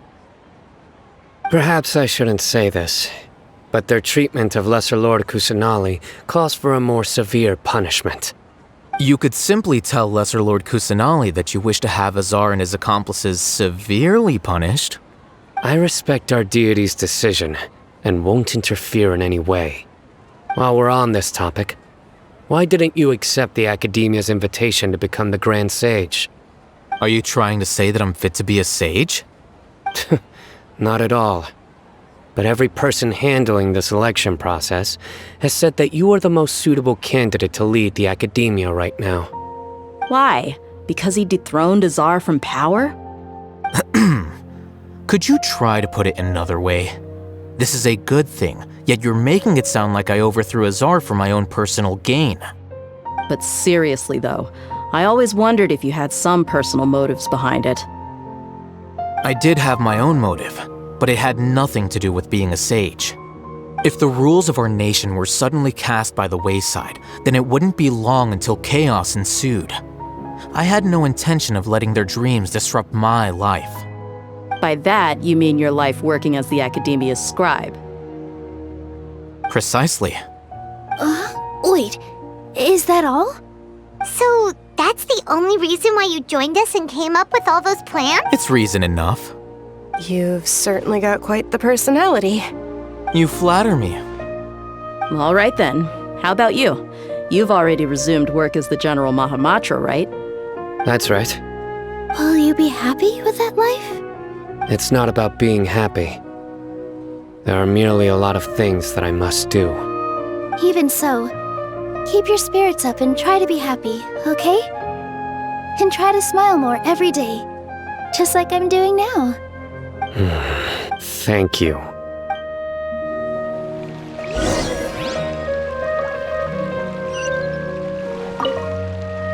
I seldom participate in such lively gatherings. No. The Grand Bazaar is lively because that happiness is an emotion. Oh well.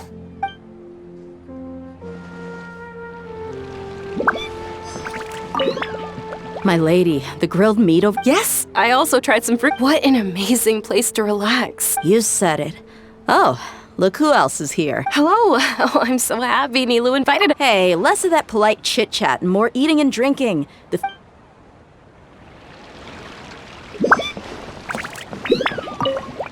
The atmosphere here is good. And everything is... I don't often come to such places. I have a lot to handle these days. There's a...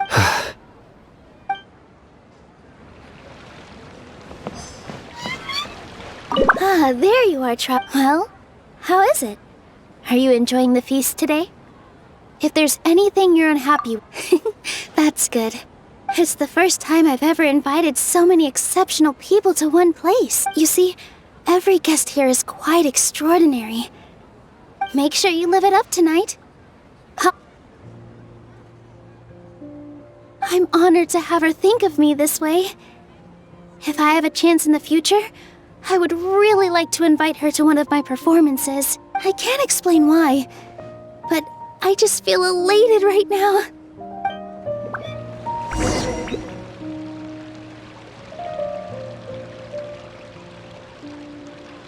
Hey, what's wrong? Your head is starting to droop. Hey, you can't just fall asleep here. Paimon will go find something delicious for you to eat. You'll wake up once you've put something yummy in your tummy. Of course, just wait here for...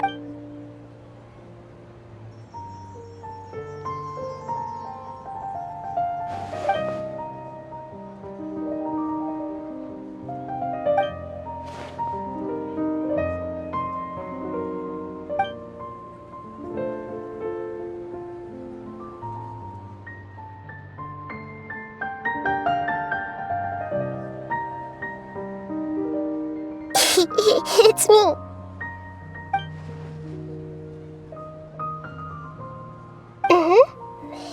You may blame me for being a bit too self-indulgent.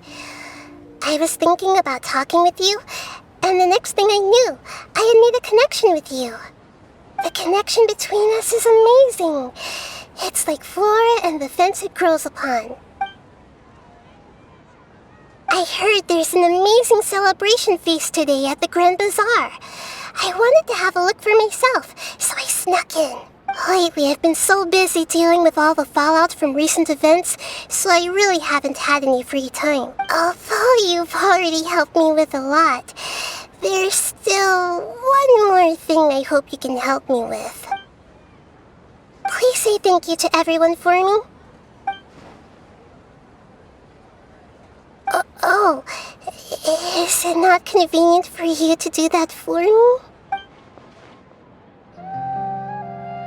But if I just show up all of a sudden, people, what if I end up scaring them and ruining this wonderful feast? That'd be the last thing I want.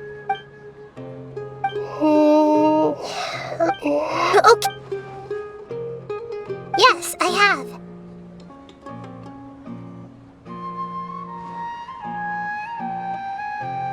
You said I should go thank everyone as myself, right? So I've decided to borrow your body for the time being. Please don't blame me. The flora also climbs up to the fence to get closer to the sky.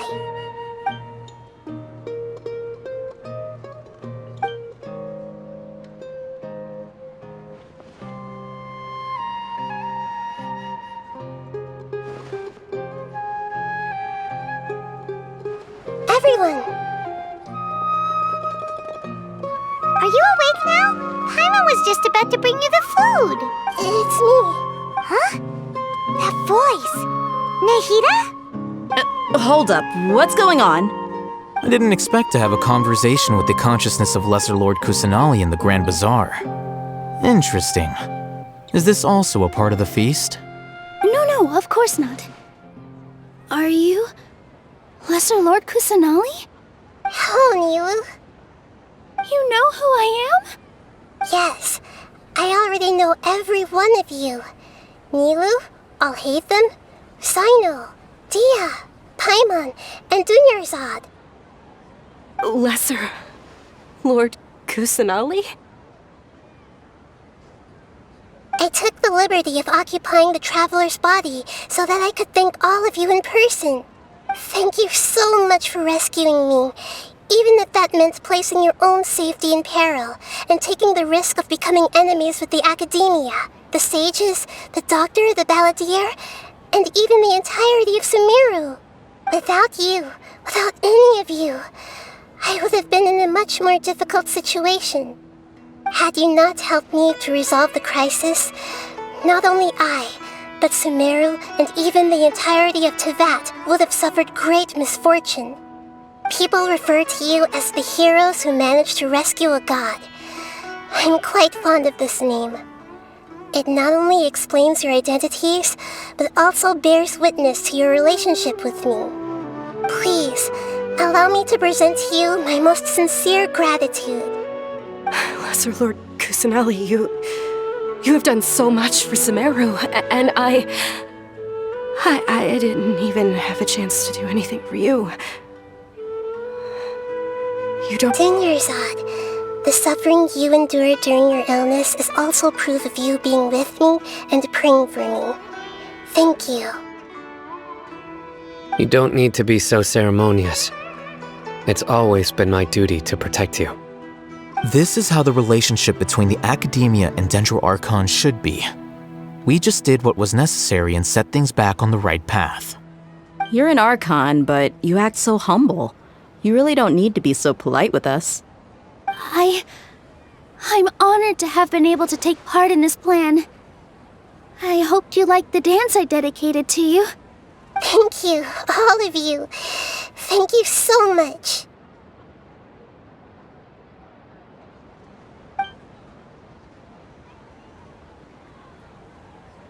Yeah.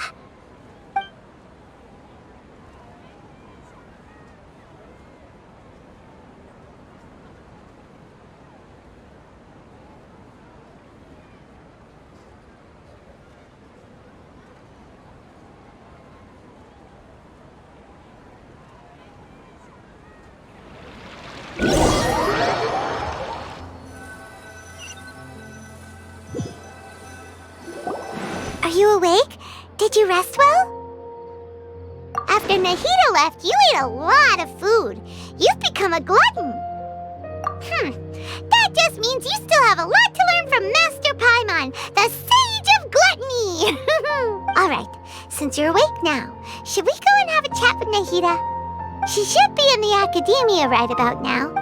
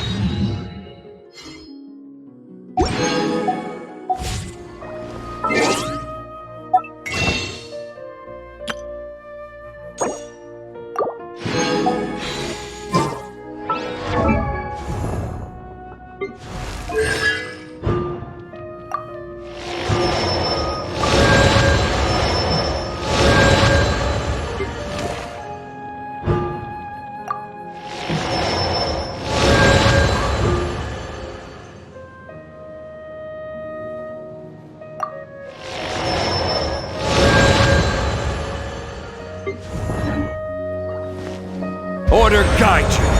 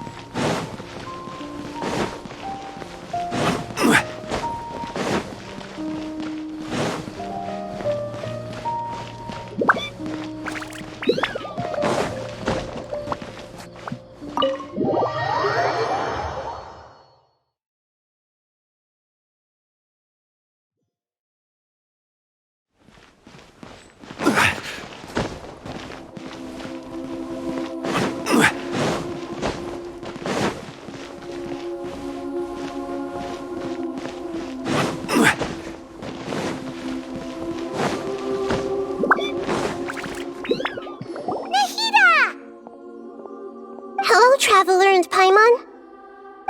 What a fantastic night! I'm still immersed in all the happiness and joy, like a candle floating on water. So are we, and that's why we're here to talk with you. Is there anything you want to know?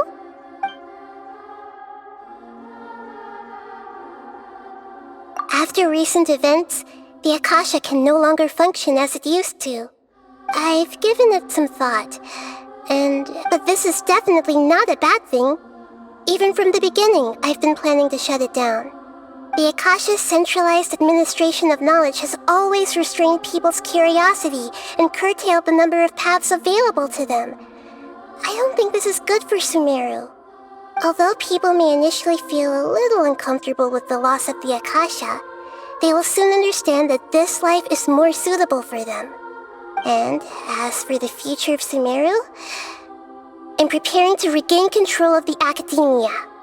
The former sages have received their punishment, but the new sages have yet to be selected. I will oversee the process personally. I hope that the new 6 great sages will be more focused on academics.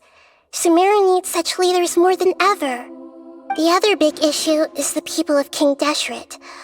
All the residents of the desert, in fact. They have been mistreated for far too long. I've already taken some measures to address this. It will take some time to rebuild everything, but no matter if it's culture, friendship, or trust, we will rebuild it. You mean, what happened after the doctor put you to sleep? Not exactly. The top-ranked Fatui Harbingers, up to number 3, possess power comparable to that of gods. I was no match for him in that kind of situation. However, in spite of the bad situation, I still managed to make a fair deal with the doctor. I'm sure you remember the entity that changed your fate, the Heavenly Principles. In fact, the Heavenly Principles has been quiet since the Conria disaster 500 years ago. I used this point as leverage against the doctor. I told him that the Heavenly Principles may be awakened if I destroy the Gnosis. Although it's just a bluff, he still fell for it. I assumed that the Heavenly Principles wouldn't just stand by and let such extensive damage to its laws take place. And as for what I exchanged for the Gnosis, the exchange served as both punishment for the doctor as well as a boon of new knowledge that I couldn't refuse as the God of Wisdom. He's still in a coma. I've hidden him like how one would hide a feather. I know you have many misgivings about him, but as someone who had become a god, he has retained a number of very useful features. Don't worry, I'll keep an eye on him and make sure he doesn't do any evil. In addition, there are still some mysteries left in him. Some things may be very clear from my perspective, but he is still yet to understand them himself. His future will be determined by fate.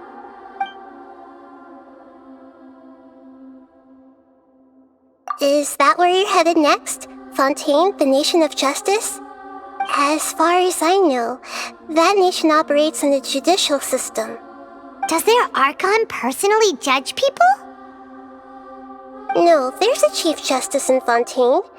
Generally speaking, the Hydra Archon, Focalor, won't preside over individual trials. However, even then, Focalor will still make herself present at just about every trial. It seems that she just likes to immerse herself in that sort of atmosphere. As Archon, she still reserves the right to influence the final verdict. Anyway, let's just say she's got, a very unique personality. Are you sure? Isn't there something else you haven't asked about yet? Huh? You mean... About your sister. While you were resting at Gandharvaville, I took some time to perform an Irminsul search for information on your sister.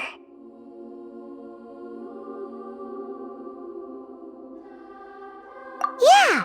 Isn't Irminsul a repository for all the information and memories of Teyvat? So there shouldn't be anything on him or his sister. This is true in your case. Irminsul indeed does not have any information on you.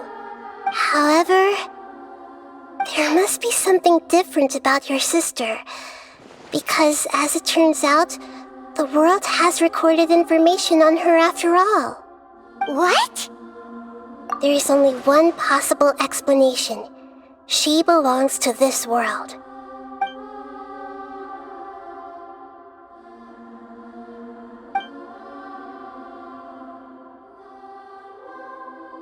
But nothing about this makes any sense!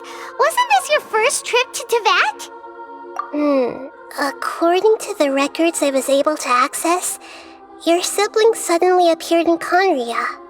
After the Conria disaster, she began her journey through the 7 nations of Teyvat. But just as her journey was about to reach its conclusion, the Irminsul records on her suddenly become fuzzy. What do you mean, fuzzy? Did something happen to her? All I know for sure is that somebody, for reasons only they can know, is deliberately obfuscating her fate. And whoever it is, if they can do that, who knows what else they're capable of. But even that wouldn't explain how she somehow comes from this world.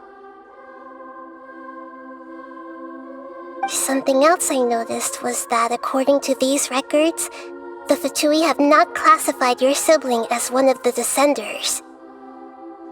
What's a Descender? Paimon's never heard of it. Look, I'm sure you must be curious about the information I received from the Fatui in return for my gnosis, right? A very important part of the intel was about this world's Descenders. External beings, ones that don't belong to this world. Traveler, you are Teyvat's 4th Descender. Huh? So the Fatui count 3 other Descenders before the Traveler, and his sister isn't even one of them? That's right. My current hypothesis is that the first Descender was likely what we now call the Heavenly Principles. As for the other Descenders, I still need to verify their existence. It could take me some time. Paimon's head's about to burst from all this crazy new information. And yet, even knowing all this, I'm sure you must still have a lot of unanswered questions. I must say, I truly regret that I can't help you more as the God of Wisdom. There are many questions in my heart as well. I will need some time to go through each one of them. And soon, you'll also begin your journey anew and depart from Sumeru. I'm very interested in your future. It's a journey that can't be observed or recorded by this world. If fate is the ultimate knowledge, then your future will be the ultimate fate. Paimon's sure glad we got to meet you, Nahida. The pleasure is all mine. I can't thank you enough. Alright, that's enough talk for today. If you ever miss me, just close your eyes, and maybe I'll appear in your dreams.